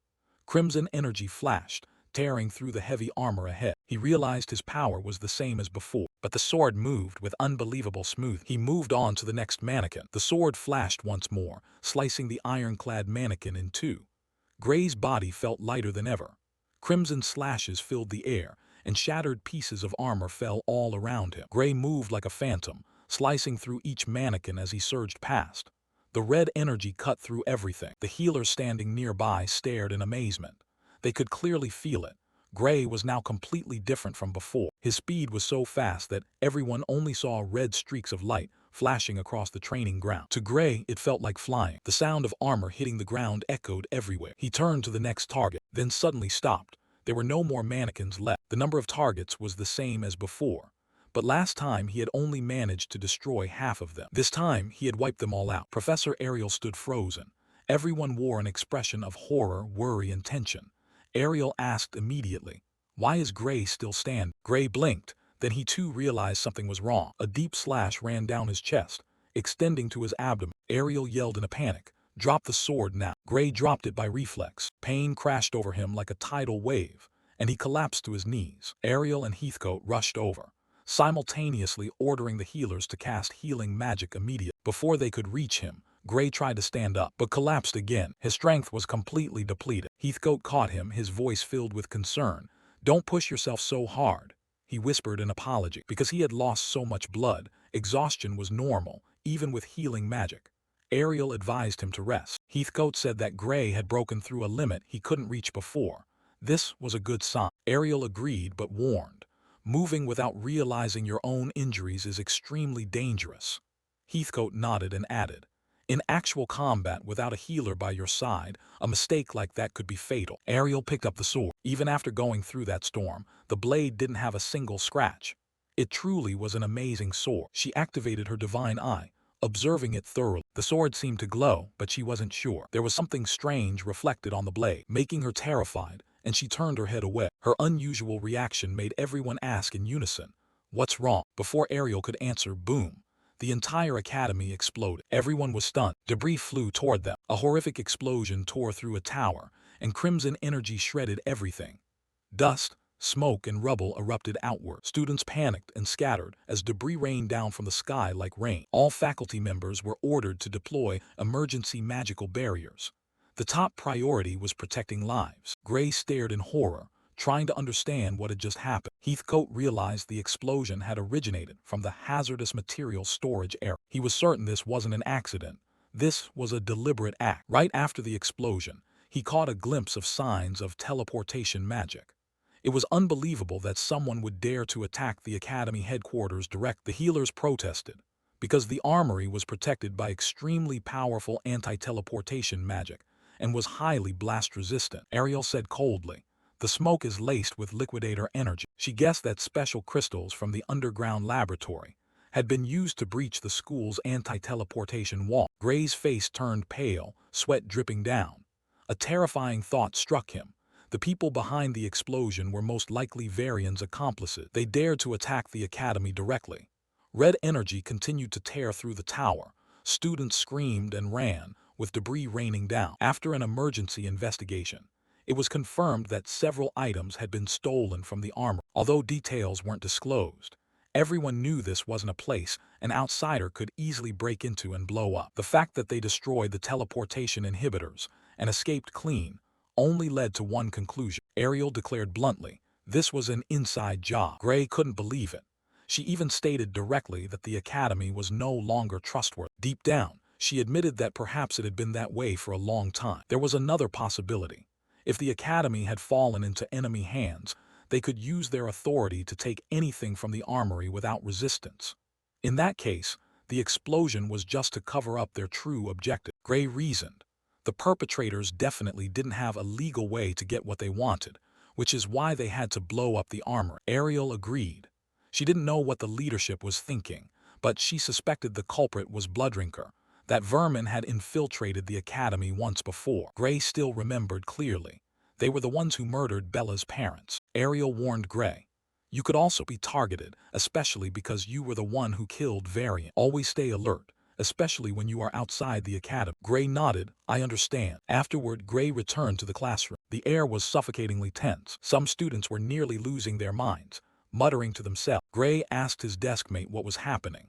His deskmate looked at him in surprise. Didn't you get the notice about the outdoor marching drill? Gray vaguely remembered seeing something like that. His deskmate explained. 16 hours of marching every day plus camping in an area full of low-level monsters, under the supervision of a professor, lasting for a whole week, plus additional combat training. His deskmate panicked. How are you still so calm? Marching for 16 hours straight, I'm not even sure if we'll get enough sleep. More than half of the first-year students drop out every year because of this. Gray was genuinely surprised. In actual combat, soldiers don't know when the enemy will attack. At least this drill has a set schedule. For me, that's already generous. He recalled his training with the Liquidator Extermination Team. No limits, thrown into the mountains without warning, marching for a week in monster-infested forests. People nearly died because they were ambushed during training. Compared to that, this drill even had professors escorting them. There was nothing to be afraid of. His deskmate was speechless. Even that kind of hellish training couldn't shake Gray. Gray just offered a wry smile.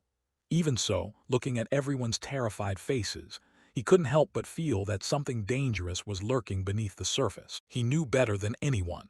He couldn't afford to let his guard down. The day of the annual first-year marching drill finally arrived. Professor Heathcote warned them straight out. It will be extremely harsh.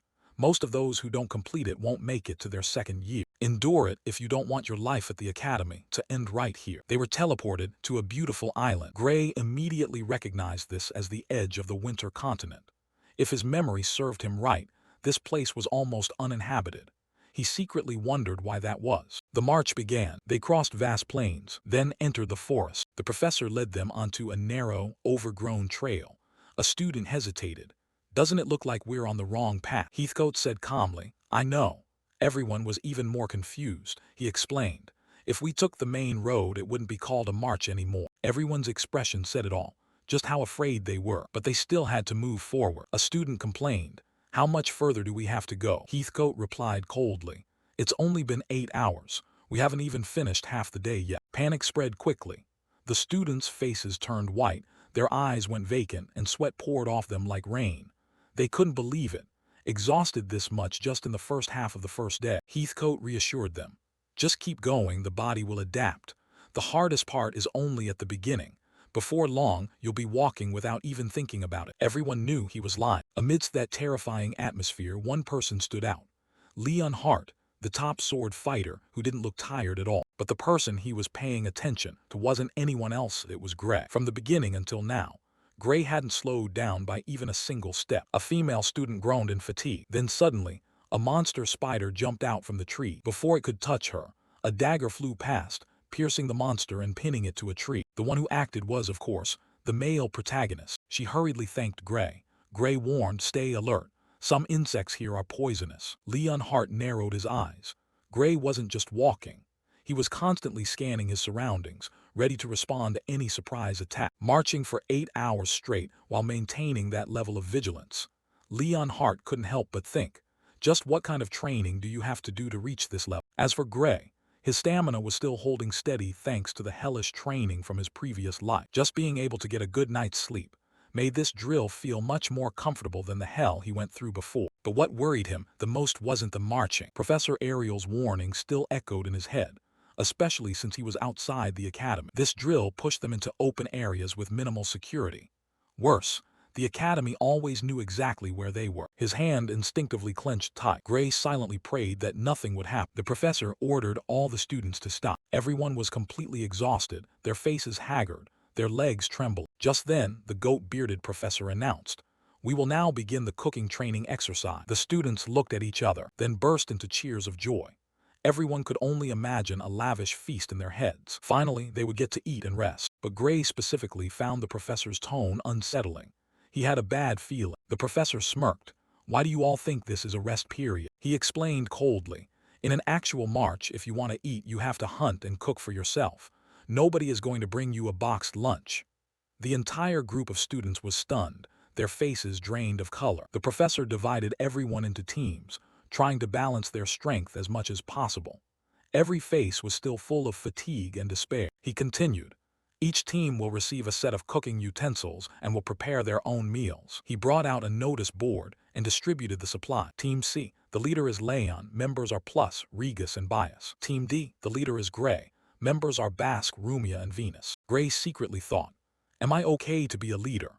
He worried that no one would want to listen to a special divine eye slot guy who had never taken the standard entrance exam. Suddenly someone spoke up, "We're on your team." Gray was startled. The pink-haired young man reached out to shake his hand, smiling brightly. "Great to meet you." The girl beside him beamed, while the last young man remained calm, looking completely indifferent. Gray was surprised because their attitude was much more relaxed than he expected. He thought they would complain about having to take orders from someone who didn't pass the regular exam. He asked, "Are you guys really okay with me being the leader?" The calm young man raised an eyebrow. "What are you talking about?" he continued. "After witnessing the match between the years, no one would be stupid enough to want another leader." The girl nodded in agreement. "Gray is clearly the most trustworthy person." They picked up the gear and immediately asked, "What do you want us to do?" Gray was surprised by the 180-degree change in attitude. The match against Deeple had clearly left a very strong impression. He steeled his resolve. He realized, this academy was a place that worshipped strength. Suddenly, a student spoke to the professor. "Sir, there's no food in the gear. There's only a pot and a lighter." The professor smirked. "In an actual march, sometimes you don't even have a pot. Having a pot is already very lucky." The entire student body looked pale as a sheet. Leon Hart stepped forward, politely saying, "In modern campaigns, logistics supported by magic storage bags is standard. It's hard to imagine a long march without carrying rations." The professor nodded and admitted Leon Hart was right. But that only applied when the march was planned in advance. In an emergency situation during battle, or if the logistics officer was killed, having to march for days without preparation was entirely possible. He emphasized, "Magic storage bags are extremely rare items. Unless you are part of a large-scale unit, you will still have to carry your luggage on your backs just like you are doing right now." He looked them straight in the eyes, his own suddenly darkening. "At that time, do you want to die unable to do anything?" A heavy atmosphere settled over them. Leon Hart bowed and apologized. Gray had confirmed beforehand that magic storage bags were indeed extremely rare. He had once received one, and thought it was just a high-end sword bag. The professor suddenly changed his tone, happily announcing the good news. "This forest is full of monsters. Throughout our journey, we used magic to ward them off, but now I'm going to lift it. That means you don't have to worry about finding food anymore. Good luck." He snapped his fingers, and the monster-warding magic shattered like glass. The students looked left and right in a panic. The pink-haired young man turned to Gray, his voice trembling. "Leader, what should we do now?" Gray replied calmly, "The only way is to hunt monsters." He had been paying attention throughout the march. From the footprints and monster droppings he observed, this forest mainly contained small to medium-sized monsters. A sword was enough to handle them. Everyone immediately tensed up upon realizing they were about to fight. The girl and the team worried. Finding monsters in a forest this big must be hard. Gray smiled lightly. "If they eat meat, it'll be easy. We just need to go for a walk and they'll smell us and rush over on their own. The pink-haired young man clearly didn't like the idea of being baked, but Gray pointed out, if we stand still, we'll have to fight other teams for food. Better to go deep into the forest. He added, if you really don't want to fight monsters, we can catch bugs or snakes to eat too. Bugs are a bit hard to swallow, but if you cook snakes the right way, they're delicious. In a forest without monsters, this kind of survival skill is very important. The girl was terrified, her face pale. Never mind, I'd rather hunt monsters. The young man calmly nodded. Whatever the leader decides is fine. The pink-haired boy also said, I trust you. They began to move, observing the tree trunks as they walked, checking for any traces left on the ground. Suddenly, Gray sensed something approaching. He warned the others, but they were still clueless. A rustling sound echoed from the bushes. The pink-haired boy's face turned pale. A massive monster, bear, suddenly lunged out from the bush. The whole squad panicked when they realized Bask was the one standing closest to the monster bear. Bask stiffened the moment he saw the monster in the flesh. It was much faster than he had anticipated. As the bear lunged, Bask ducked to dodge it by a hair's breadth. His body reacted instinctively. After all, he had passed the academy entrance exam and endured hellish training. He wasn't a pushover. Bask swung his sword hard at the bear, clearly displaying the combat skills taught at the World Union Academy. Blood sprayed from the wound. Bask let out a sigh of relief, realizing he could handle it after all. But that relief didn't last long. The monster bear suddenly lunged again, its jaws snapping straight toward his head. Right at that moment, Gray slashed clean through one of the bear's front legs. Bask stared in amazement as he saw Gray suddenly appear right beside him. Gray landed lightly, his sword already buried deep in the bear's neck. The bear still tried to swipe its remaining leg toward Gray. The sharp claws swiped, but Gray had seen it coming from the start. At the final moment, he swung his sword in a clean arc, severing the bear's head completely. The heavy head fell to the ground and rolled away. Bask's sword slipped from his hand, clattering to the side. The three remaining members stood frozen, mouths agape. Gray calmly sheathed his sword, shook his hand slightly, and muttered, the bones of this monster are really tough. Then he reached out to pull Bask up, his voice composed. Are you okay? Bask nodded, trembling as he thanked him. Thank you for saving my life. Gray gently reminded him. Monsters can often keep moving even after a fatal wound. Don't just focus on killing it. The top priority is always to dodge the attack. Bask laughed bitterly.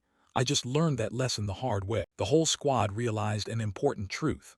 Fighting monsters is completely different from sparring with regular people. When the sun had set, the pot of water finally came to a boil. Bask chewed on a piece of bear meat and praised it. Bear meat is actually delicious, Gray explained. Depending on the species, monster meat can taste very different. Some species are delicious, others are horrible or even poisonous. Whenever you go on an expedition, you should research the monsters in that area beforehand. He added advice. If you have to forage in an unfamiliar place, it's best to hunt wild boar-type monsters. They are less poisonous and the meat is quite tasty.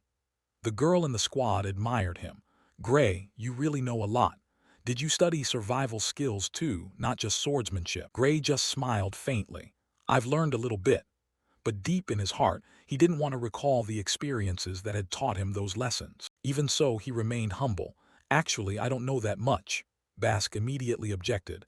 That's not true, absolutely not. Suddenly, another group of students approached. They asked embarrassedly if Gray's squad had any extra food they could borrow. Their own hunt had been a complete failure. Gray turned to ask his teammates for their opinion. They had enough extra food to feed the whole class. He was about to give them the food. Those faces were looking at him with extreme gratitude when the professor suddenly appeared and interrupted. Trading food between squads is strictly prohibited. If you want to eat, hunt for it yourself. The students' faces drained of all color, and they could only mumble, yes, sir. Then they walked away in total disappointment. Gray and his squad watched them go in silence, feeling nothing but sympathy. The next day, they continued their march. When the sun set, the professor ordered them to stop.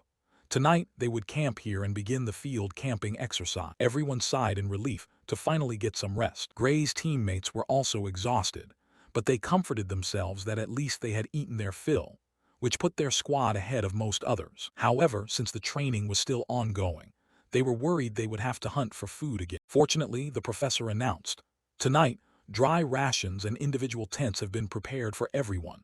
Squads remain as they were during the cooking training. He instructed them to gather their supplies, pitch their tents, and build fires at the designated spots. He then added a crucial detail. There will be surprise attacks at night. Each squad arranges their own watch duty. Any method you choose, as long as you repel the attack, is acceptable. Hearing that they would have fixed positions, one student grumbled. Have to walk all that way again, another whispered.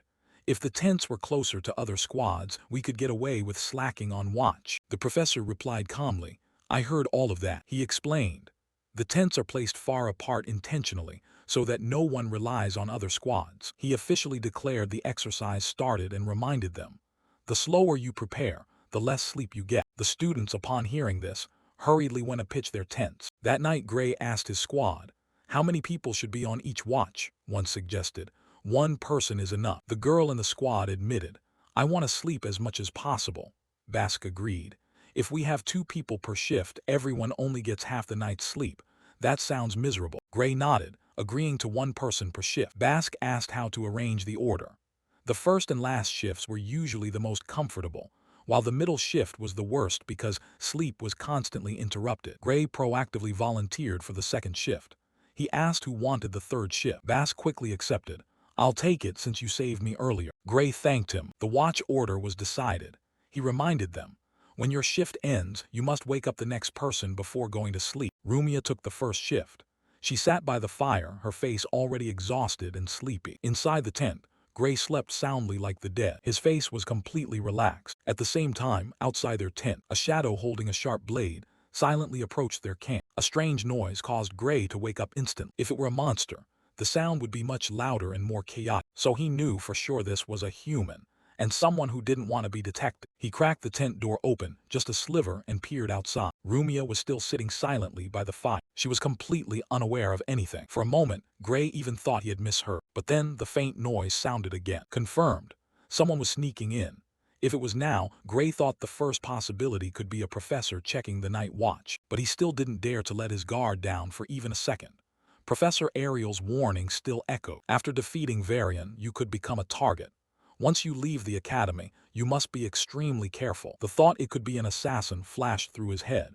To be safe, Gray decided to treat the intruder as an assassin and act accordingly. Regardless, long-range attacks were possible, so lying still in the tent wasn't a smart choice. He silently crawled out of the tent and crept into the bushes. Tonight was a full moon, and the whole forest was as bright as day. This made it easier to detect the enemy, but also made hiding much more difficult. Gray moved extremely cautiously. This situation reminded him of training with the master archer back in the day. Back then, the trainer once pointed out that Gray's usual way of walking, pushing with a rear heel, created too much noise. To move silently, one must place the foot starting with the little toe, then gradually to the big toe, with the heel touching the ground last.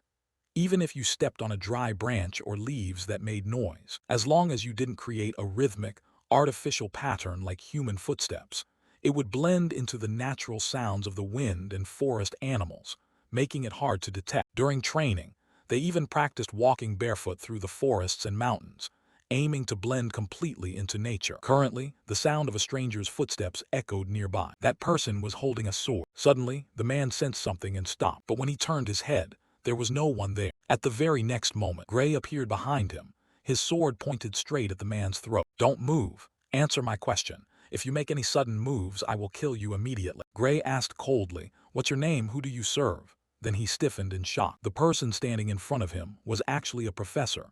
The professor also stared back, equally shocked to see Gray. Gray asked immediately, is this surprise attack part of the exercise?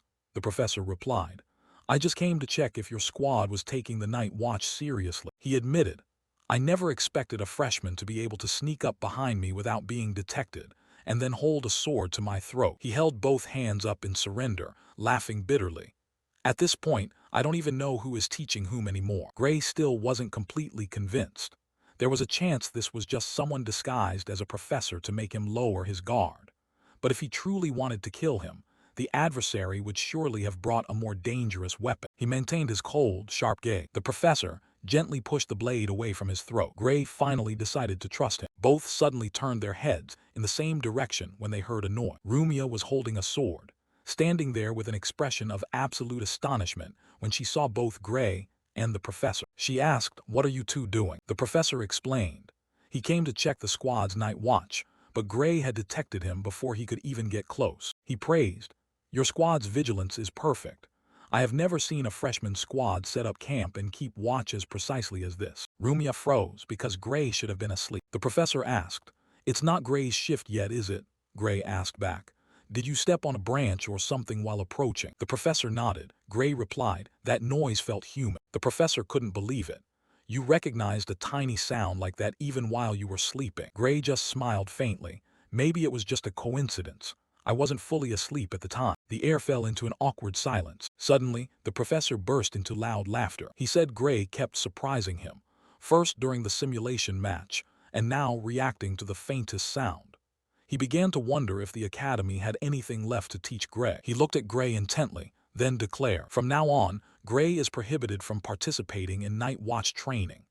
If Gray did everything by himself, the other students wouldn't learn a thing. Gray said worriedly that this would disrupt the watch rotation. The professor replied, "From 1 a.m. to 3 a.m., your squad will not be subjected to simulated attacks. I will count it as if Gray is on watch and mark your night watch training score as perfect. No condition." He wrote in his notebook. After closing it, he told them to continue their watch except Gray, then turned away. While walking away, the professor still wondered to himself, how could Gray get behind him without him feeling even a single spark of presence? For a moment, he even suspected Gray used to belong to an elite unit specializing in stealth assassination. But with Gray's age, that was impossible. Regardless, the level of skill Gray had just demonstrated was undeniable. The professor couldn't help but think, who exactly is Gray? The group of students continued their march in a half-awake, half-asleep state. Everyone was exhausted because last night's surprise attack meant no one could sleep, except for Gray. He was still alert, showing no signs of sleepiness. Suddenly, a student tripped on a branch and fell flat. The further they went, the more people began to collapse from exhaustion. They trudged on until the sun went down. Because it was almost dark, the professor decided to stop and set up camp for the day. Hearing this, one student cheered happily. "Finally, we get to rest, sir," another muttered. "Stopping this early, there's definitely some other crazy training coming." The professor laughed loudly. "Relax, today's training has ended. The sleeping tents are already set up for you. Just rest comfortably until dinner is ready." The crowd of students shuffled like tired zombies toward the tents. Under the full moon, they fell into a deep sleep in the tents. Gray was suspicious again. Being able to rest this easily was too strange. A student next to him agreed and predicted, "Tomorrow will definitely be hell." Leonhardt turned to look at Gray, his voice calm. "You'll be fine." Gray felt uncomfortable as Leonhardt stared directly at him. Suddenly, everyone was called to gather because dinner was ready. The food was prepared by Professor Heathcote himself. The table was packed with delicious, mouth-watering dishes, making all the students drool. The other professors brought out extra pots and encouraged everyone to eat freely, even suggesting they take second and third helping. The professor praised them. "You have survived 2 days of grueling training. Rest well today and wash away all the fatigue. This is your only chance." The professor's smile was filled with a terrifying, sinister aura. Time passed quickly until the next day, and the professor's voice rang out again. From this point forward, they would begin training in crossing the danger zone in the Gastia Mountain. The professors led the way, and the whole group continued deep into the forest. One student sighed in relief. "At first, looking at the mountains, I was panicked, but at this pace, I think I can handle it." His friend replied, "Luckily we had a proper rest last night. It really works." The professor remarked that no one had quit so far, which was expected of those who had passed the entrance exam. But he reminded them, the real training has only just begun. About 2 kilometers ahead, they would enter the territory of the water monitors. The professor warned, "These monsters are much stronger than the ones you hunted for food the other day. Most will be killed without even having a chance to fight back." The students were terrified, asking what kind of training they were supposed to do with such powerful monsters. The professor replied, "You have to pass through this area without being detected. This is level 2 hazard zone movement training after all." Luckily, during the dry season, water monitors don't move much because they are conserving energy. As long as you don't make loud noises, they won't notice you. But the dry season also makes them incredibly thirsty, and your blood is also an option. If you're detected, consider yourself dead. He instructed, "Move carefully and avoid making noise." Moving silently reminded Gray of the monster hunting training he had done with Lord Divine Bow back in the day. The professor who had encountered Gray during the night watch recognized him, knowing full well that Gray had experience hunting monsters. He still cautioned, "Even if it feels easy to you, don't be overconfident." He looked over at the other students. They were struggling just as much as every other year. Another professor shouted, "You're moving too slowly." "I'll say it again. As long as you don't make a loud noise, you're fine. Keep the pace up, otherwise you'll have to camp right here in the water monitor's territory." The students continued walking, though everyone was terrified. Gray realized the professors hadn't actually provided specific instructions on how to do it. He felt this kind of training should have been taught in a safe place before going into the field. Suddenly there was a noise. The professor told everyone to stay calm, saying that level of noise was still acceptable. He reiterated, "Don't make any loud noises." They kept walking. At one point, the professor declared, "From now on, talking is completely forbidden. Use hand signals to communicate. If you make a loud noise or speak, you will be penalized." The group continued the march in dead silence. Gray scanned his surroundings. A student thought to himself, "Even though they say not to make noise, it's actually just normal mountain walking, and the pace is even slower than yesterday. This should be easy." Furthermore, there were no monsters in sight. He thought the academy wouldn't dare use a place where life-threatening monsters could appear instantly for training. The professors were just trying to scare them into practicing stealth. Not wanting to lose points, he decided to play the part. Suddenly, he stepped on a rock. The rock rolled, and he stumbled and fell, making a noise. He immediately regretted it, knowing for sure he would be penalized.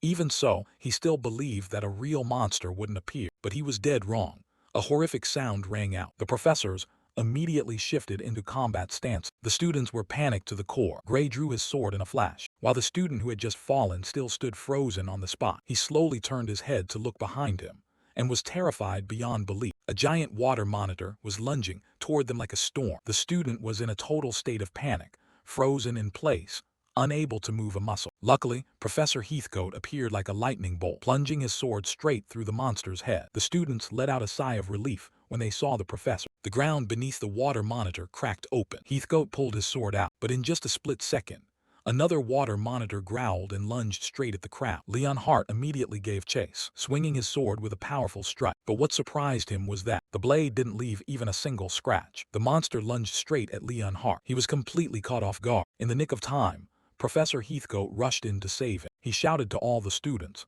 "This is not something you can face. Retreat now. The professors will handle this." The students realized that even the professors were only leaving shallow wounds on the monster's body. They panicked and asked themselves, "Can these creatures even be killed?" Suddenly, a water monitor let out a shrill cry and collapsed. All it took was one slash. Everyone was stunned. A professor explained, "At the end of the dry season, water monitors often suffer from severe dehydration. If they lose even a little bit of their bodily fluids, they die instantly." A student asked tremblingly, "What if we encounter them in the rainy season?" The professor sighed heavily. "If you don't want to become water monitor food, absolutely never go to places like this in the rainy season. That's the reason this march is only held after confirming there is no rain." He added, "The only reason we can talk right now is that the water monitors nearby have already been cleared out. If not, we'd all be dead." The group continued the march. The students climbed the mountain in a state of extreme exhaustion. After piercing yet another monster to death, Professor Heathcote announced, "The mountain climbing is over." He praised everyone for giving it their all. The students were all worn out. Even Leon Hart was gasping for air. Someone asked if he was tired. Leon Hart replied, "Physically I'm fine, but mentally I'm extremely exhausted. Being silent throughout the entire journey made everything much harder." Professor Heathcote nodded. "For those who aren't used to it, it's definitely going to be very hard. That's exactly why we train." He said that so far, they had been discovered by water monitors a total of 4 times. Compared to previous years, this was already a fairly smooth result. He asked if anyone had any questions before continuing, because once they left the monster territory, they wouldn't be allowed to talk anymore. Gray spoke up, "I have one thing I'm still wondering about." The professor asked immediately. Gray pointed into the distance. "I see a cloud over there growing larger, and it's upwind from our position." The students had no idea what he meant. Professor Heathcote praised him. "You have sharp eyes." He asked Professor Wren if clouds could form this season. Wren shook his head. "Impossible." He also agreed that the cloud was growing larger in an unnatural way. Heathcote made an immediate decision. "Cancel the training. Everyone retreat immediately. We must leave the water monitor territory as quickly as possible." Another professor disagreed and scoffed. "Cancel training just because of one tiny cloud." Heathcote said sternly, "It's already abnormal for clouds to appear this season. Student safety is more important than continuing training." A female professor interjected, Professor Wormel has led this exploration training for many years now. We should trust his judgment. Heathcote still tried to argue, but Wormel advised, if you're worried about the cloud, we can just pick up the marching pace a little. This is also a good opportunity for training. He ordered all the students. Follow me closely, act as if your lives are at stake. Based on the training results so far, I believe you can keep up. He warned them strictly, do not fall behind. We don't have time to fight water monitors. Whatever happens, you are absolutely not to make any loud noises. That night the rain started to fall. The students continued the march in the rain. Professor Heathcote felt clearly that something was extremely wrong. Rain in this season was already strange. Moreover, the humidity in this area shouldn't be enough to form a cloud that large. He suspected this rain was artificial. Professor Wormel commented, it's really pouring. I don't understand how it can rain this season. Gray called out to him in a very low voice, but Wormel replied in a loud voice. Gray immediately felt uneasy. Was it safe to speak this loudly in a place like this? Just as the professor realized his mistake, a giant water monitor was standing right behind him. The water monitor growled and lunged, straight at the group like a nightmare. Professor Wormel intended to turn and deal with it, but the monster had already lunged too close. He dodged the sharp claws, then countered with a sword strike. The water monitor's arm was severed, but the wound only made it more frantic. It swung its tail forcefully. Wormel prepared to take the hit, but at the final moment, he gritted his teeth, stabbing his sword into its tail, stopping the attack. Even so, the horrific power of the tail swipe still sent him flying. Wormel crashed into a tree. An explosion rang out and the tree shattered. The students panicked and worried for him. Wormel tried to stand up even though his body was trembling. Gray thought to himself, a professor's reflexes should normally be fast enough to dodge an attack like that. Why is he so heavily injured? He suspected Wormel had been too focused on the counterattack and left himself open. The students were horrified by the water monitor's terrifying speed. They were much faster than they had been told, even though they had been warned beforehand. Seeing it with their own eyes made it clear. When they aren't dehydrated, they move with frightening speed. Professor Heathcote yelled to the other professors, stay calm. They all charged at the monster simultaneously. The water monitor also growled and lunged in response. Blood began to flow from the shallow wounds. A professor sneaked behind it, but the monster's tail swiped back, sending that person flying. The professor crashed hard into the ground. The water monitor immediately lunged straight toward him to finish him off. But just at that moment, a figure moved faster than the eye could follow Professor Heathcote. In the blink of an eye, he slashed the monster into pieces. The other professors sighed in relief, though it took luck to kill it. But not a single one escaped the battle without injury. A professor sighed. We can't continue training like this anymore. Professor Wormel pulled his sword out of the monster's carcass, his voice deep and heavy. Abort the exercise. He turned to the female professor. Cast emergency teleportation immediately. He thought she had it ready, but the female professor shook her head. I've been trying to cast it for a while now, but the magic isn't activated. Wormel asked urgently, can anyone else cast it? Another professor replied, I tried, but I'm also blocked. Clearly, teleportation magic was being completely blocked. Wormel suddenly realized, it's not just teleportation. This rain is also part of it. Someone had deliberately targeted this expedition, and the likelihood of that was high. Wormel asked, what should we do now? Another professor replied, trying to cross the water monitor territory in this rain is suicide. The only way is to set up camp here and hope the rain stops. Heathcote shook his head. I suspect this rain is artificial. Will it really stop? The female professor interjected. In any case, staying put is safer than continuing to fight water monitors in our current state. We were only lucky to have no casualties in that last battle. You understand that too, don't you? Heathcote nodded. I know. But when the rain falls, water monitors are much more active. There's no guarantee our position won't be attacked again. He sighed, if only there was a way to cross it. Gray called out to him. Heathcote was slightly startled but listened. Gray said, as long as I have healing magic I can still fight. Is there a way to break through? Heathcote knew full well that with Gray's power, they had a high chance of piercing through the water monitor territory. But he worried about whether Gray's body could withstand. Gray pointed out a harsh truth. Even if we stay here, no rescue is coming. It's better to try and break through than sit here waiting to die. Even with healing magic, Gray would have to use his red power multiple times in a single day. Heathcote asked seriously, do you understand the consequences? Professor Ariel had once warned sternly. You absolutely cannot let him do that. Gray replied calmly. Consider it good training. When I return to the academy, there will be plenty of good healers waiting. Heathcote emphasized. If it were just injuries that healing magic could easily fix, Ariel wouldn't have warned you so severely. Do you truly understand? Gray looked him straight in the eyes.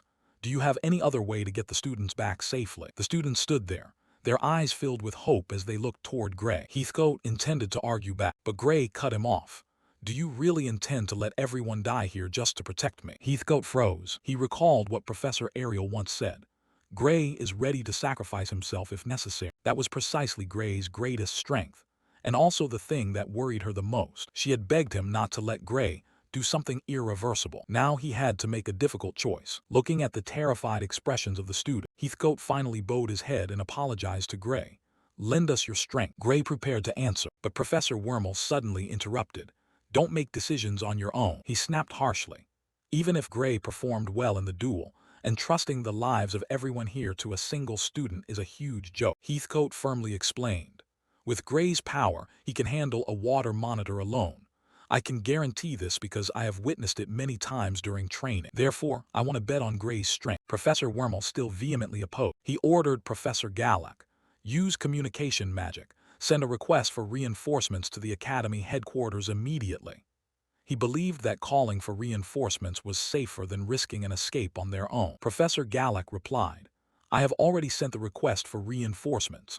Although the communication magic was suffering from heavy interference, the message had certainly been transmitted. Professor Wormel was satisfied with his quick processing speed. After that, he turned to Professor Heathcote, his voice loaded with meaning. Moving alone only increases the danger. Do you really intend to let the students fall into harm's way? The students looked at Heathcote with anxious eyes. Heathcote glanced at the carcass of the dead water monitor and asked bluntly, how many times do you think we will be attacked by water monitors before the reinforcements arrive? Wormel replied, I don't know, but staying put in the safe zone is still safer than wandering outside.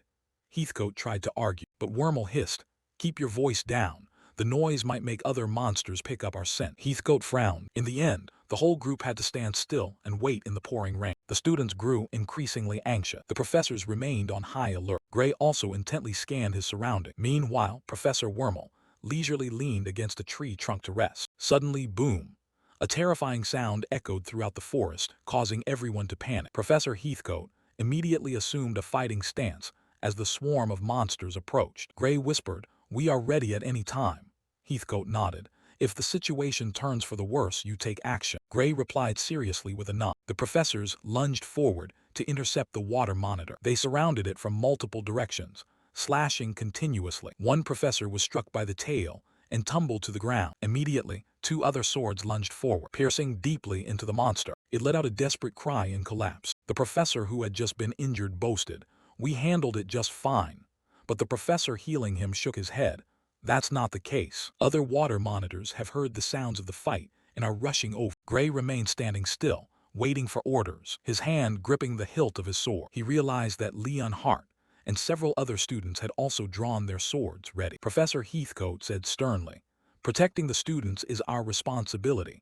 Watch closely how the professors of the World Union Academy fight. His face became extremely grim. The professors acted in unison. Leon Hart was amazed by their power. Even though they faced two monsters at once, they handled it perfectly. Only now did he truly understand the capabilities of the professor. Heathcote ordered, focus on eliminating them one by one, reduce their numbers first. He lunged straight forward. The water monitor swung its claw toward him, but suddenly someone snuck behind its back. The lizard was startled, unable to react in time, and the sword pierced straight through its chest. The students cheered when they saw the successful strike.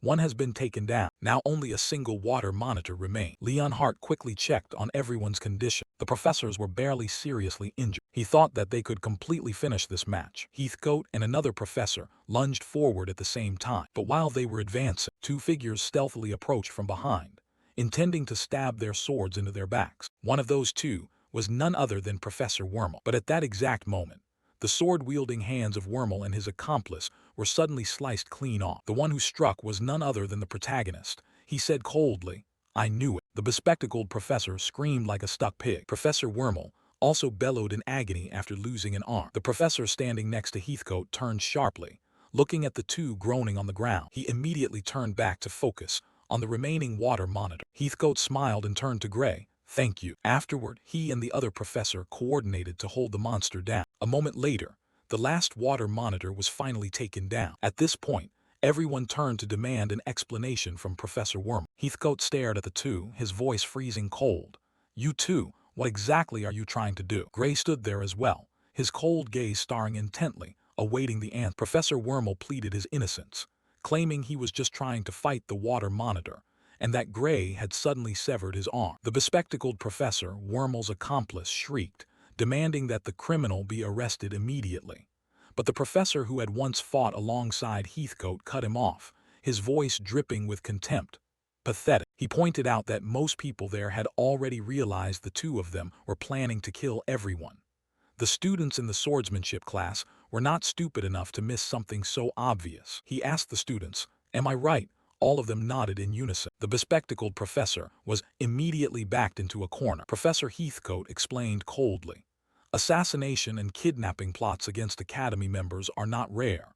Our organization has many enemies, and many people are worth a great deal." Basically, Professor Wormel intended to mask his attack amidst the chaos of the water monitors, kill a professor, and then, once the security detail left, kill or kidnap students for some dark purpose. The students were terrified as the plot became clear. Professor Heathcote continued, "We survived thanks to Gray. He thinks incredibly fast." Gray asked in surprise, "What are you talking about? You realized from the very beginning that those two wanted to kill us." Heathcote nodded. "I had some inkling." Professor Wormel couldn't believe it. How did you figure it out?" He secretly thought the plan had been leaked. Realizing he had accidentally confessed, he hastily clamped his mouth shut. Professor Heathcote clarified, "I didn't know anything beforehand." Gray said calmly, "Observing a person's movements and eyes is enough to figure it out." Professor Wormel's way of moving was absolutely not that of someone trying to protect students or colleagues. "At first, I just thought he was incompetent, but when the rain started falling, his movements became extremely abnormal. For instance, he intentionally took hits that he clearly could have dodged." Professor Wormel clicked his tongue in frustration. Professor Heathcote asked Gray worriedly, "Is your body okay?" Gray replied, "I only use my power for an instant, so the damage isn't severe. It just feels like intense muscle soreness." Heathcote let out a sigh of relief. "Thank goodness." Professor Wormel laughed loudly, his laughter filled with madness. Heathcote asked, "Have you finally lost your mind?" Wormel laughed savagely. "You still don't understand anything, and now it's too late." Gray asked coldly, "What are you trying to say?" Wormel pointed all around them. "Think about our current situation. We're trapped in the middle of water monitor territory in a torrential downpour, while a powerful teleportation blocking seal has cut off all exits. Reinforcements can't arrive in time either. Therefore, even if you've seen through the plan, it's already too late." He laughed loudly. "Everyone here must die." The students were terrified to the core. Wormel smirked. "Our true goal isn't to kill you. If you agree to come with us, you'll understand. That's why we prepared an escape route." Professor Heathcote listened in silence, but Wormel continued, "There is one condition. I want Professor Rent, Professor Heathcote, and Gray Lee to stab themselves in the heart right here. We cannot take along those who might hinder the plan. If those three comply, the rest will be spared." Gray's and Professor Heathcote's faces turned grim. Wormel sneered, hesitating. "So your own lives are that precious after all." In the blink of an eye, Gray vanished from his position beside Heathcote. He appeared behind a professor who was about to sneak an attack, his blade pointed straight at the man's throat. "Don't move." Everyone was astonished by his terrifying speed. Professor Wormel smirked. "Do you think taking a hostage will help? That is Professor Gallic." Gray knew full well that he could use teleportation magic. Sneaking teleportation and communication, jamming devices into the academy without being detected, was extremely difficult. But if the professor in charge of magic was on their side, neutralizing communications and teleportation would be easy. Gray gently dragged his blade across Professor Gallic's neck. Blood began to drip down. Professor Heathcote commented, "Gray is far sharper than an ordinary student." Gallic begged Heathcote to save him, but suddenly, a sword was pointed straight at his eye. Heathcote ordered coldly, "Activate the teleportation magic immediately. Transfer all the students and professors here to the foot of the mountain. If you refuse, I will gouge out one of your eyes. If you still refuse, I'll gouge out the other. After that, I'll cut off each of your fingers, 1 centimeter at a time." Gray added a warning. "Don't take us anywhere else, and don't leave anyone behind. If you make any suspicious moves, I'll take your head." Professor Wormel screamed at Gallic, "Do not activate the teleportation magic." Gallic remained motionless, refusing. Heathcote had no choice. He lunged forward.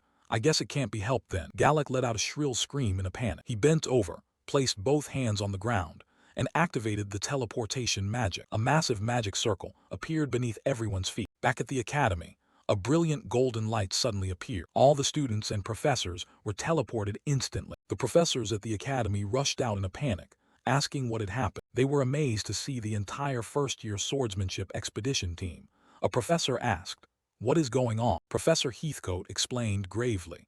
"During training in the water monitor territory, we encountered a highly dangerous anomaly and declared a state of emergency." He revealed the cause was an assassination plot carried out by the professors accompanying the expedition, including the two magic professors, alongside Professor Wormel. The students confirmed in unison that this was true. Leon Hart added, "The entire team was nearly wiped out, but Gray and Professor Heathcote saw through the plot and saved us all." The young professor couldn't believe it, not knowing how to handle the situation. The older professor ordered, "Everyone stay where you are." He then asked if anyone was severely injured and needed emergency treatment. He scanned everyone and saw that they were tentatively okay. Next, shackles were brought out. Everyone had to be shackled temporarily to prevent any potential moles from hiding or escaping. Then came the interrogation. Everyone's records were checked thoroughly. Gray gave his testimony. The other students were questioned one by one. Even the professors had to go through a similar process. The last person to give testimony was Professor Wormel. After the interrogation was finished, the students and Professor Heathcote waited. The judge ordered silence. Headmaster Alexandro led the trial board, preparing to announce the disciplinary verdict regarding the assassination and kidnapping plot against the first-year swordsmanship expedition team. He declared, "This event was orchestrated by Professor Wormel, the expedition leader and mastermind, while Professor Balin, the deputy leader, played the role of accomplice. They also received support from the two magic professors in charge of emergency response, Professor Galak and Professor Rent. Inside the closed simulated environment they created, they attempted to kill and kidnap students." He continued, "Professor Wormel, Balin, and Rent continuously carried out their criminal plan throughout the event. There are no mitigating circumstances. Therefore, according to Academy law, these three will be sentenced to death. Additionally, to investigate connections and potential accomplices, the interrogator is granted unlimited authority for interrogation and torture. After this process is complete, the death sentence will be carried out." Headmaster Alexandro warned coldly, "They will not die easily." The professors were terrified to the core. Professor Wormel begged for his life. A heavy atmosphere settled as a terrifying aura emanated from Alexandro. Wormel panicked and tried to run away, but someone grabbed his head and smashed it hard into the ground. Professor Rent shrieked in panic upon seeing his condition. Alexandro was so furious that the veins on his face stood out. He ordered the security detail, "Take them away." The security detail followed the order. Professor Galak also committed serious crimes, but at the very last moment, he betrayed the plan and helped the students escape. That alone was enough to reduce his sentence. Therefore, after the interrogation, he will live with the status of a combat prisoner. Galak replied tremblingly, "Yes." Leon Hart clearly showed disappointment that he wasn't sentenced to death. Heathcote explained, "He still helped save the students at the final moment. Sometimes, to minimize damage, we will spare a life if the other party cooperates, although surviving is not necessarily a better outcome." Gray and Professor Heathcote walked together. Heathcote sighed, "You've gone through something like this right after enrolling." Gray replied, "I'm getting used to being dragged into incidents, but I never expected there would be so many criminals hiding among the Academy's professors." Heathcote agreed, "It's hard to believe this is the world's greatest educational institution." Gray admitted, "It's completely different from what I imagined before coming here." Heathcote said, "I expected that. Some say the World Alliance Academy isn't actually an educational institution. They say it's a selection facility. Students are already strong when they are gathered here, and the outstanding graduates are just because they were strong from the start. They even say that the professors themselves aren't that strong." He asked Gray what he thought. Gray admitted that he had once suspected the same. Heathcote offered an apology. Gray added, "But there's one thing I'm sure of. I've become much stronger than when I was in the village. I'm stronger than ever." He said, "Maybe you shouldn't trust the Academy as an organization, but I believe there are still trustworthy teachers here, and I think that's enough." Heathcote sighed, "You don't act like a student at all." Nevertheless, he reminded him, "The Academy's training is only just now becoming truly harsh. Everything you've been through so far was just a gentle warm-up. He placed a hand on Gray's shoulder, his voice serious. From now on, you will grow much stronger. Gray smiled and replied, "That is my plan." A few days later, the professor praised all the students for their performance in the previous field march training exercise. He acknowledged that many abnormal situations had occurred, but with that march, they had officially completed the basic physical training phase. From now on, they would enter the next phase. Before explaining the new content, he showed them the goal they needed to reach. Professor Rent stepped up to the position and swung his sword. Metal fragments flew everywhere. He explained, "This steel stake has a diameter of 145. If you can cleanly cut through it in one stroke, you will qualify for promotion to the second year. If you still haven't done it by the end of the term, you will be expelled." The entire student body was terrified. He also revealed that about half of the students every year fail to cut it and are expelled. A student asked tremblingly, "What happens if we're expelled?"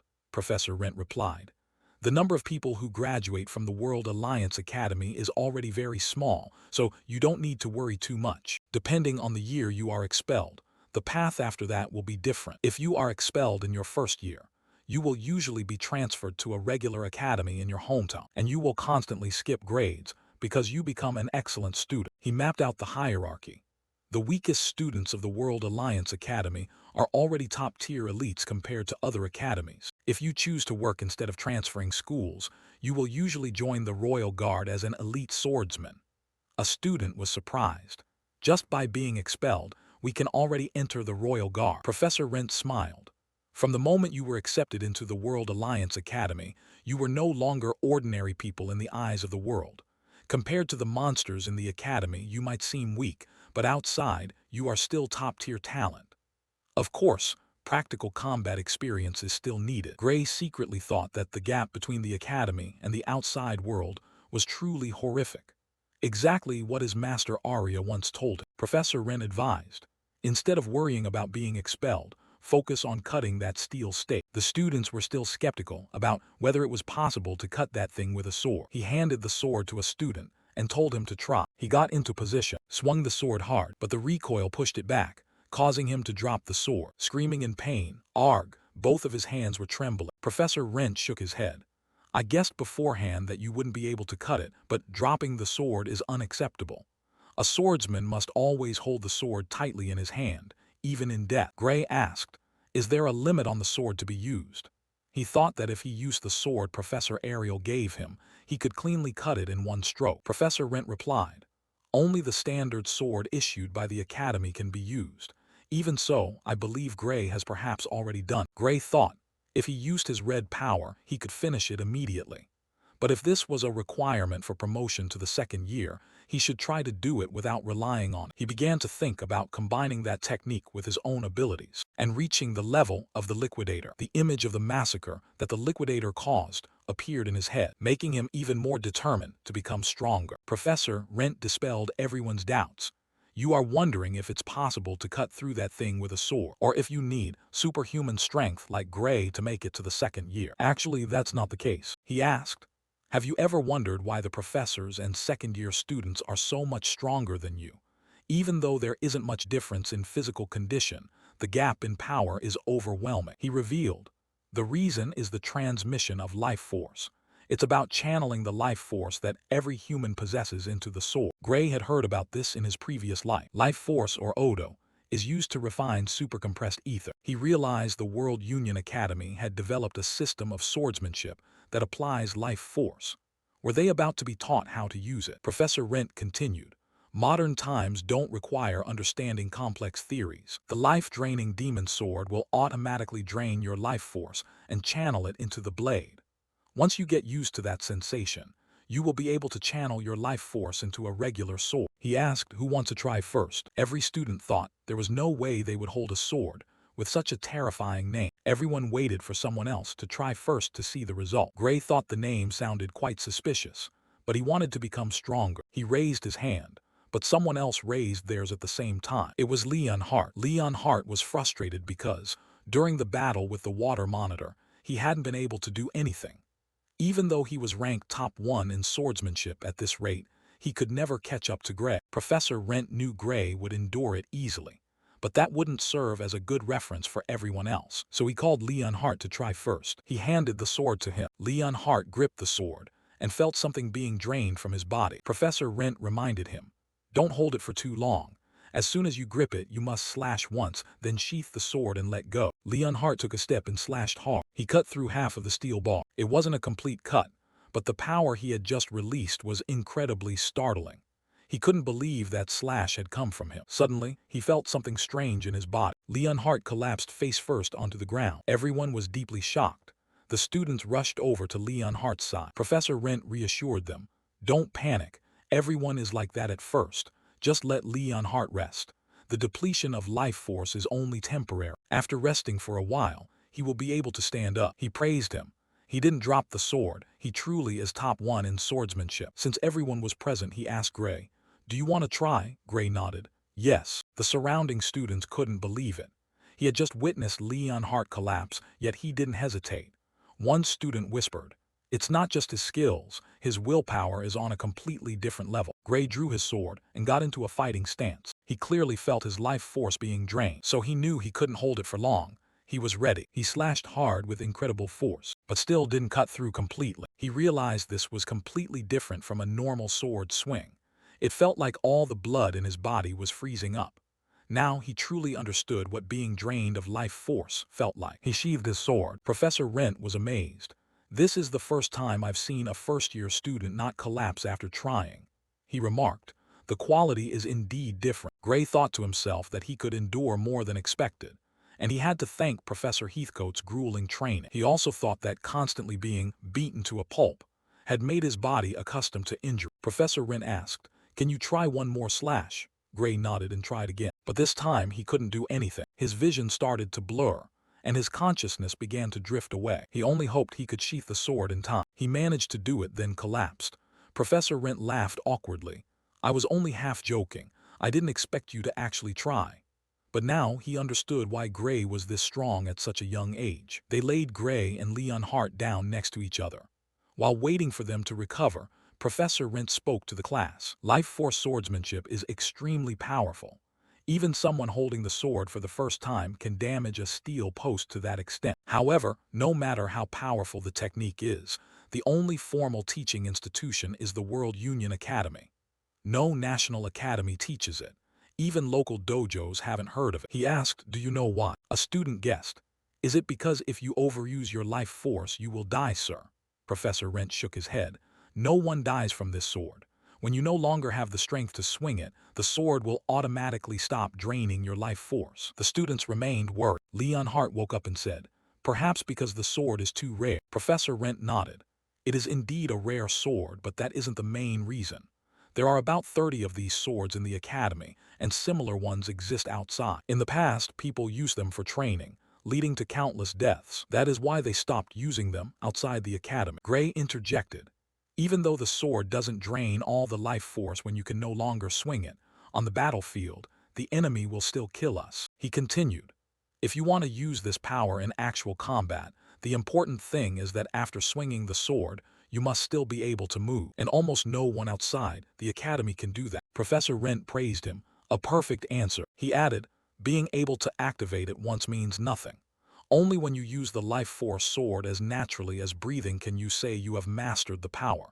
If you can't do that, it's not you using the power. It's the power using you. That is why countless swordsmen have lost their lives." The students were worried when they learned they were about to train with such a dangerous thing. They asked if the second-year students could use it. That was the reason they had to learn how to use this power like their daily bread. They would use these swords in the next training session. They were also permitted to train outside of class hours, as long as they didn't faint or arrive late to other subjects. A very thoughtful rule. The class ended. Gray realized he had to find a way to use this power normally. If he collapsed after one use, he would be useless. The same applied to his red power. Each use left him exhausted, even requiring a healer. At the very least, he wanted to master one of the two. He thought to himself that coming to the World Union Academy was the right choice. There was no better place to become stronger. He began to wonder, what would happen if he combined the life force skill with his red power? A moment later, the target dummies were set up at training ground number 2. Someone noticed that the steel target was covered in marks, but hadn't fallen completely. All of this was caused by Gray. Gray had grasped the rule. He needed to rest for 3 minutes after each slash. Thanks to this, the recovery speed of his life force could keep up with the rate at which it was being drained. This was an extremely inefficient training method, but he felt like he was finally beginning to understand it. He intended to try using a regular sword, because if he continued without resting, he would collapse again. But he didn't want to lose the sensation that was still fresh in his body. Just as he was about to draw his sword, someone stopped him. "Wait," Gray asked in surprise what was wrong. The person replied that Professor Ariel wanted to be present the first time Gray used the life force sword himself.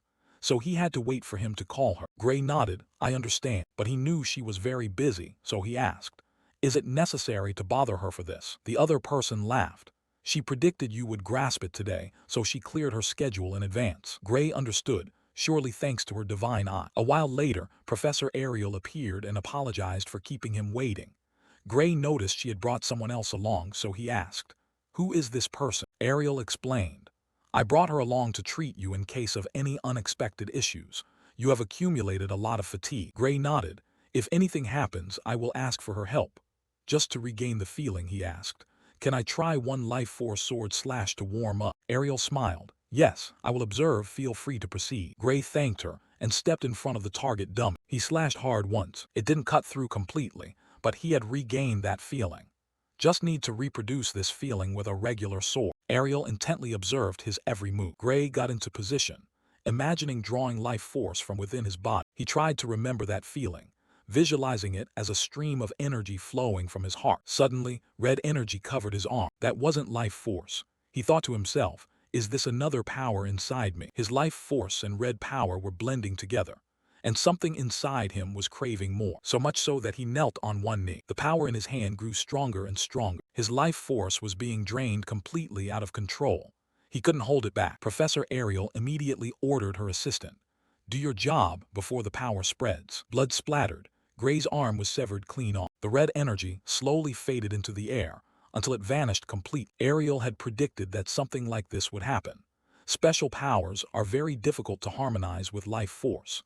Even previous Divine Eye students had faced great difficulty trying to fuse them. The woman in the white robe took off her hood, revealing elf ears. It was Rafa Elixir, a professor specializing in healing magic. She treated Gray while saying, "That power just now was too abnormal." She stopped the bleeding, then cast a special healing spell called Forced Regeneration. From the shoulder, bones began to grow, followed by muscle, and finally the arm was fully regenerated. Professor Ariel was extremely impressed. Rafa smiled.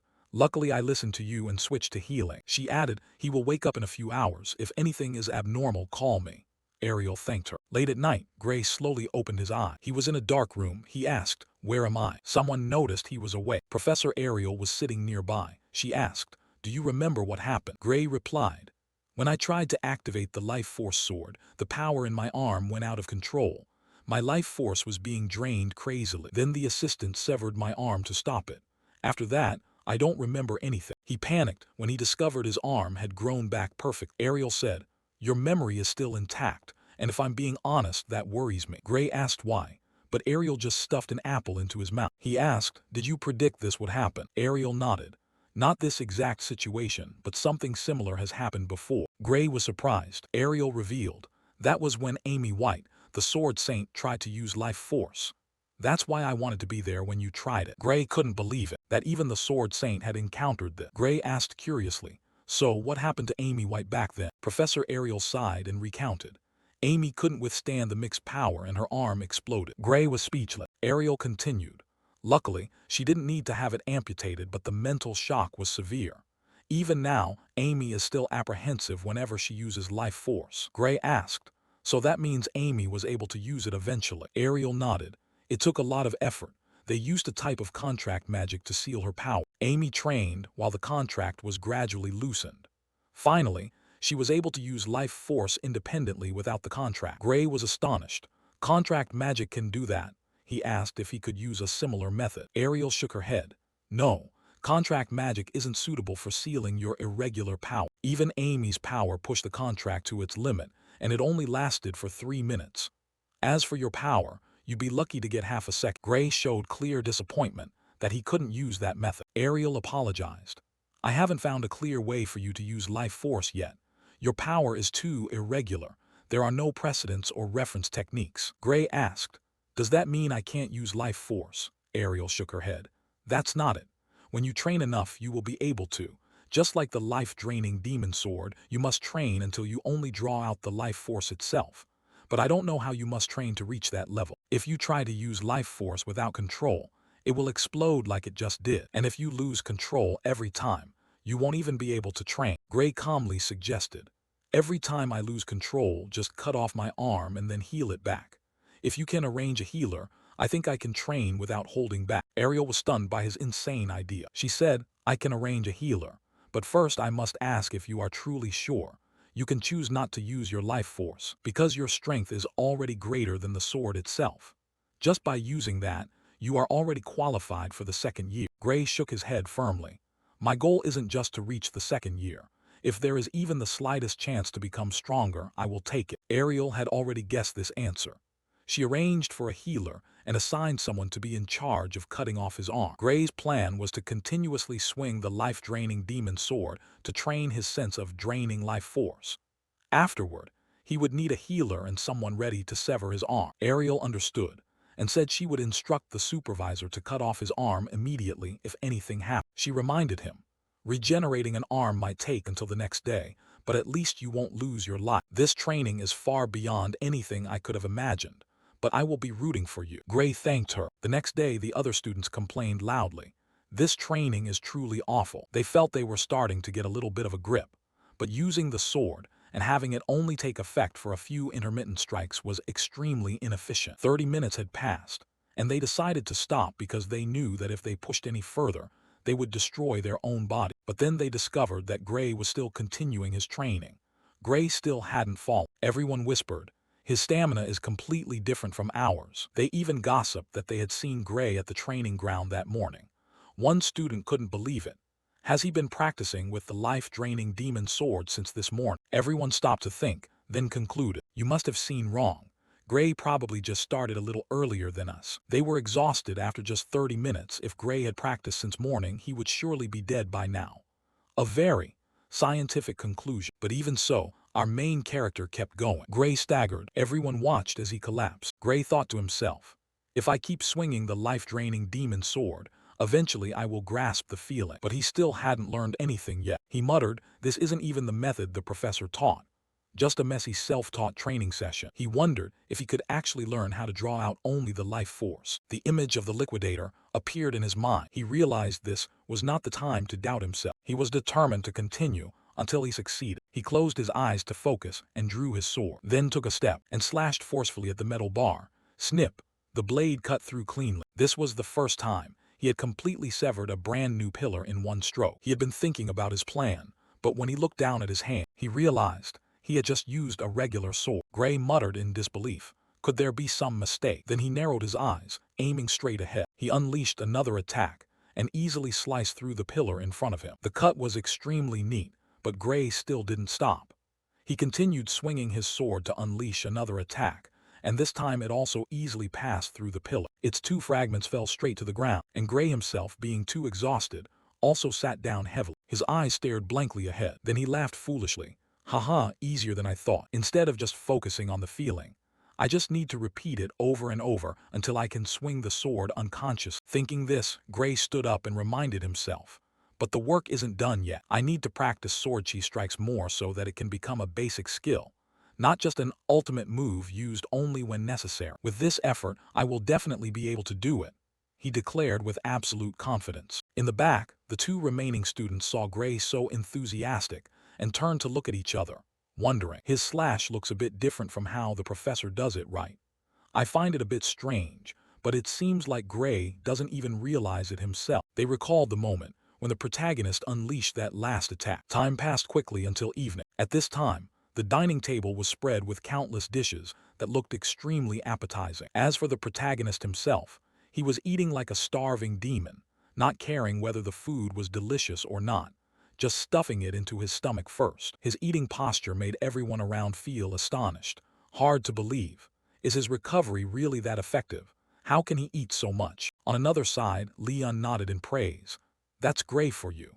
He has completely mastered the art of channeling chi into the sword. Hearing this, a friend next to him curiously asked, "What do you mean?"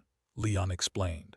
"That technique consumes a lot of stamina and requires intense concentration. The fact that he can eat this much is proof that he has activated his sword chi countless times already." The words had just left his lips when an excited sound from a female student rang out nearby. "Does that mean if he uses that demon sword a lot, he won't get fat no matter how much he eats?"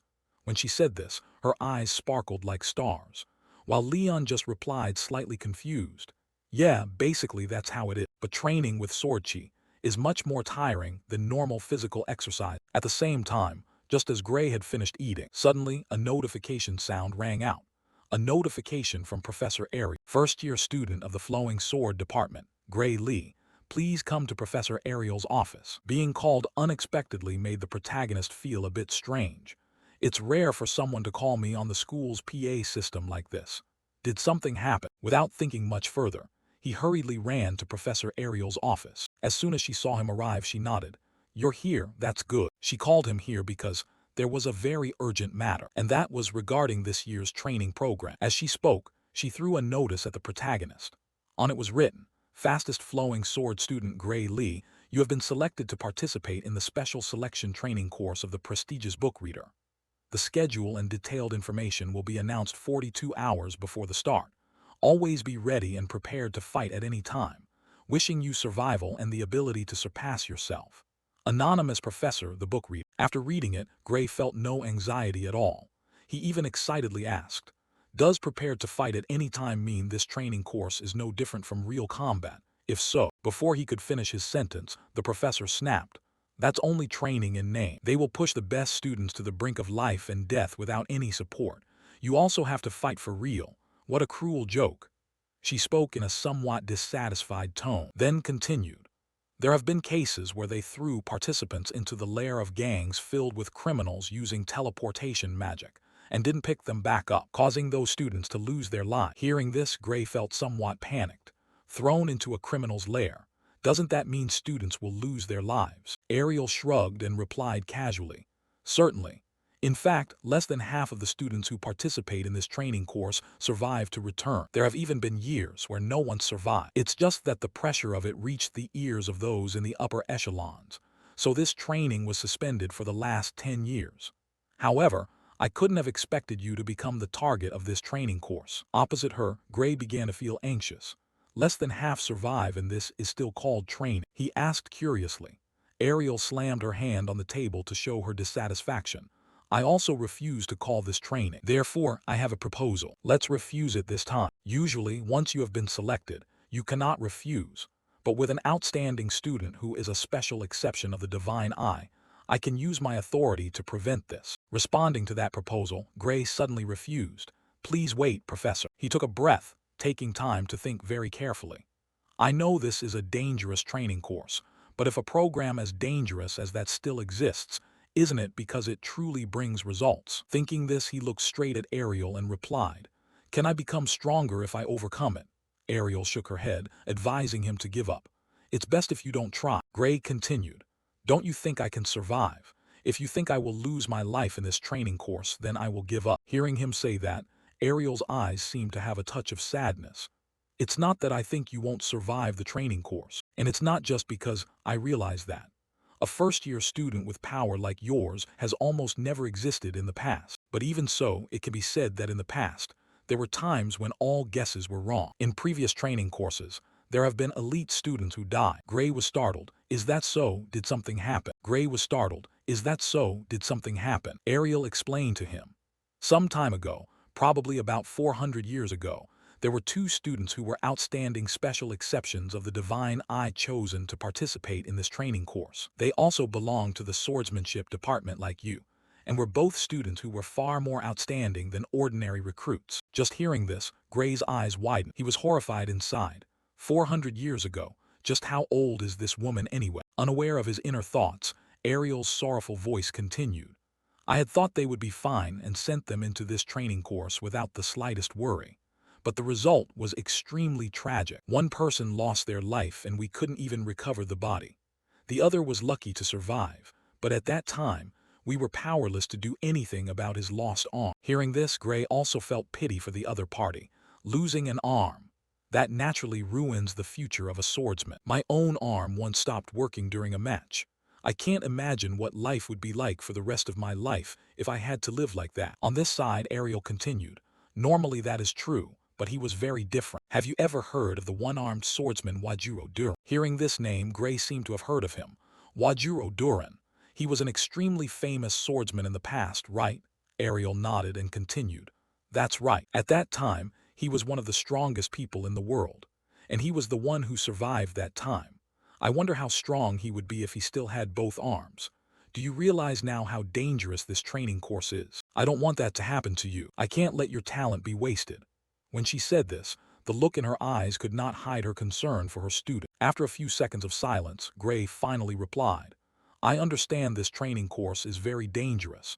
Initially, I didn't have any intention of participating either. However, there is one thing that concerns me. According to the legends I know, rumors say that Duran became exceptionally strong after losing his arm. Could the real reason he became that strong be precisely because of this special training course? Gray said matter-of-factly that if the real reason he had become stronger was thanks to that special training program, the red-haired professor suddenly froze, sweat beginning to fall. Gray realized he'd guessed correctly, while the professor whispered a curse, regretting having mentioned that Duran was a survivor. She warned that Starseer was a notorious instructor who had driven countless students to their death. Joining his training was no different than laying oneself on Professor Varian's operating table for transformative surgery. Gray recalled Bella Albright, the most powerful mage in the world before he turned back time, who was herself a product of those surgeries. Judging by the results alone, Varian's experiments had indeed produced one of the planet's most domineering entities. If there were a safer way to gain strength, he would prefer it.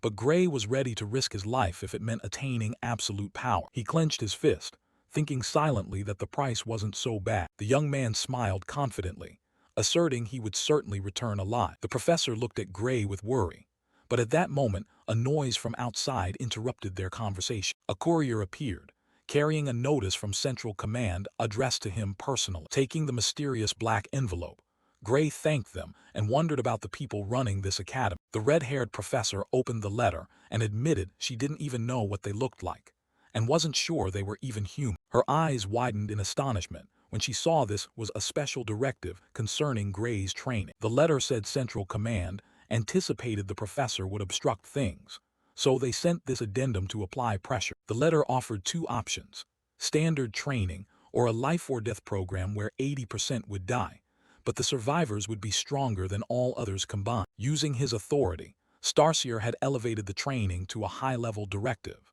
leaving the red-haired professor powerless to intervene. Starseer himself declared he eagerly anticipated Gray's development for the sake of this world's future. The red-haired professor was stunned. She had never seen Central Command issue a special directive for a freshman like this. Her gaze was full of suspicion, unable to understand why Starseer was so determined to push Gray into a death trap. Seeing her freeze, Gray asked if something was wrong. She apologetically said that now the only way for him to avoid the deadly training was to withdraw from the academy. Gray held the directive, his face oddly calm. The professor gripped her cuffs, admitting this was the world's best academy, but also the place that crushed the most talent. Looking out at the magnificent academy, she wondered whether accepting Gray as a divine eye student had been a mistake. Given Gray's talent, she believed he could succeed anywhere outside these walls. She even promised to use her connections to find him a good master if he agreed to quit right now. But in response to her concern, Gray looked her straight in the eyes and affirmed he would not drop out. He declared that if he fell to this training, then he had no right to exist in the harsh world beyond. The red-haired professor sat dazed at the desk, sighing because she knew Gray would be stubborn like this. Knowing she couldn't persuade him, she offered a piece of positive information to encourage him. Although Starseer's training was extremely dangerous, the truth was that most of the strongest figures from previous generations were survivors of it. Gray smiled wryly, telling her she should have said that from the start. She glanced at him, thinking that if she'd said it earlier he'd have rushed in without a second's hesitation. The professor turned her face away, confessing that she had desperately wanted to stop him, but now it was impossible. She let out a soft sigh, trying to hide the lingering anxiety. With a faint smile, she offered one simple piece of advice: come back alive. Gray replied confidently that was his plan. The roster for the special training included Gray Lee, Leonhard Appias, Leonel Hartman, and Pons Bard. In the briefing room, a hooded figure appeared, announcing that Starseer would not meet the students directly, but would convey his will through him. The representative's enigmatic smile echoed, signaling that a journey of blood and tears was about to begin. This mission was to strike a human trafficking base run by the Blood Drinker organization. The representative said supply lines had been intercepted by other units, so the place was currently out of stock. Therefore, the targets were not civilians but bona fide criminals, posing no risk of innocent casualties. Pons Bard and Leonel listened with tense expression. The representative continued coldly, "Of course, they'll rush at you with murderous intent." Gray and Leonhardt stood silently as they absorbed the order to wipe out the enemy. After finishing the briefing, he asked if anyone had questions. The air in the room grew thick. Leonel frowned and asked if this seemed more like a real military operation than a training exercise for students. The representative replied that they could indeed assign professional soldiers, but opportunities for this kind of real combat and killing were extremely rare and precious. He sneered that even trained soldiers would struggle to survive if 4 people were thrown into such a war zone. An extreme survival equation. Pons Bard trembled as he raised his hand to ask whether any professor would accompany them to ensure their safety. The answer was no. The core of this training was facing death with no guarantees, so no safety measures would be provided. He pointed at the defensive pendant Pons was wearing and coldly declared that all such support items were strictly forbidden. He added a painful note: "Don't count on the professors, because by the 3rd year, many students are even stronger than those who spend their time researching or teaching." Gray broke into a cold sweat and muttered, asking if it was true that students could be stronger than professors. He looked somewhat shocked. Leonhardt snorted, saying that with Gray's current power, he could single-handedly take down a professor if he wanted. A bold assertion of strength. Gray's eyes sharpened at the thought. A massacre awaited ahead. No one had further questions, and the representative receded into the shadows. The star-marked gleam of his eyes flashed beneath the hood. He announced they would be moved to the staging area in 2 hours. A death countdown had begun. Everyone had only 2 hours to plan and prepare. Gray's crimson gaze shone in the dark, a fierce killer's aura surrounding him, ready for the upcoming hunt. A hand tapped lightly on the pile of operational documents strewn across the table. Pons Bard picked up a schematic and announced it was data on their destination. Leon, standing beside him, couldn't help but worry as they prepared to leap straight into the enemy den. Gray Lee stared at the map, wondering why the gang's base had no anti-teleportation barrier. Starseer remained seated silently in the back. Starseer spoke up to explain that the place had originally been protected by an extremely powerful force field. She said the Academy had found a loophole and destroyed that barrier remotely, but it would be re-established in 10 hours. Leonel, Leon, and Gray received the clear order. They had to flatten the base within that short window. Pons Bard looked at the dossier, sweat beading on his forehead, as he realized the enemy had certainly smelled out the raid. Starseer calmly asserted that destroying the barrier was tantamount to a declaration of war, and the enemy was now actively hunting intruders. She gave a knowing smile and countered, asking the students whether this wasn't a fantastic training exercise. Pons Bard could only hesitate, not daring to contradict the fearsome professor. Leonel suggested the group thoroughly discuss tactics first to increase their chances of survival. He placed a hand on his chest, saying they first needed to verify each other's capability. Leon and Gray nodded in agreement. Although they'd sparred before, they still didn't fully know Pons Bard's abilities. But Pons Bard coldly stared at the stack of papers, saying a glance was enough to judge their level. Leonel's expression went blank at the senior's somewhat disdainful attitude. Pons Bard turned his back and declared he was the strongest here, and looked down on the abilities of the 3 underclassmen. A chart appeared showing Leonel slightly ahead of the other 2, but Pons insisted that gap was negligible compared to him. Leonel began to get hot under the collar at the senior's overconfidence. Gray Lee looked at Pons with displeasure, thinking that if he was the worst of the 3rd years, his scores probably weren't anything to boast about. Pons Bard turned back, holding a pencil and challenging the 3 of them to attack him any time. A blue light flickered from the gem at Pons Bard's throat. He wedged the pencil between his fingers, ready to receive the strike. Unable to bear the provocation, Leonel stepped forward and accepted the challenge. Leonel let out a roar, drawing his sword and lunging with all his might. A powerful slash came down, producing a shockwave that rippled through the room. But Leonel's smile vanished when he saw his blade easily stopped. Pons Bard casually remarked the attack was too light. Pons Bard's eyes remained calm, without a flicker of hesitation. With a lightning-fast counter, a burst of energy sent Lunel flying. Lunel collapsed to the floor, pained and stunned by the opponent's overwhelming power. Starseer stood in the shadows, quietly smiling in satisfaction at the display of force. Pons Bard straightened and asserted that even the weakest third year like him would never lose to second year. Gray Lee broke into a cold sweat, realizing the gulf between class tiers was truly abyssal. Pons Bard twirled the pencil in his hand, adding that his previous comment applied only to ordinary swordsmanship. He looked directly at Gray Lee and admitted that if Gray used his full power, Pons would be the one knocked down immediately. Gray Lee was astonished that the senior had seen through the secret of his power. A vision surfaced of Gray ending his freshman losing streak.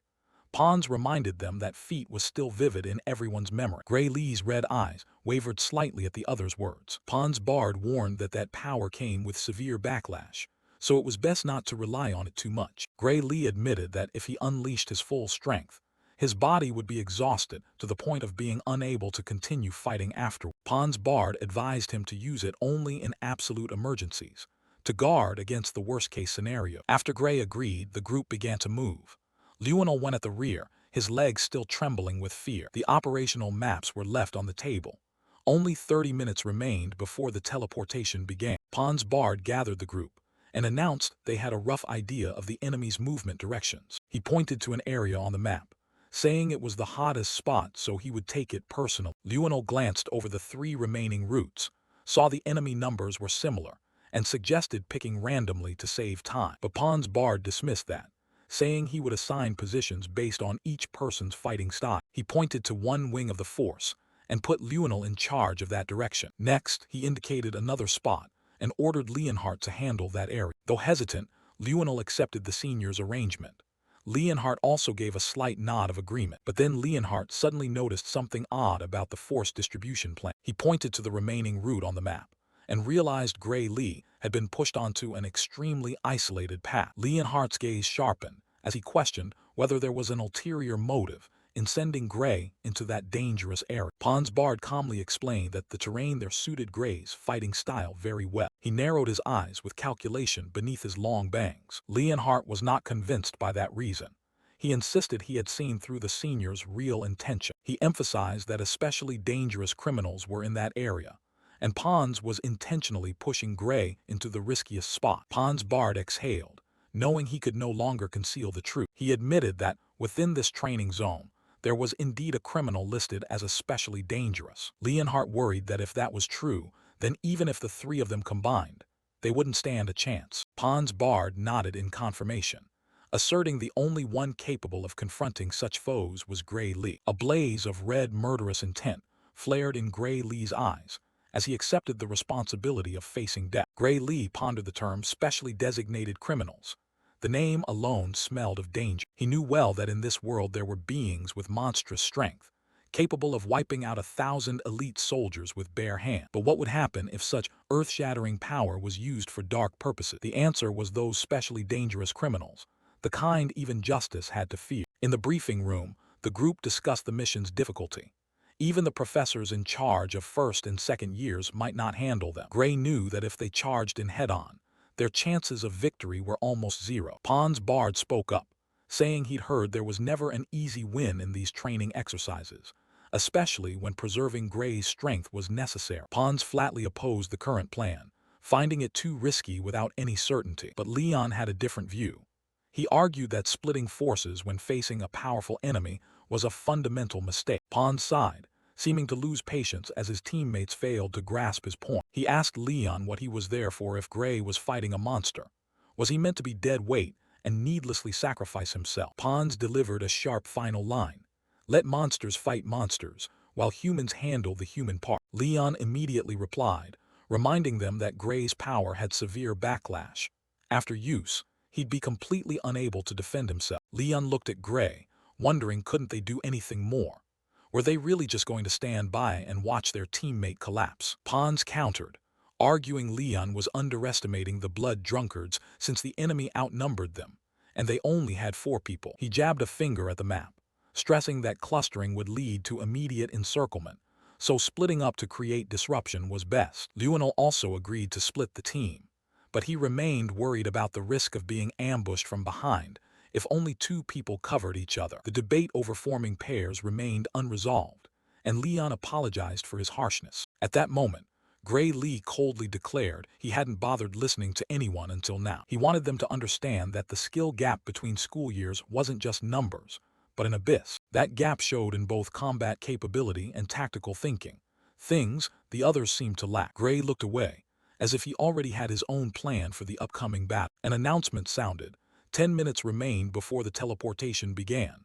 It was time for a final check. He knew there was no time left to persuade anyone, and internal conflict now would be the worst possible outcome. Gray walked off, leaving only a terse understood, forcing the others to watch him go in tense silence. Lionel relented. If Gray had decided there was nothing more to argue, the cold full moon outside the window seemed to herald a massacre about to begin. Leon still felt uneasy, and asked again if Gray was truly okay with the plan. Gray closed his eyes and smiled faintly, as if everything had long been part of his calculation. He suddenly asked Leon about the medicine storage in the operation area, a question that left Leon flustered. Gray explained he needed a few vials of healing potion, so he could return to the front lines immediately after using that excessive power. He clenched his fist with determination and entrusted this crucial task to his teammate. Leon's eyes lit up. He vowed that even if he had to die, he would deliver the medicine to the designated spot. Elsewhere, the sound of a mop scraping across a floor stained with blood was chilling. Two guards grumbled as they cleaned, seeming annoyed and bored by the task. One tried to comfort himself that guarding the hallway was still better than the awful stench in the goods store. He just wanted the slaves to come out and clean it up, although there weren't many fresh ones left to abuse. Those who couldn't be sold were taken for experiments, since keeping them alive only wasted food and resources. The guard looked up complaining that the surviving slaves always tried to escape, which was a nuisance, but his companion sneered viciously. He treated recapturing and torturing them as entertainment, and even wanted to flay them out of spite. Their cruelty was horrifying.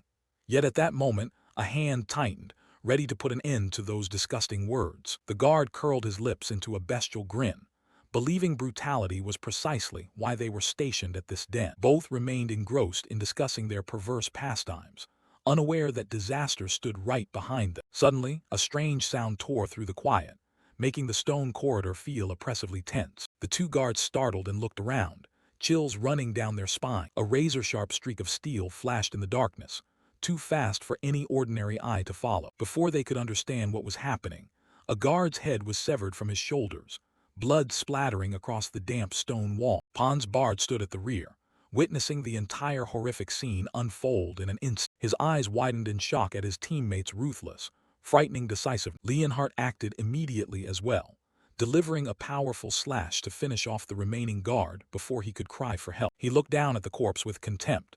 These blood drunkards were truly disgusting scum. Leonhardt and Lionel affirmed that since there were no innocent civilians here, the group could purge them without hesitation. Gray Lee stepped forward radiating murderous intent, and ordered that anyone who dared move to block them be killed. A finishing strike was driven straight down, to ensure the enemy had no chance of survival. Lionel sheathed his sword, and reminded the group to move according to the plan discussed before departure. He nodded resolutely, ready to face any challenge in the darkness. Gray responded curtly in his characteristic cold tone, his blazing red eyes revealing his will to annihilate the enemy. Leon took a deep breath to regain focus, before delving further into the enemy lair. Gray Lee led the team, rushing forward.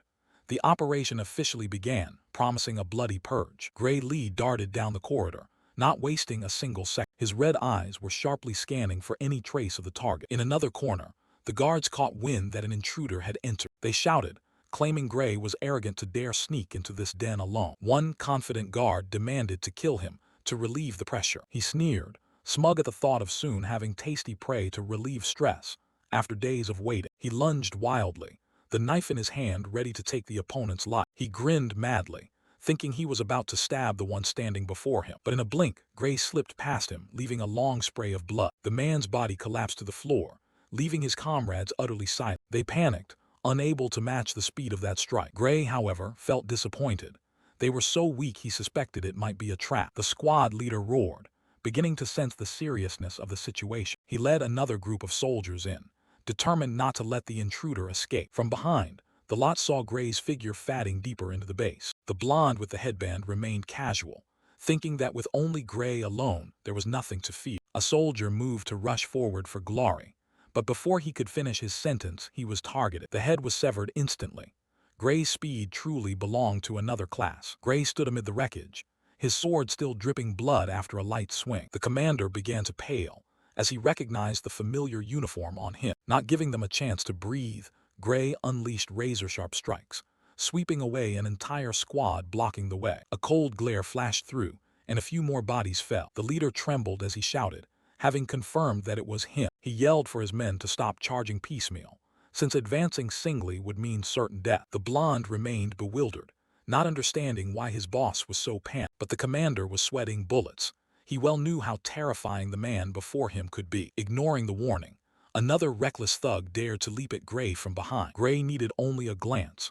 That man had effectively sentenced himself to death. A decisive slash ended the poor fellow, and Gray began to reveal his identity as a student of the World Union Academy. The blonde stubbornly persisted, thinking the opponent was just a swordsman with a single blade. He believed that by surrounding him with numbers, they would surely take him down. The whole band rushed in to attack at their leader's command. Suddenly, bright blue magical beams intervened in the battle. A magic user appeared, blasting the soldiers aside to deal with them personally. Gray slid between the magical projectiles, quietly assessing the difference this power made. He recalled the magic theory he had studied with the red-haired professor, a secret not everyone knew. Taking advantage of the caster's incantation, Gray added a crucial strike to the nearby soldier. Heartrending screams echoed down the dark corridor. Gray thought to himself that though these guys were weak, their eyes were fiercely determined. The enemy's crazed faces appeared.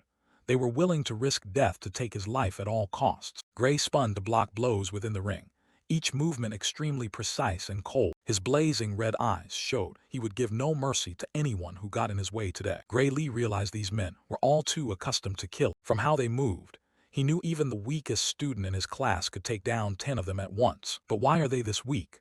Gray wondered as he sliced off a soldier's head. A lightning-fast blade tore the air, blood spraying everywhere. His red gaze remained cold, not a flicker of change. Gray stood amid the corpses, facing a new squad frantically charging forward. He closed his eyes and began to contemplate more deeply the enemy's actual strength. Images of the academy surfaced, where every student had to pass extremely grueling exams. Clearly, comparing those academy students to these criminals was like comparing apples and oranges. He continued swinging his sword, each cut decisive and carrying widespread destruction. The only worrying issue now was that the specially designated criminal had still not appeared. Gray stopped in front of a soldier crouched on the floor, trembling like a leaf. The soldier screamed in panic, saying he had a proposal and wanted to negotiate. Gray looked at him with hollow eyes, showing no interest in whatever he was about to say. But then he thought he might extract some information about that SDC criminal. He enticed Gray to join the Blood Drunkards as their senior bouncer with generous pay. Gray repeated the title with curiosity,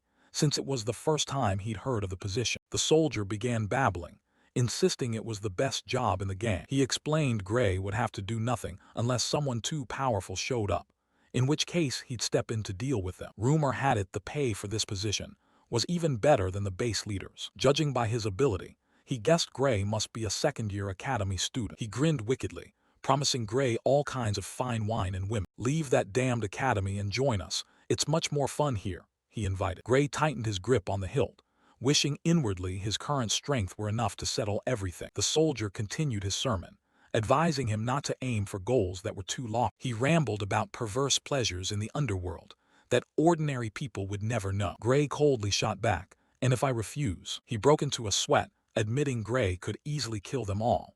But then Gray himself would be eliminated, because the current senior bouncer was a former third-year student, whose strength far surpassed even the professor. He laughed triumphantly, waiting for Gray's reaction. "So do you choose pleasure, or do you kill me and get finished off by him?"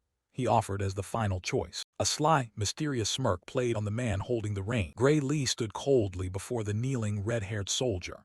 He gave two options: submit to the Blood Drunkards to spare your life, or die here at the hands of him. For Gray, it was an easy question.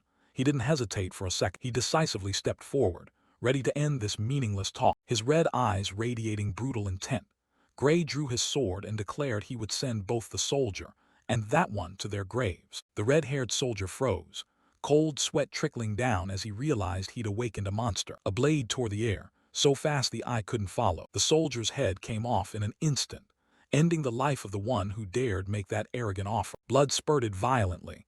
Gray stood motionless in the victim's pool of blood, expression unchanged. His gaze remained calm and cold as he stared straight ahead. Gray strode through the underground corridor littered with mercenary corpses. He was certain his target was hiding somewhere in this den. He reanalyzed the dead man's words. He used him, not them, meaning there was only a single target. Despite the useful information, Gray began to regret agreeing to split from the team. If a strong enemy attacked while he was suffering recoil from a technique, the situation would be extremely dangerous. He needed to regroup with the others quickly. In another corner of the base, an iron hand was choking a miserable soldier. Pons Bard lifted the soldier and slammed him against the cold stone wall. With a sharp gaze, he calmly asked if the man was ready to reveal the truth. The demand was simple. What was the name of the specially designated criminal hiding here? The soldier wailed pitifully, blood all over his face, trembling as he blurted out the name Medu Brad, the Professor Bradley's daughter. Pons repeated skeptically while still not loosening his grip. He pressed to know if there was anyone else besides her. The soldier swore there was only her. Seeing the man's pathetic state, Pons knew he wasn't lying, which also meant the man had no more use. Ignoring his final pleas for mercy, Pons's blade was ready to strike. A decisive thrust pierced the chest, pinning the soldier to the wall. As he predicted, there was only a single specially designated criminal here. Blood dripped steadily from the sword. Pons felt quietly satisfied with his decision to split the team. To him, the biggest mistake in group combat was carrying dead weight. He coldly withdrew his sword, leaving the body to collapse to the floor. He reasoned that if Gray lost his fighting ability facing the criminal, the whole team would expend a lot of effort just protecting. A calculating smile appeared on Pons's face. If Gray were killed, the team's loss would be limited to him alone. That was the optimal calculation. He calmly awaited the outcome from the other side. He drove his sword into the corpse once more to ensure no surprises. How convenient. Pons wondered whether Medu Bradley might appear where Gray stood, but based on the area's layout, he could predict where the enemy would concentrate forces. Suddenly, Pons's gaze sharpened as he sensed something abnormal. A massive surge of magical energy struck. Pons quickly leapt to evade. A terrifying explosion erupted where he had just stood, hurling chunks of rock aside. Pons landed and slid a distance, hand on his sword in a ready fighting stance. From the darkness, a pair of long legs and elegant high heels slowly stepped out. "Well, you dodged that," a mocking voice rang out. Pons couldn't help but be astonished. He blurted out in surprise when he recognized who stood before him. Medu Bradley revealed herself, exuding authority, holding a scepter that released mysterious purple energy. He hadn't expected to run into her here. She casually smoothed her hair, wondering why her secret whereabouts had been exposed to these people. Her purplish lips curled into a dangerously faint smile. With cold purple eyes fixed on Pons, Medu Bradley resolved to eliminate anyone who had dared reveal her identity. Pons Bard arrogantly declared he had wiped out her subordinates. Medu Bradley responded only with a challenging question. Looking at the base map, Gray Lee realized every route to the key areas passed through Sector D-15. It was the choke point they were defending. Medu Bradley let out a soft sigh, surprised that even the internal map had been leaked. Sure enough, her checkpoint was Sector D-15. She confidently asserted that feeling her every move was being predicted had led her to make an unexpected play. It seemed she had taken a step ahead of her opponent this time. Gray Lee clicked his tongue and swore at the unforeseen situation. The enemy before him was far more complicated than he'd thought. Medu Bradley, a transformed entity created by Professor Bradley himself. Her magical power was not to be underestimated. She was famed as the strongest among the third-year magic students. As the lowest-ranked student this year, Gray understood he was at a disadvantage. Medu looked at Gray with contempt. She sneered that he didn't appear powerful at all. She coldly issued a killing remark, unwilling to waste more time on someone she deemed weak. A colossal black-purple fire spell erupted, aimed straight at Gray Lee. A dense, murderous aura filled the corridor. Pons Bard stood frozen, staring at the roiling mass of magical energy above him, feeling the immense pressure bearing down. In that life-or-death moment, Gray Lee's eyes sharpened as he focused intently to find his opponent's flaw. A deep blue magical explosion erupted, tearing the night and blasting aside Medu's purple fire magic. Dust and debris filled the air. The two opposing energies collided violently, producing blinding arcs of lightning across the space. Under the terrifying pressure, Gray Lee was pushed back but managed to land a slash to neutralize the area attack. The real battle had only just begun. As the smoke cleared, Gray Lee stood firm with his sword in hand. Meadow Bradley was astonished to see her attack so easily nullified. She realized Gray had infused his life force into the blade to dispel the magic.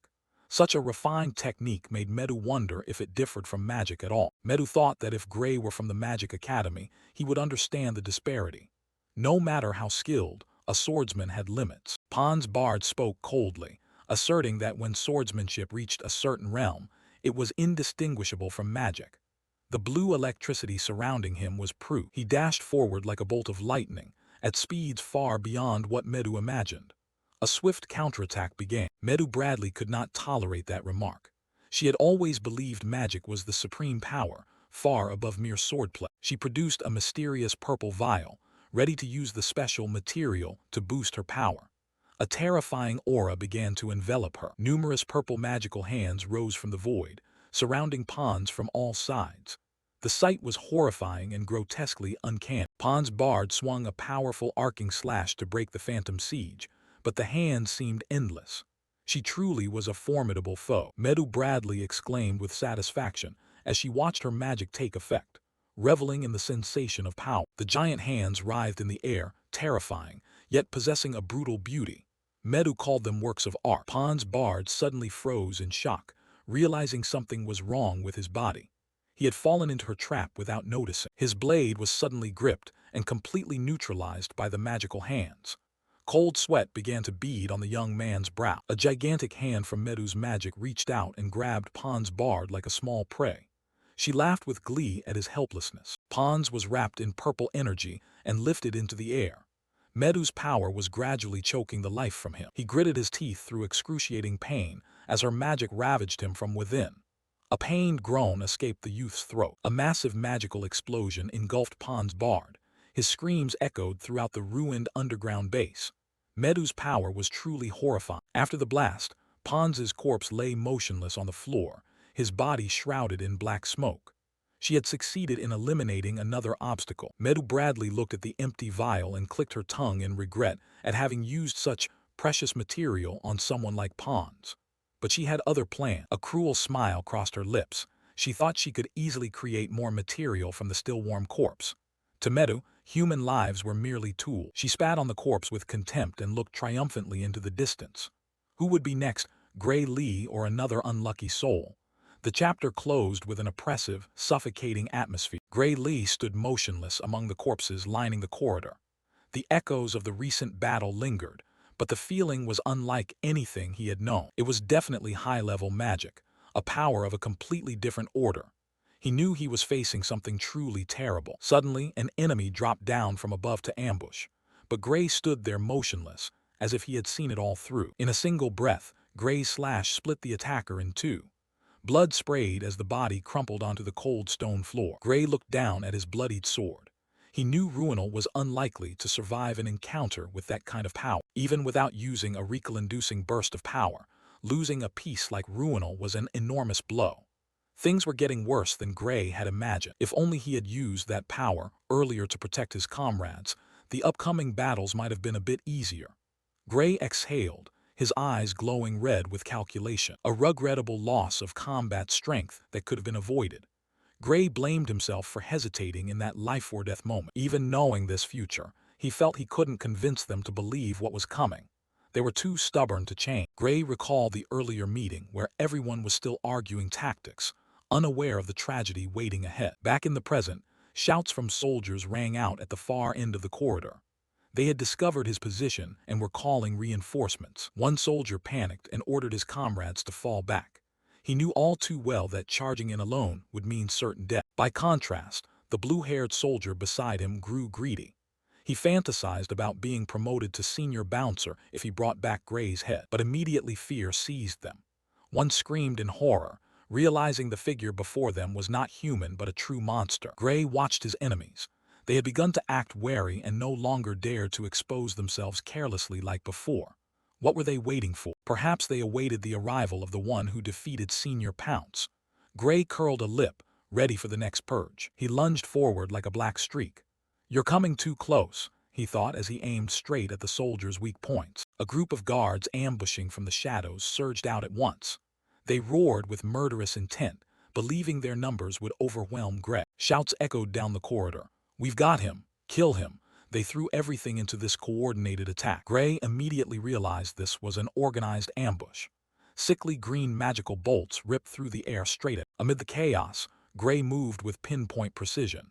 He swung his sword, cutting down every attempt to encircle him in an instant. An arm flew off with a grotesque scream. Gray's slashes were not only fast but brutally efficient, leaving enemies no time to react. The commander bellowed for his men not to falter and to keep firing magic. He hoped overwhelming firepower could crush Gray's agility. Gray crouched low and slid across the floor like a phantom. The magical bolt struck only the empty space he had just vacated. The soldiers tried to encourage each other with numbers. "With our advantage in numbers, we'll definitely crush this swordsman." But Gray's gaze brought only cold death. He saw through their hollow confidence. "Kill him," was the last cry many could utter. Gray barreled into the crowd, swinging his sword in deadly arcs. The soldiers scattered, coordination lost before overwhelming force. Gray noticed the disarray in their attacks.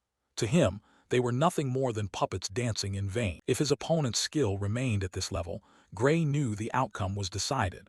Blood dripped from his blade, marking the end of the obstructors. No matter how many of them there were, numbers meant nothing against perfect swordsmanship.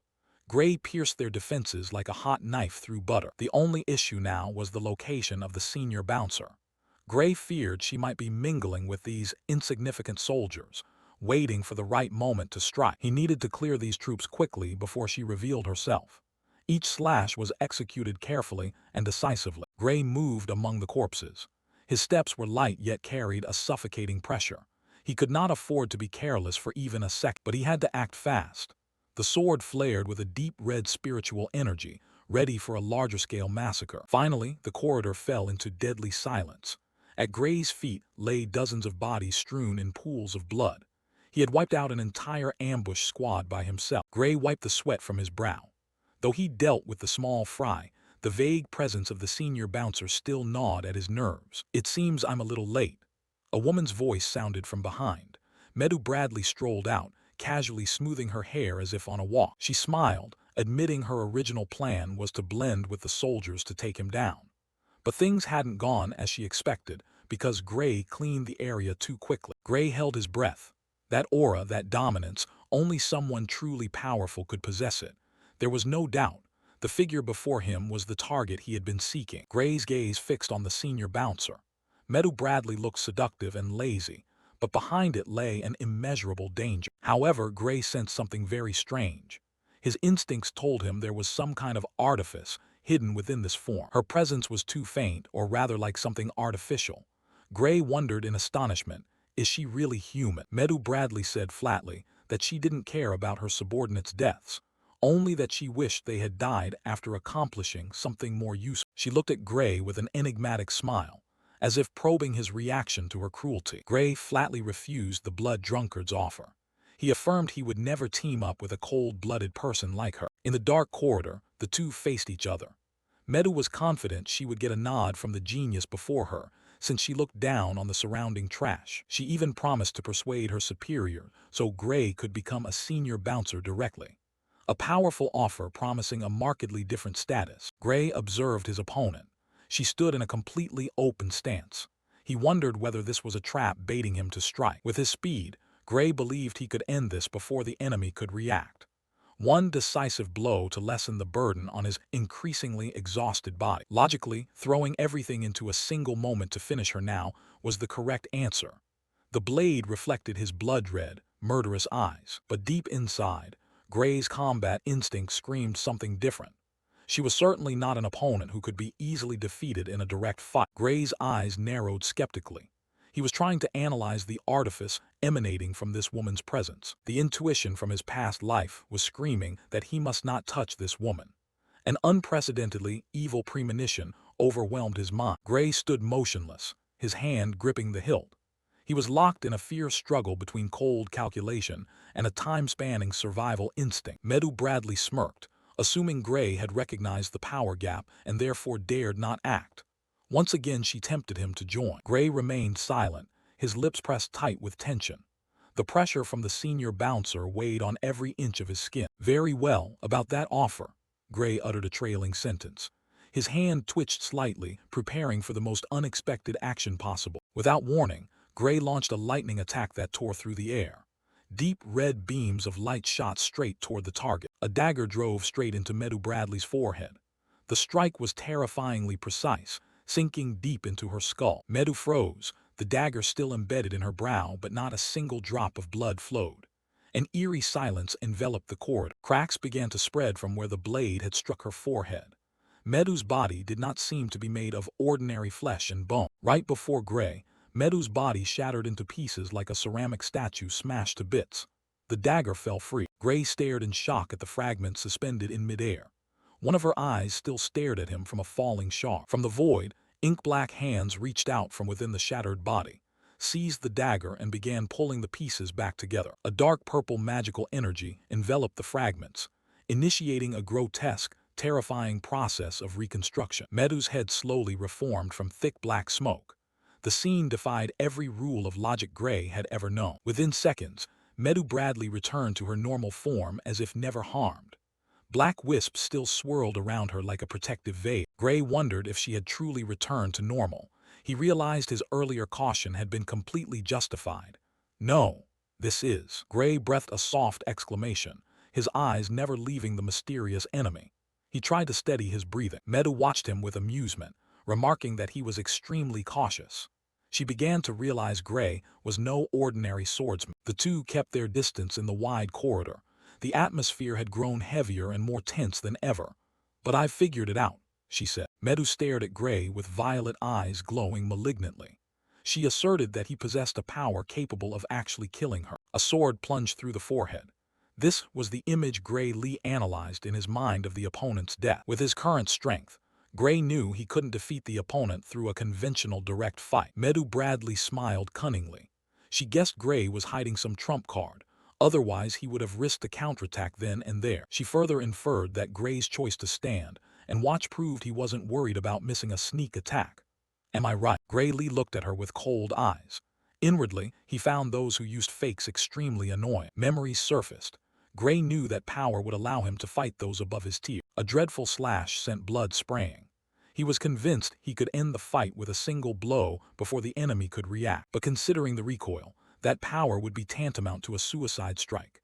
Gray recalled collapsing with his chest drenched in blood. Back in the present, Medu Bradley stood proudly among the corpses. Gray told himself that if he'd been deceived by the earlier bait, it would have been over. A drop of sweat rolled down his cheek. He realized this was the toughest opponent he had to face. Gray surveyed the dark room. If the enemy had deliberately used a decoy, she was truly experienced. He wondered whether he should crush both at once to see who was real. Medu Bradley stepped closer, as if reading Gray's thoughts. She asked whether he intended to take out both at once. She licked her lips provocatively. What a pity. A series of Medu Bradley's illusions appeared along the dark corridor, encircling Gray. Gray Lee kept his expression calm. "All right." A massive burst of magical fire erupted. Medu challenged Gray to find which was the true body. Gray Lee nimbly darted among the sparks. The nearby soldiers were swept up in the explosion as well. He realized they could create many sophisticated clones at once. An explosion detonated right beside Gray. Dust and smoke filled the cracked stone floor. Gray assessed that the illusion's magic wasn't very strong. They were likely power limited. Sparks flew as Gray swung his sword to parry. The enemy's goal was probably to prolong an attrition fight, denying him a chance to use his true power. If their stronger spells missed, they'd switch to steadily wearing down his stamina bit by bit. Medu Bradley smiled confidently.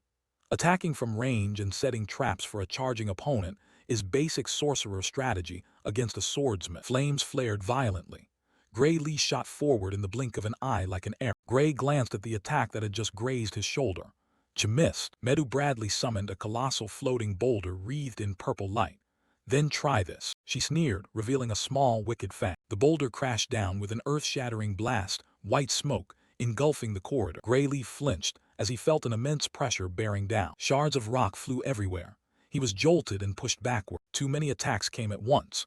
Gray realized he had no room left to dodge. He swung his sword wildly to parry, trying to avoid wounds to vital spots. Blood sprayed onto Gray's face. His eyes still burned, unwavering. A deep cut opened on Gray's shoulder, blood beginning to soak his sleeve. Meadow Bradley remarked casually, "Seems it's not very effective if you dodge the dangerous spots." Then one more. Meadow gathered magic again, forming a radiant orb of energy. Gray Lee gasped. If he kept taking hits like this, he'd bleed to death. He wondered whether to risk charging in even though they were waiting. Gray's steps faltered on the corridor's dark floor. His gaze shifted suddenly. A red radiance flared from him, full of killing intent. "Here it comes." Meadow Bradley watched Gray sprint straight at her, a magic circle already prepared in her hand. She laughed cruelly, raising the blazing flame. "Burn like that blinded fool over there." Gray Lee swung his jet-black sword, his eyes blazing as he prepared a decisive strike. Meadow Bradley's magic attacks converged everywhere. Inky shadows like monsters pounced on Gray Lee. "I am," the arrogant proclamation of the one holding the advantage. A single sword. For Gray, one strike was enough. Gray Lee lunged through the crimson glow, a sword swing carrying terrifying force. Meadow Bradley's eyes widened in surprise. She hadn't expected Gray to counter so swift. A razor-sharp blade tore through the air, slicing Meadow's illusions in two. A blinding explosion erupted in the corridor, hurling everything around. Meadow Bradley stepped back behind the hole in the floor, staring toward the billowing smoke. She was still stunned. Gray Lee began to speak, unmasking the opponent's deception. "The answer is, you ask which one is real," a mocking counter-question. Gray Lee's gaze was as sharp as a razor.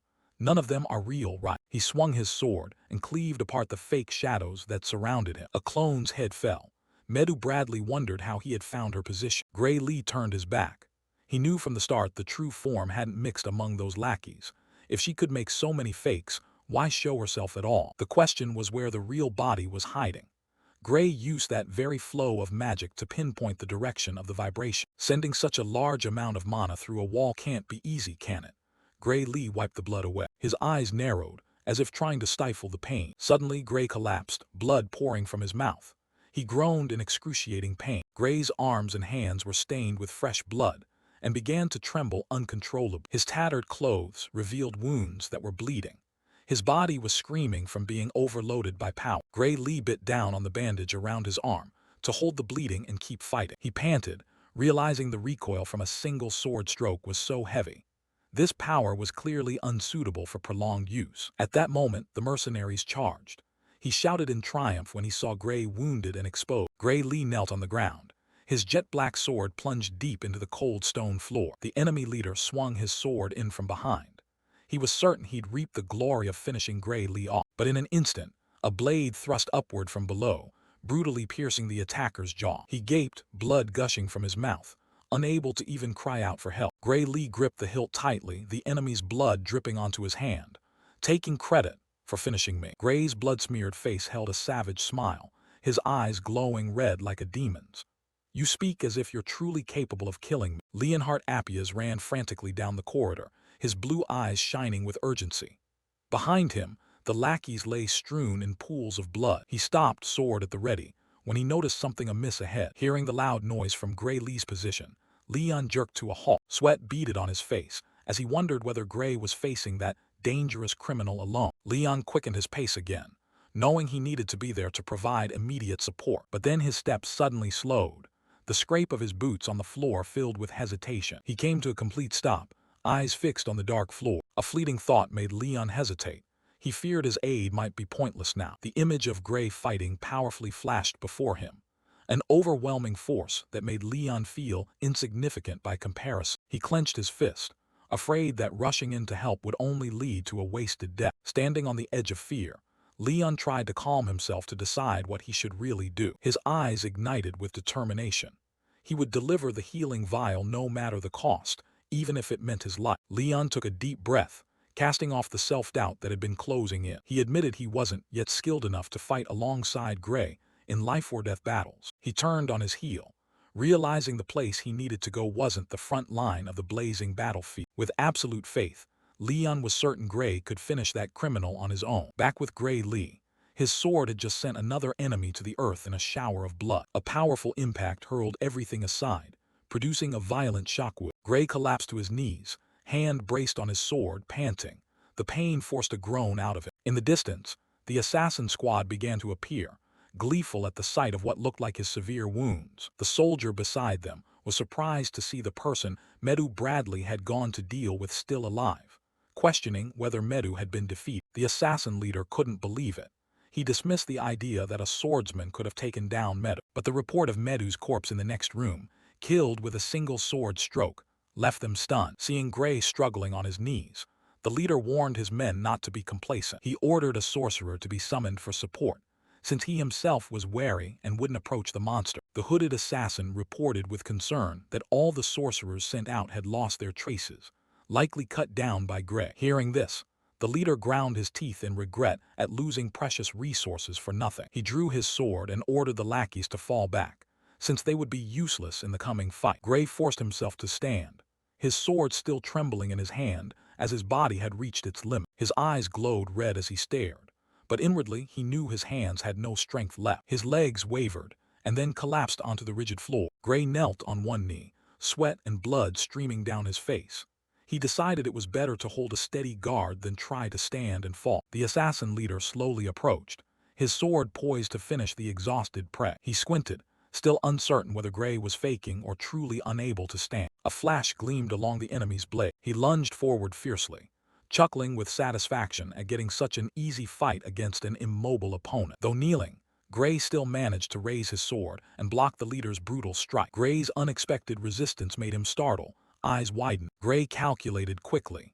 He had disrupted the leader's momentum and exposed a weakness after that block. Before him now was the leader's unprotected abdomen. Seizing the moment, Gray thrust his sword upward into the enemy's stomach. A fatal thrust made the leader only manage a pained scream in shock. The leader was flung backward after taking Gray Lee's full strike. He panted, clutching his chest and trembling from nearly losing his life.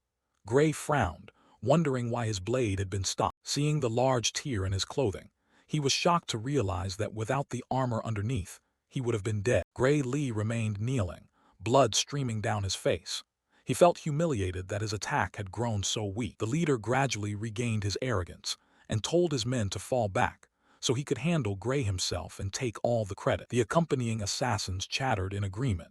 They just wanted Gray eliminated as quickly as possible. He drew his sword decisively, ready to finish the fight. They charged at each other again, but Gray now had to rely on technique to compensate for his lack of strength. Gray understood his opponent had seen that he no longer had the power to deliver the heavy blows he once could. He laughed with delight as he continually pressed Gray onto the defensive. Gray admitted he was in a battle with no hope of victory. Gray stared at his enemy, knowing that if he tried to use that power one more time, the price would be death. The leader raised his sword high, mocking Gray's exhaustion as he saw him reach his limit. No choice, Gray decided inwardly, gripping the hilt tight. A blazing red mana burst erupted around Gray, leaving the leader stunned by the overwhelming pressure. He still tried to appear calm, sneering at the stubbornness of the dying man, but Gray's eyes now shone a deadly red, filled with brutality. His pupils contracted, radiating a chilling killing intent. He began to feel uneasy, seeing the strange transformation across from him. The sword in Gray's hand was suddenly enveloped by a brilliant teal-purple aura, exuding unmatched power. Before that dazzling energy, the leader could only gasp in astonishment and ask what kind of freak Gray actually was. A blade flashed like lightning, sending the leader crashing to the floor utterly helpless. Gray Lee held the sword glowing in his hand, quietly confirming this was the power of the life sword. Despite his bloodied face, Gray smiled with satisfaction. This was the first time he'd used it in a real battle. Gray Lee, eyes blazing red, his face blurred by smeared blood. The soldier froze, cold sweat beginning to run as he took in the sight. Reflected in the pool of blood, Gray stood towering like a demon that had slain its prey. Greva had fallen completely. His crushed body lay motionless among the rubble. The mercenaries panicked, unable to believe their leader had been taken down so easily. The commander shouted for his men to fall back, warning them not to recklessly run into death. Gray forced himself up, but the sword in his hand felt immensely heavier from exhaustion. The life sword technique was ravaging his body, making it feel as if the blood in him had stopped flowing. The enemy commander assessed the situation as turning bad and ordered reinforcements at once. He looked into the deep darkness of the corridor, fearing others might still be hiding. Gray bowed his head, thinking he might rest for a moment, but the enemies would soon return. He groaned in pain. The aftershock from the strike still hadn't subsided. The old wound on Gray's arm split open again, blood beginning to soak the white bandages. He had to stop the bleeding immediately, or he'd faint from blood loss before reinforcements arrived. Gray's vision began to blur. His body had reached its limit. He gritted his teeth, enduring the pain that tore at every fiber of his flesh. Gray realized his life force showed no sign of recovery, not even a little. He recalled his promise to return to the academy, wondering if he could hold on until then. The space fell silent, with only the wind whistling through the cracks. The sounds of battle faded into the distance. Gray realized he could hardly expect help from outside. Thinking of Senior Pounce, Gray guessed he was probably more injured than not. "I need to recover my strength," Gray told himself as his breathing remained ragged. His gaze was still keen, tracking the slightest movements of the enemy. The enemy commander warned his comrades not to be careless, for the opponent before them was not as weak as he appeared. Gray clicked his tongue. He had planned to rest a bit longer, but these nuisances had returned. A new squad of mercenaries appeared, each one clutching their weapon. Seeing Greva had been dealt with, the commander decided to move to Plan D. Gray narrowed his eyes warily, unsure what trick they planned next. It seemed the power of the life sword had made them hesitant, unwilling to attack head-on. He had to focus all his attention to guard against a sudden ambush from the shadow. The troops began to form ranks, surrounding Gray from all sides. "Execute Plan D." The leader's iron command rang out. The underlings obeyed perfectly, beginning to tighten the encirclement. The whole unit kept a safe distance, merely watching with no intention of charging in. Gray realized they were waging psychological warfare to drain the last of his stamina. Having to hold himself together in that state rapidly exhausted Gray. The enemy commander studied Gray meticulously, trying to find even the smallest gap. He sneered when he realized Gray was truly forcing himself to hide his exhaustion. Gray chose silence. He knew that even a breath could reveal his true condition. The commander reasoned that if Gray had strength left, he wouldn't be standing still letting them encircle him. The smile on the leader's face grew more vicious and triumphant. He asserted confidently that Gray was only pretending. In reality, he was drained of energy. The leader analyzed that, although those who went before didn't kill Gray, they had succeeded in depleting his strength. Gray stood motionless in pain, hearing the enemy commander order a switch to Plan A to finish him off. Gray's vision blurred.